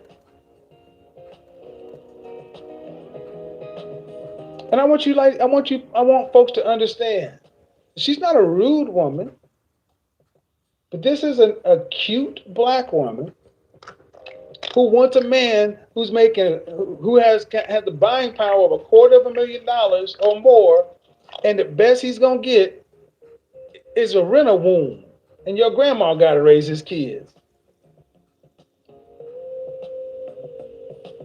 Men don't want that, ma'am. Still searching for the one? Olay Super Cream with SPF. The power of 5 in 1 super cream. To hydrate, smooth, brighten, firm, and protect. Skin just drinks it in to boost cells for more resilient skin. It's Super Cream. Only Olay. Sweeter, bolder drinks are hitting the menu at Wawa. Cravings made easy. Gotta have a Wawa. All right. Anyway, I gotta go get some new sound for the soundboard. It's murder. Oh my God. I can't believe that shit just happened. Anyway, okay, guys, it's almost 1 o'clock. I gotta get out of here. Get ready to head to Miami. Shout out to Snoop Baltimore. Oh man, somebody send her a lifetime supply of Murray's wave cap and one of the wave brushes to keep her tight. And send her one of them wall detailers to make sure she can get that. I mean, it was tight though, man. You know, flip out earrings for your nose.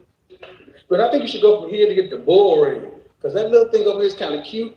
With your energy, you should go full on bull ring, just to go with it, just I mean, Snoop Baltimore, you need to the whole bull ring. It's murder.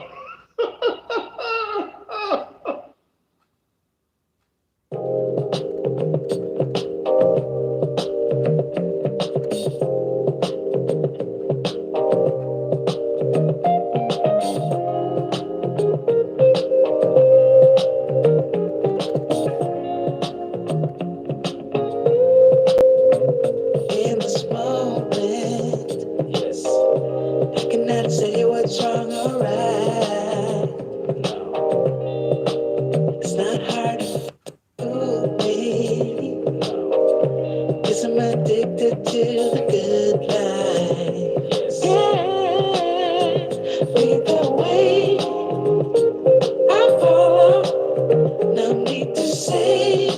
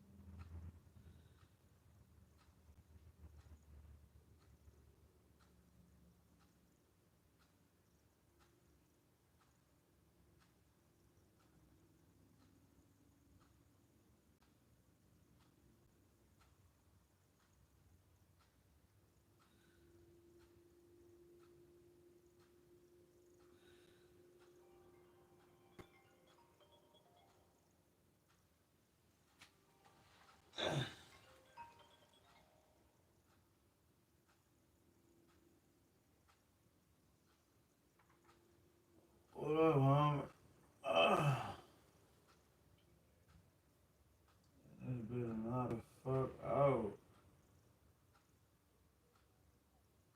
Nah, nigga just done up off and on, fucking with the YouTube jump.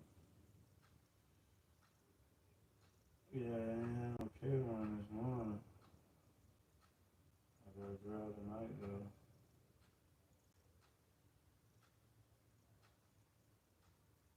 I need my money. Nah, what time is it?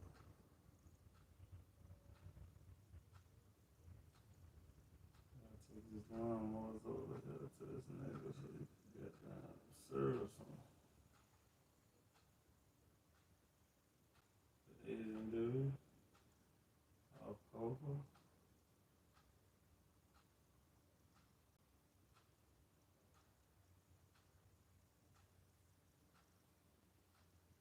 Where's that?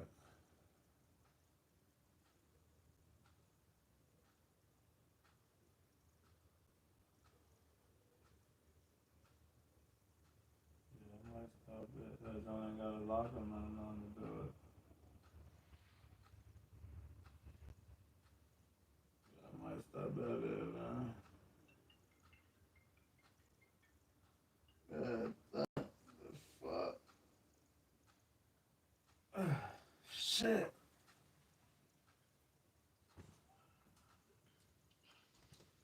Man, damn. Hold on, I'm still alive. How that this weekend?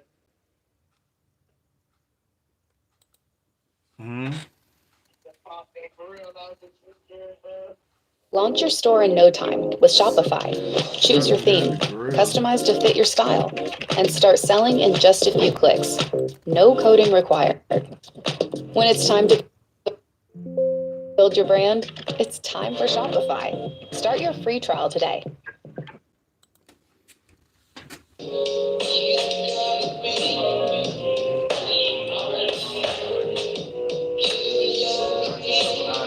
What's going on? What's going on?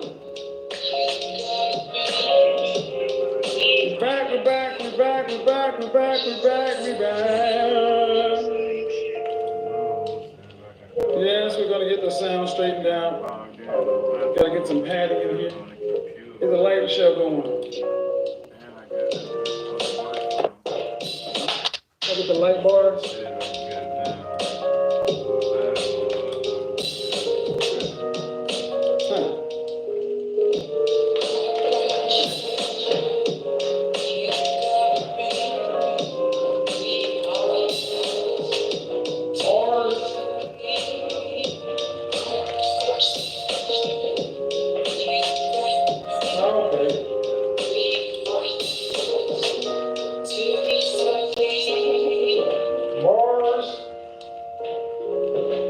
Something to drink. How we doing, everybody?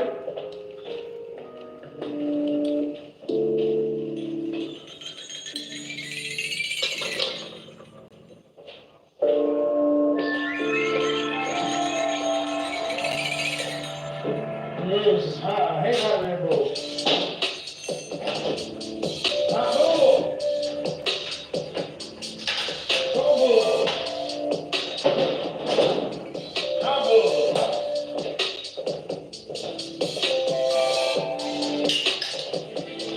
Is there any hope left? Any hope left?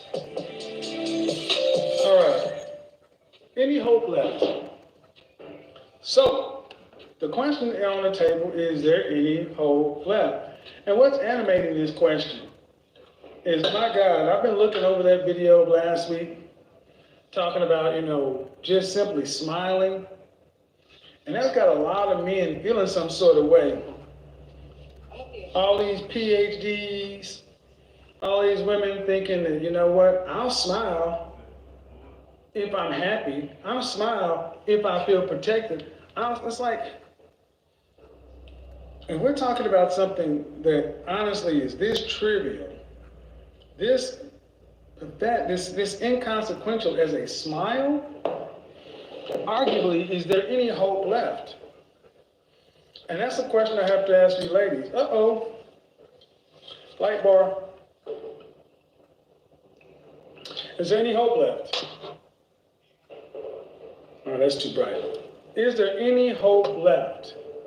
And instead of just monologuing, I'm going to start doing things. I'm going to start doing something called middle ground. Well, we see if we can come to a middle ground. Meaning, I want to talk to the women who disagree with me vehemently. But let's see if we can come to a middle ground, if at all possible, because, lady, as far as men are concerned, the men are over here on the island. You're on the wrong side. You're on the wrong side, and in order to get this thing right, women are going to have to move to the men. But here's the one thing. What's it going to take for you to move? Some hope. Some hope. And I will say it again, I think many women, I think you want it all. You want it all, and I think it's unrealistic. I think you want it all. I think many women want it all, knowing the good damn well that they don't bring it all to the table. So, question tonight on the table. Is there any hope left? Is there any hope left? And number one, number two, do you deserve it all? Do you deserve it all? Women only. So you guys can start requesting me. Come to a middle ground. Let's see if we can have a conversation.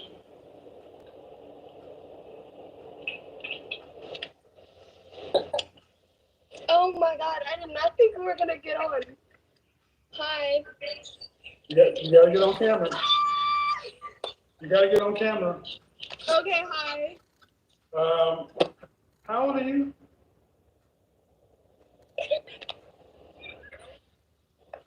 Hi, I'm 22. Oh my God, I did not think we were gonna get on. Okay, you gotta get, okay, here's the thing. If you guys click request, you need to be ready, okay? You gotta be ready. I'm not taking this as a game. I'm taking this as something seriously that needs to be talked about. So yes, young lady, if y'all gonna click request, just be ready.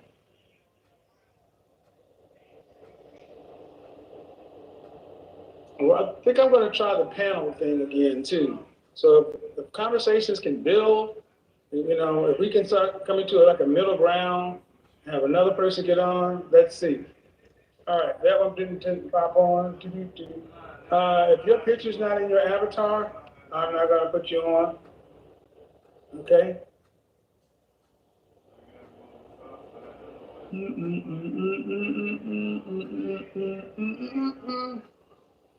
Let's do it. They don't believe how toxic this is. If you're still using a plastic or wooden cutting board, you need to hear this. I never post stuff like this, but I had to share. I cook almost every day, so we've gone through our fair share of cutting boards. For years, we used plastic until I read about microplastics ending up in your food. One study even linked them to cancer. So we switched to wood, thinking it was safer. Until one morning, my husband took a bite of toast and said it tasted like raw chicken.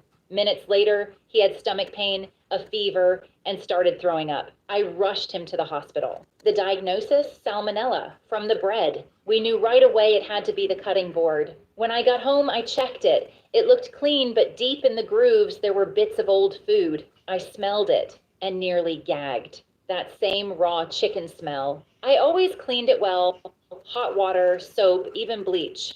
But I found out wood cutting boards absorb juices like a sponge, trapping bacteria like E. coli and salmonella deep inside, where bleach can't even reach. I felt sick. I threw it out on the spot.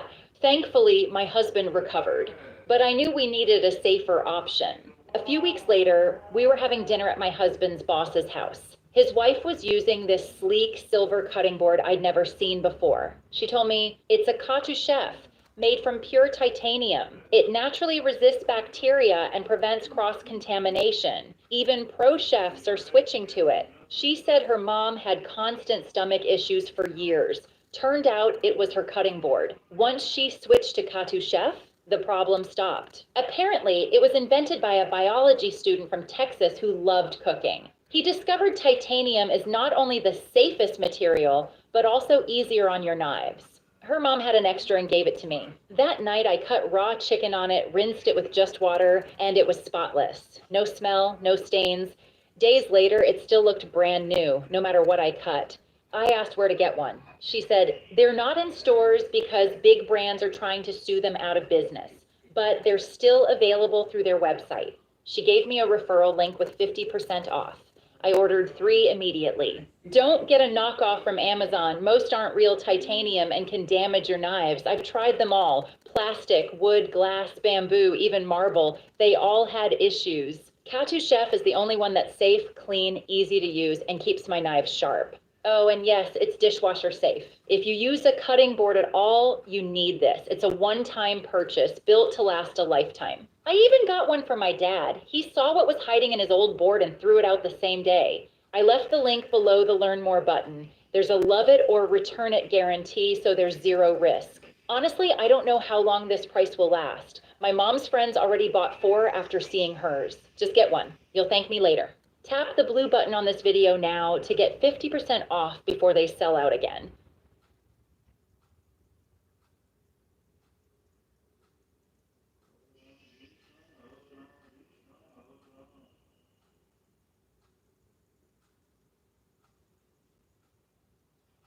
When lives depend on physical strength and mental sharpness, blood flow matters. That's why firefighters rely on Vinia, the red grape circulation superfood for better blood flow. I've been taking Vinia for 6 months. It helps with blood flow. I can tell a huge boost. We all love that. Vinia enters your bloodstream in 20 minutes and lasts up to 12 hours. Vinia significantly increases the dilation of arteries and delivers oxygen and essential nutrients to your brain and heart to give you the sustained physical energy and mental alertness you want. We want you to try our Vinia superfood capsules, coffees, and teas, risk-free for 90 days. Act now and learn how to get your first month free. We'll include free shipping too. If you don't feel more physical energy and more mental alertness, we'll refund every penny and even cover the return postage. No questions asked. Plus, if you're a first responder, doctor, nurse, active military, or veteran, we want to thank you for your service by giving you a 20% discount on Vinia for life.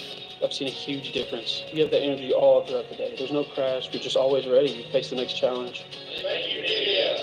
Power your blood flow with Vinia coffees, capsules, and teas. Learn how to get your first month free.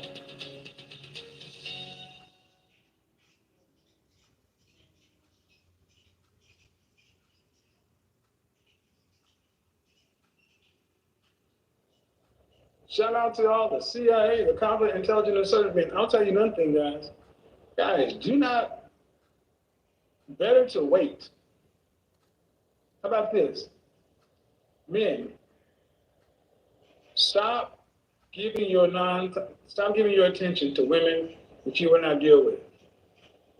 Meaning, just by kicking it, talking to women, if you wouldn't date her, don't talk to her. Ladies, also, get all the men out of your phone that you're not seriously dating. Women have too many men's attention. You split too many places. Women aren't feeling the pain and the pain means the required amount of thirst to get them to do something different. As you watched the video today where I said, I want women who want high value men to feel uncomfortable. You should feel uncomfortable. You should understand that the kind of caliber of man you want requires you to get your butt up and work every day. You should not get comfortable. And how else do you explain, hello? Hello. How are you?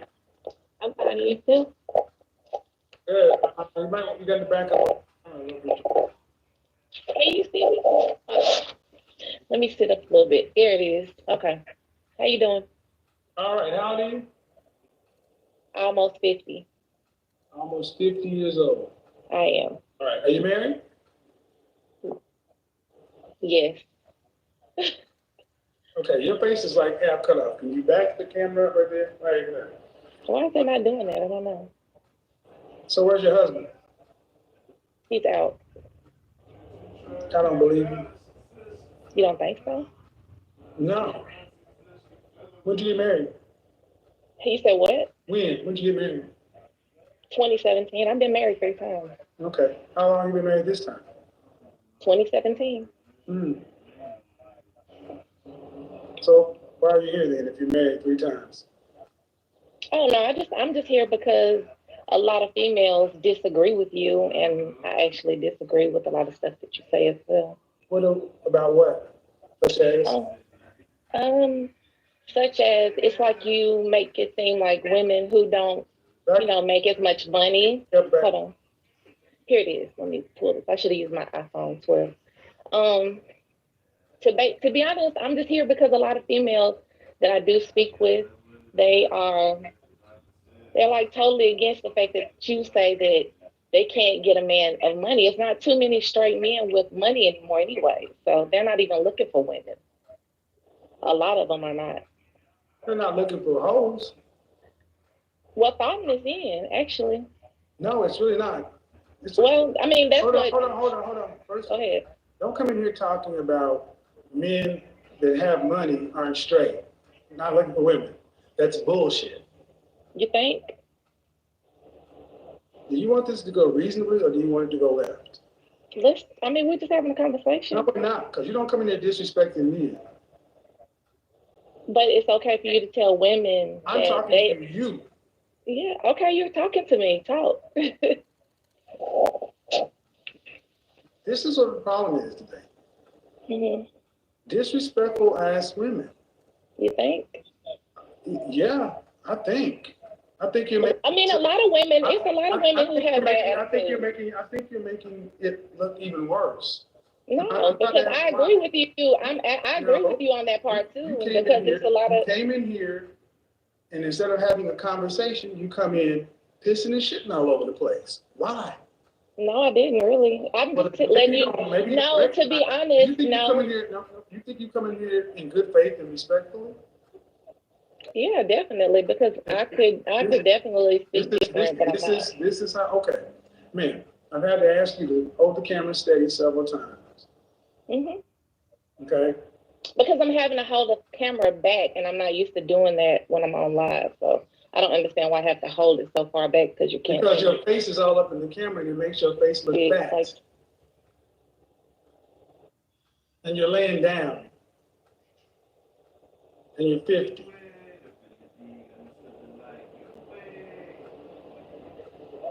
Are you saying something? Because it's okay. What did you say? What do you disagree with? A lot of women disagree with you. I'm just telling you what they feel like. I'm asking you what you disagree with. With Chewy, get their mealtime match delivered fast. Max loves kibble. Milo loves what Max loves. But Max's allergies call for limited ingredients. Milo's just happy it's lamb. For low prices, for life with pets, there's Chewy.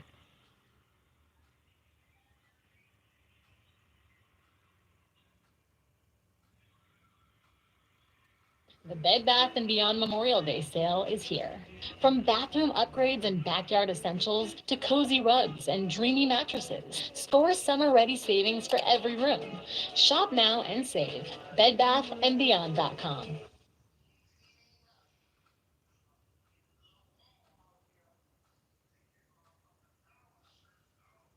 Oh, I disagree with the fact that you think that women, because they don't make enough money, they can't get certain men and stuff like that. Yeah, I do disagree with that. When did I ever say that? You said it to several women, actually. No, you're actually 100% wrong. Okay. That's not true, but anyway. This woman is actually trying to say that I've told women that if you don't make a certain amount of money, you can't have a certain amount of men. Everybody who's ever watched my content, put hearts up to let this woman know how fucking wrong she is. Okay. Because I tell you, men don't care about your money. Right. Oh no. It's not the money, it's the way they look. That's it. It's not the money, it's the way they look. Okay, yeah, because a lot of men who do have money, Look they're at all not the concerned hearts. with that. And what do you mean the way they look? Yeah. I mean, everybody following the bandwagon. Of course, they're gonna get more. No. See, that's what y'all like to see.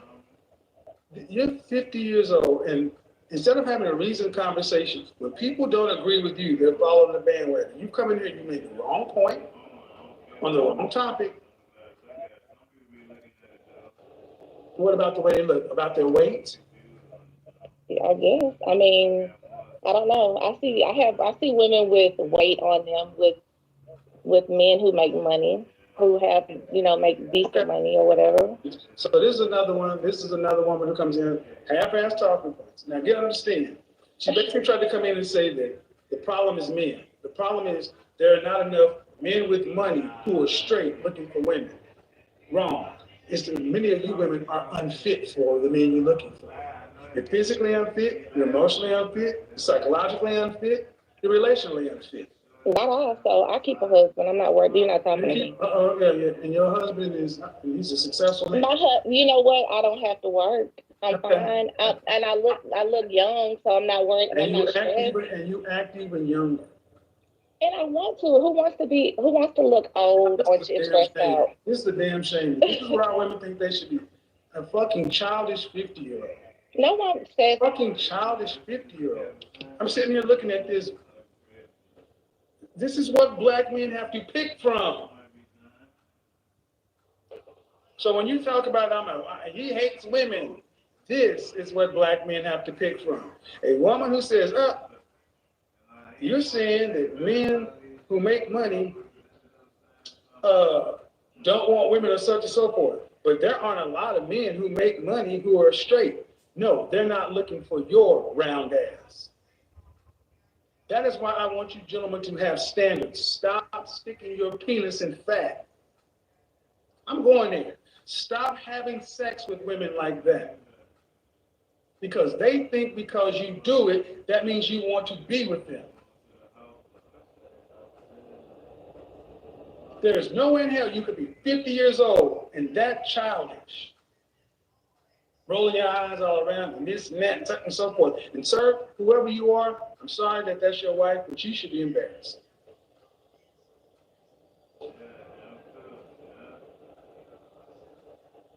Damn.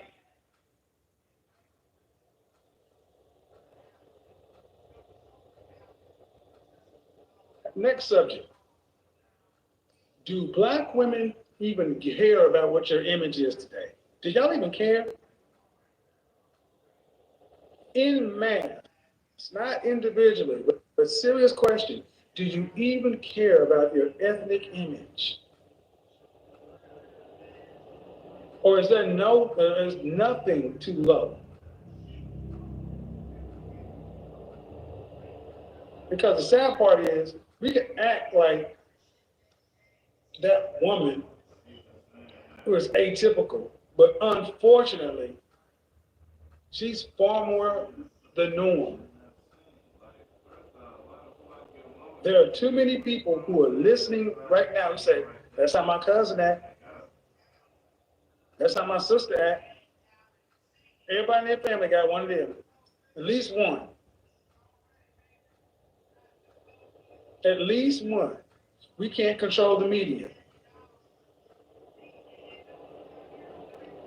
Come on, Joy, let's talk about it. You can't control the media. Bullshit. You have the media apparatus.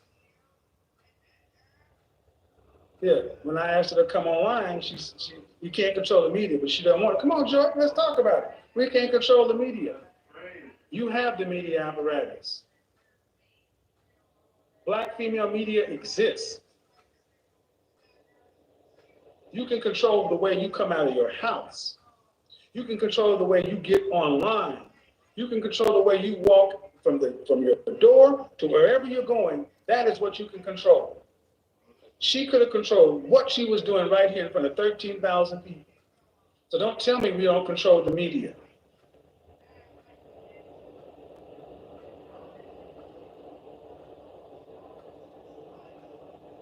The question is, do you even give a damn anymore? Or has it gotten to the point to where, yeah, married 3 times, right? Her husband gone, ain't no, that woman wasn't married.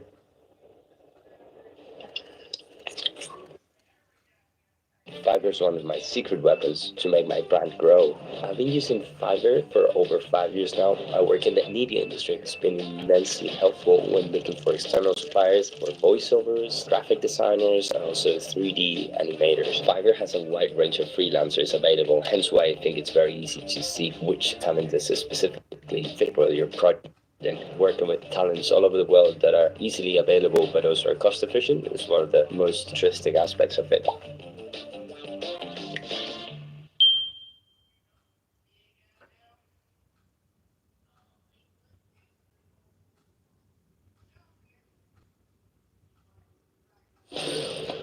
Right now, I am in first gear.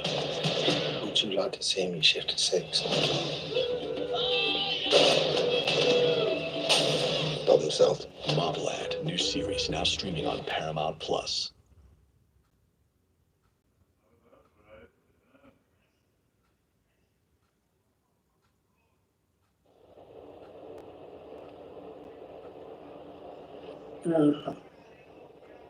See, accountability is like kryptonite to modern women.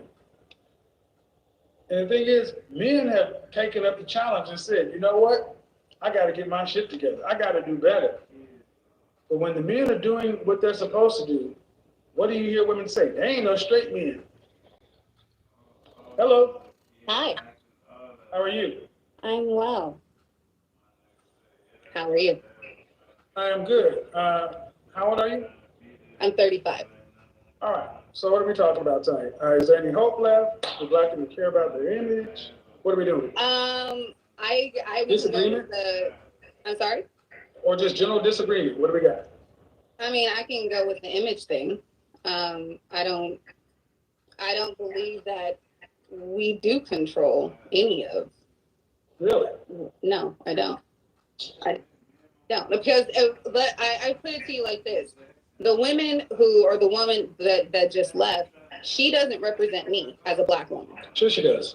No, she doesn't. How does she represent? She has nothing to do with me. I don't know anyone like her. Excuse me. Mm-hmm. Because there's something called an ethnic image, and that's what it is. She is a microcosm of everything. If I told you 5'6" and knows martial arts, you wouldn't think an African. You would think Chinese. There's an ethnic image, and the ethnic image of a Black woman is the sapphire, the Nell Carter, the give me a break, the short, fat, sassy, strong, independent. That's the ethnic image. And the part that you say you don't control the media, well, what is Ebony, Essence, Madame Noir, Grapevine, Fox? Black women don't own any of those things. Oh, excuse me. But who's running them? Who owns them and who runs them? Who's sitting up? Okay, No. See, what you're going to try to do is play the ownership game. Who is sitting in the chairs on these programs? It's white executives who make the decision. It's like kryptonite. I'm sorry? Accountability is like kryptonite. I have no problem taking accountability for anything that I do. I can speak for myself. Well, the thing is, we're not just speaking about you, because if you speak about you, you can deflect for anything. I said Black female image, not you. But you brought up accountability. And I'm not discrediting or taking away anything from what we do and what we perpetuate, but it's also the image that we are shown that we have no control. No, it's not shown. Okay. It's programmed. Sandra Rhimes. Why do we have? She wrote Scandal. A Black she woman. wrote Scandal, but it had to get clear. No.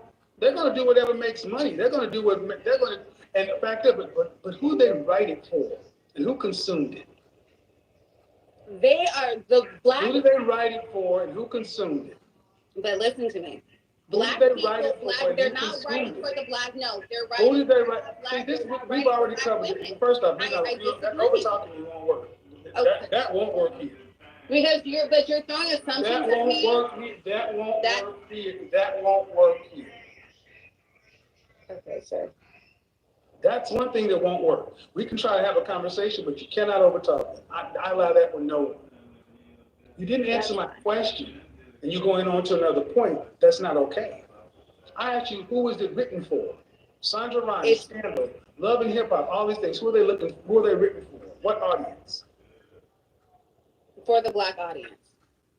Thank you. Okay.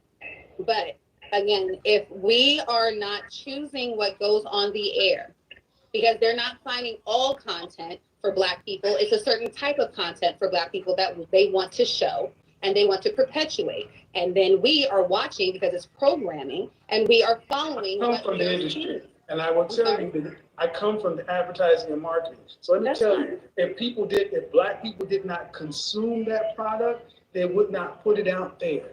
There's a market for it. But it's all No. That's my response. Because see, I come from the sales world, and I also come from the advertising and marketing world. See, the bottom line is this: at 5 years old? Is that what you said? 35? Yeah. There was a movie called The Hollywood Shuffle, written by, who was it written by? Not Tommy Davidson. The guy that wrote 5 Heartbeats, Robert Townsend.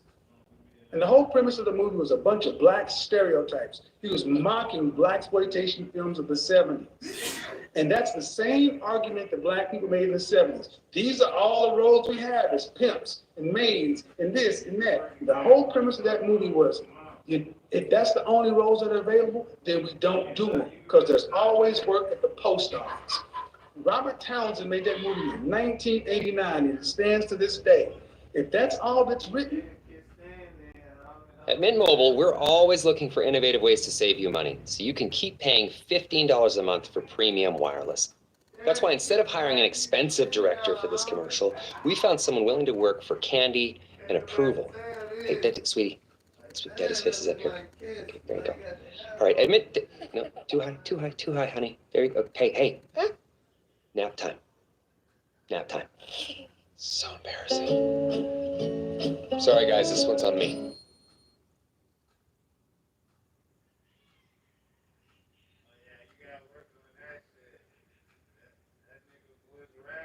As I'm in the midst of applying for residency right now, wish me luck, Grammarly has again been a lifesaver with my application and helping me write my personal statement and CV. Grammarly is your digital writing assistant. It's an all-in-one tool that improves your productivity, triple checks your work, and saves you time when working on multiple assignments. Even the free features are incredible. You can set your own writing goals, track your word counts, and even find new words to replace your overused ones using the synonym feature. I personally love using Grammarly.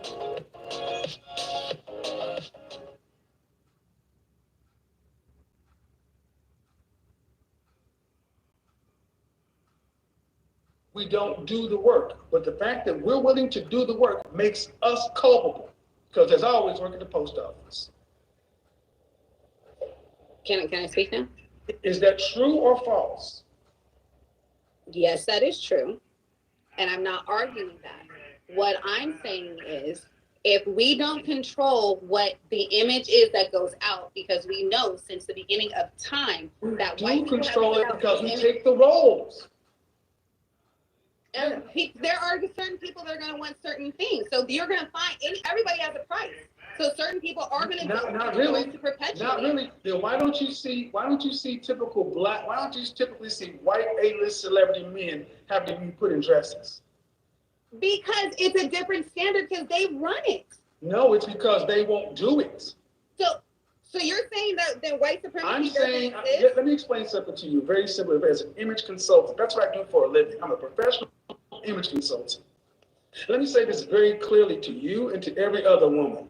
How you leave your house is media.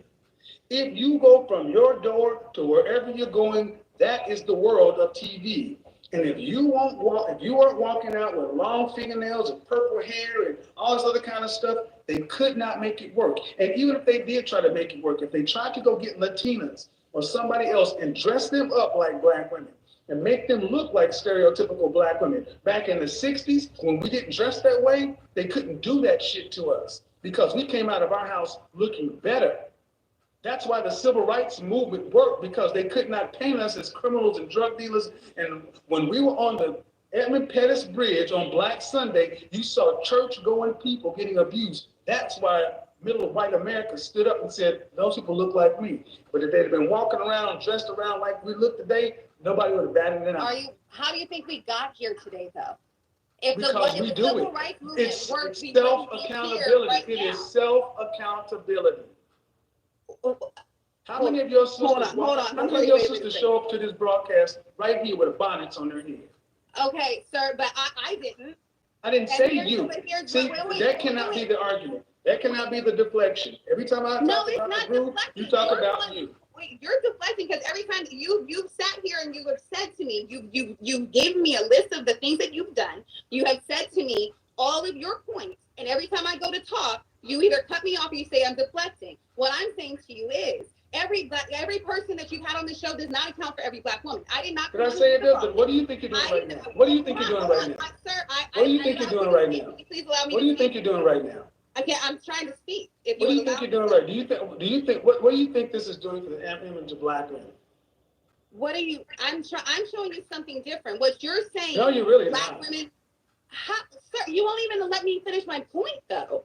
I can. You're saying we're having a conversation. You gave me your talking points. I allowed you to speak. You said I was over talking you. I shut up and I allowed you to talk. Now I'm trying to say my points to counter what you were saying, and you're not allowing me to talk because you're talking over me. So I'm asking if you can give me the same respect that I just gave you, sir. That would be much appreciated.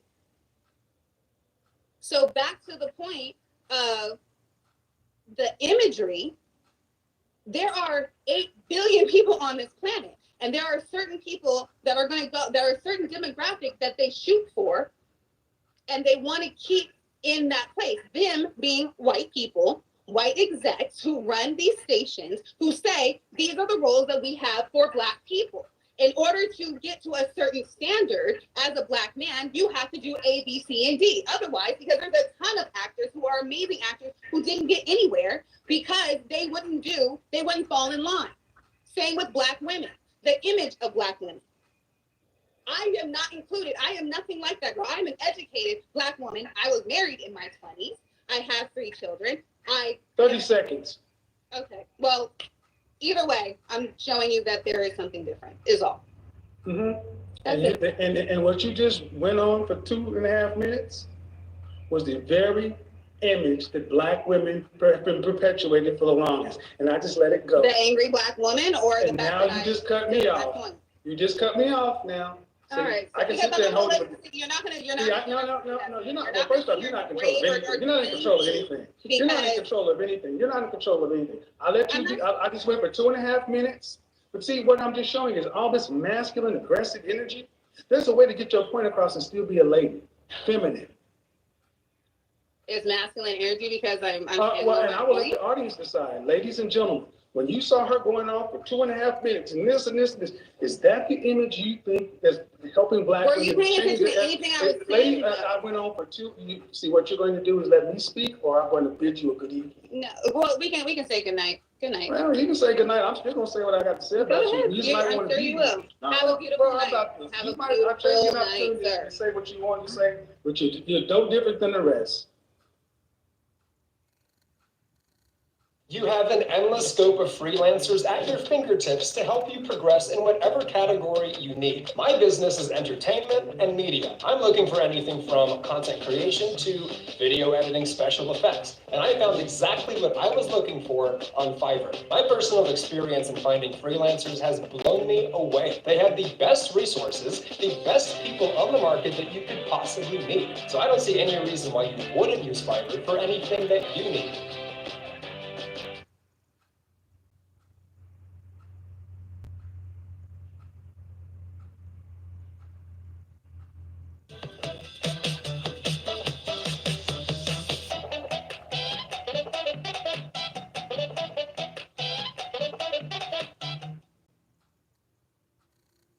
And that's the point.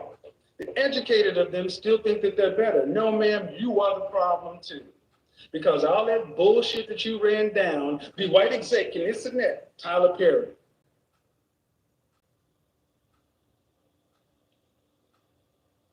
Tyler Perry built a $1 billion film industry, still on tropes about black people. Spike Lee didn't have to play the tropes, he played against the tropes. See, accountability is like kryptonite. And I'm not like these women. Oh, yes, you are. There is no other group of women that identifies with what you just saw other than African-American women. Click, click, click, click, click, click, click, click, click, and I just let her go. Because see, what she thought she was doing when she was checking me, I'm just sitting there reeling her in. I'm like, I'll let you go. And I'll let you keep digging and digging and digging. And when it got right down to it, she ran out of steam because there was all emotion, no logic, no accountability. It ain't our fault. It is our fault. Don't take the roles. Asian people stopped taking the roles of coolies and all that stuff, and they started making their own films or rejecting the films with the notion that there's always somebody that will do it. It's still our responsibility. This is why men should be in control, because all that emotion gets nothing. So thank you for proving the point even more.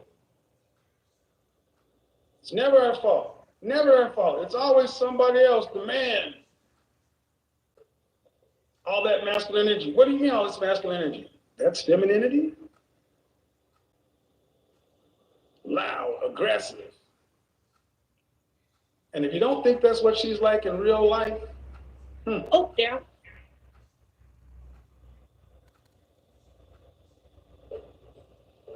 You can't make this shit up, people. You can't make this shit up. You over talking me and this and that. See, only black women more than any other group of women, they will fight you for control. And don't even realize that being pushed. Remember I made a video about a year and a half ago. You want to see if a black woman, a woman is really feminine? Bark at her and see what happens. And I took my video camera out and I showed me just barking at somebody. And the funny thing is, there's a woman backing her to a car. And I said, damn, you was gonna back in there like that? What you mean? And this one was all about this tall and this big. The first thing she wanted to do is jump up like she could whoop my ass. Their first instinct is to fight. Who does not think that miseducated with the pink fingernails and the smoker's lips was just, you think you're not the same part and parcel? She does not speak for you. Y'all are one and the same. The ethnic image, loud, aggressive, can't listen to nobody. Who are you helping?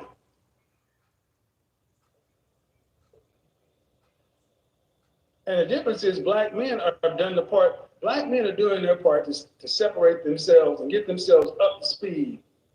Where are the women who are going to push back against this image? Because I don't like it. Where are the women that are going to do their part to push back against this image? Because yes, the image of the loud, masculine, aggressive, sapphire black woman is the image.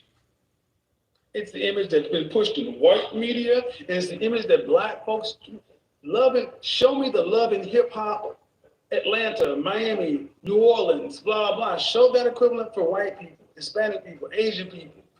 The whole time she was clutching pearls, looking for a fight, not a conversation. That's what I'm saying. So what do you say? So anger in a woman refines ghetto? You mean defines ghetto? No, anger. Anger is not a province for women. Why are you so angry about something? If you say it's not your image, if you say that's not your image, then coming onto a stream and being angry and argumentative, confrontational, and masculine is not the way to disprove that point.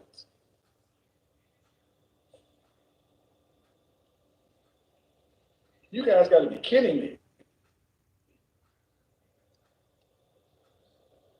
Then you get upset when somebody calls you, when somebody just says, hey, is this what it is? Well, our image is controlled by the white man. Shit. I will tell you right now, ask a black man. Before they ever get to a TV, they got to deal with that first one or the second one they saw. Hi, Kevin. How are you?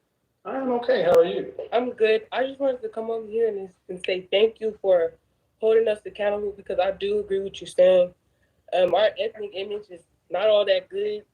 And I just want to say thank you, because I am 18 and I'm just using all your information to, better myself and hold myself accountable as well. Well, I'll say this. I will say this, that the greater massive ethnic image is too much to handle. You can control your individual image every day, and that's all you can do. But imagine what would happen if every 18-year-old Black woman chose to carry themselves with class, sophistication, dignity, wherever they chose to go. Even if they wanted to paint you as something other than, people would see that those two things don't match. Yeah. That's all I'm asking. Yes. Thanks, young lady. Thank you. That's all we got. I mean, people, we know how to do this. Ordinary antiperspirants can't fight sweat better than Secret Clinical, so go crush it without sweating it. Sweeter, bolder drinks are hitting the menu at Wawa. Cravings made easy. Gotta have a Wawa. Your grandma did not look like this. My grandmother didn't wear pants. That's what I'm saying.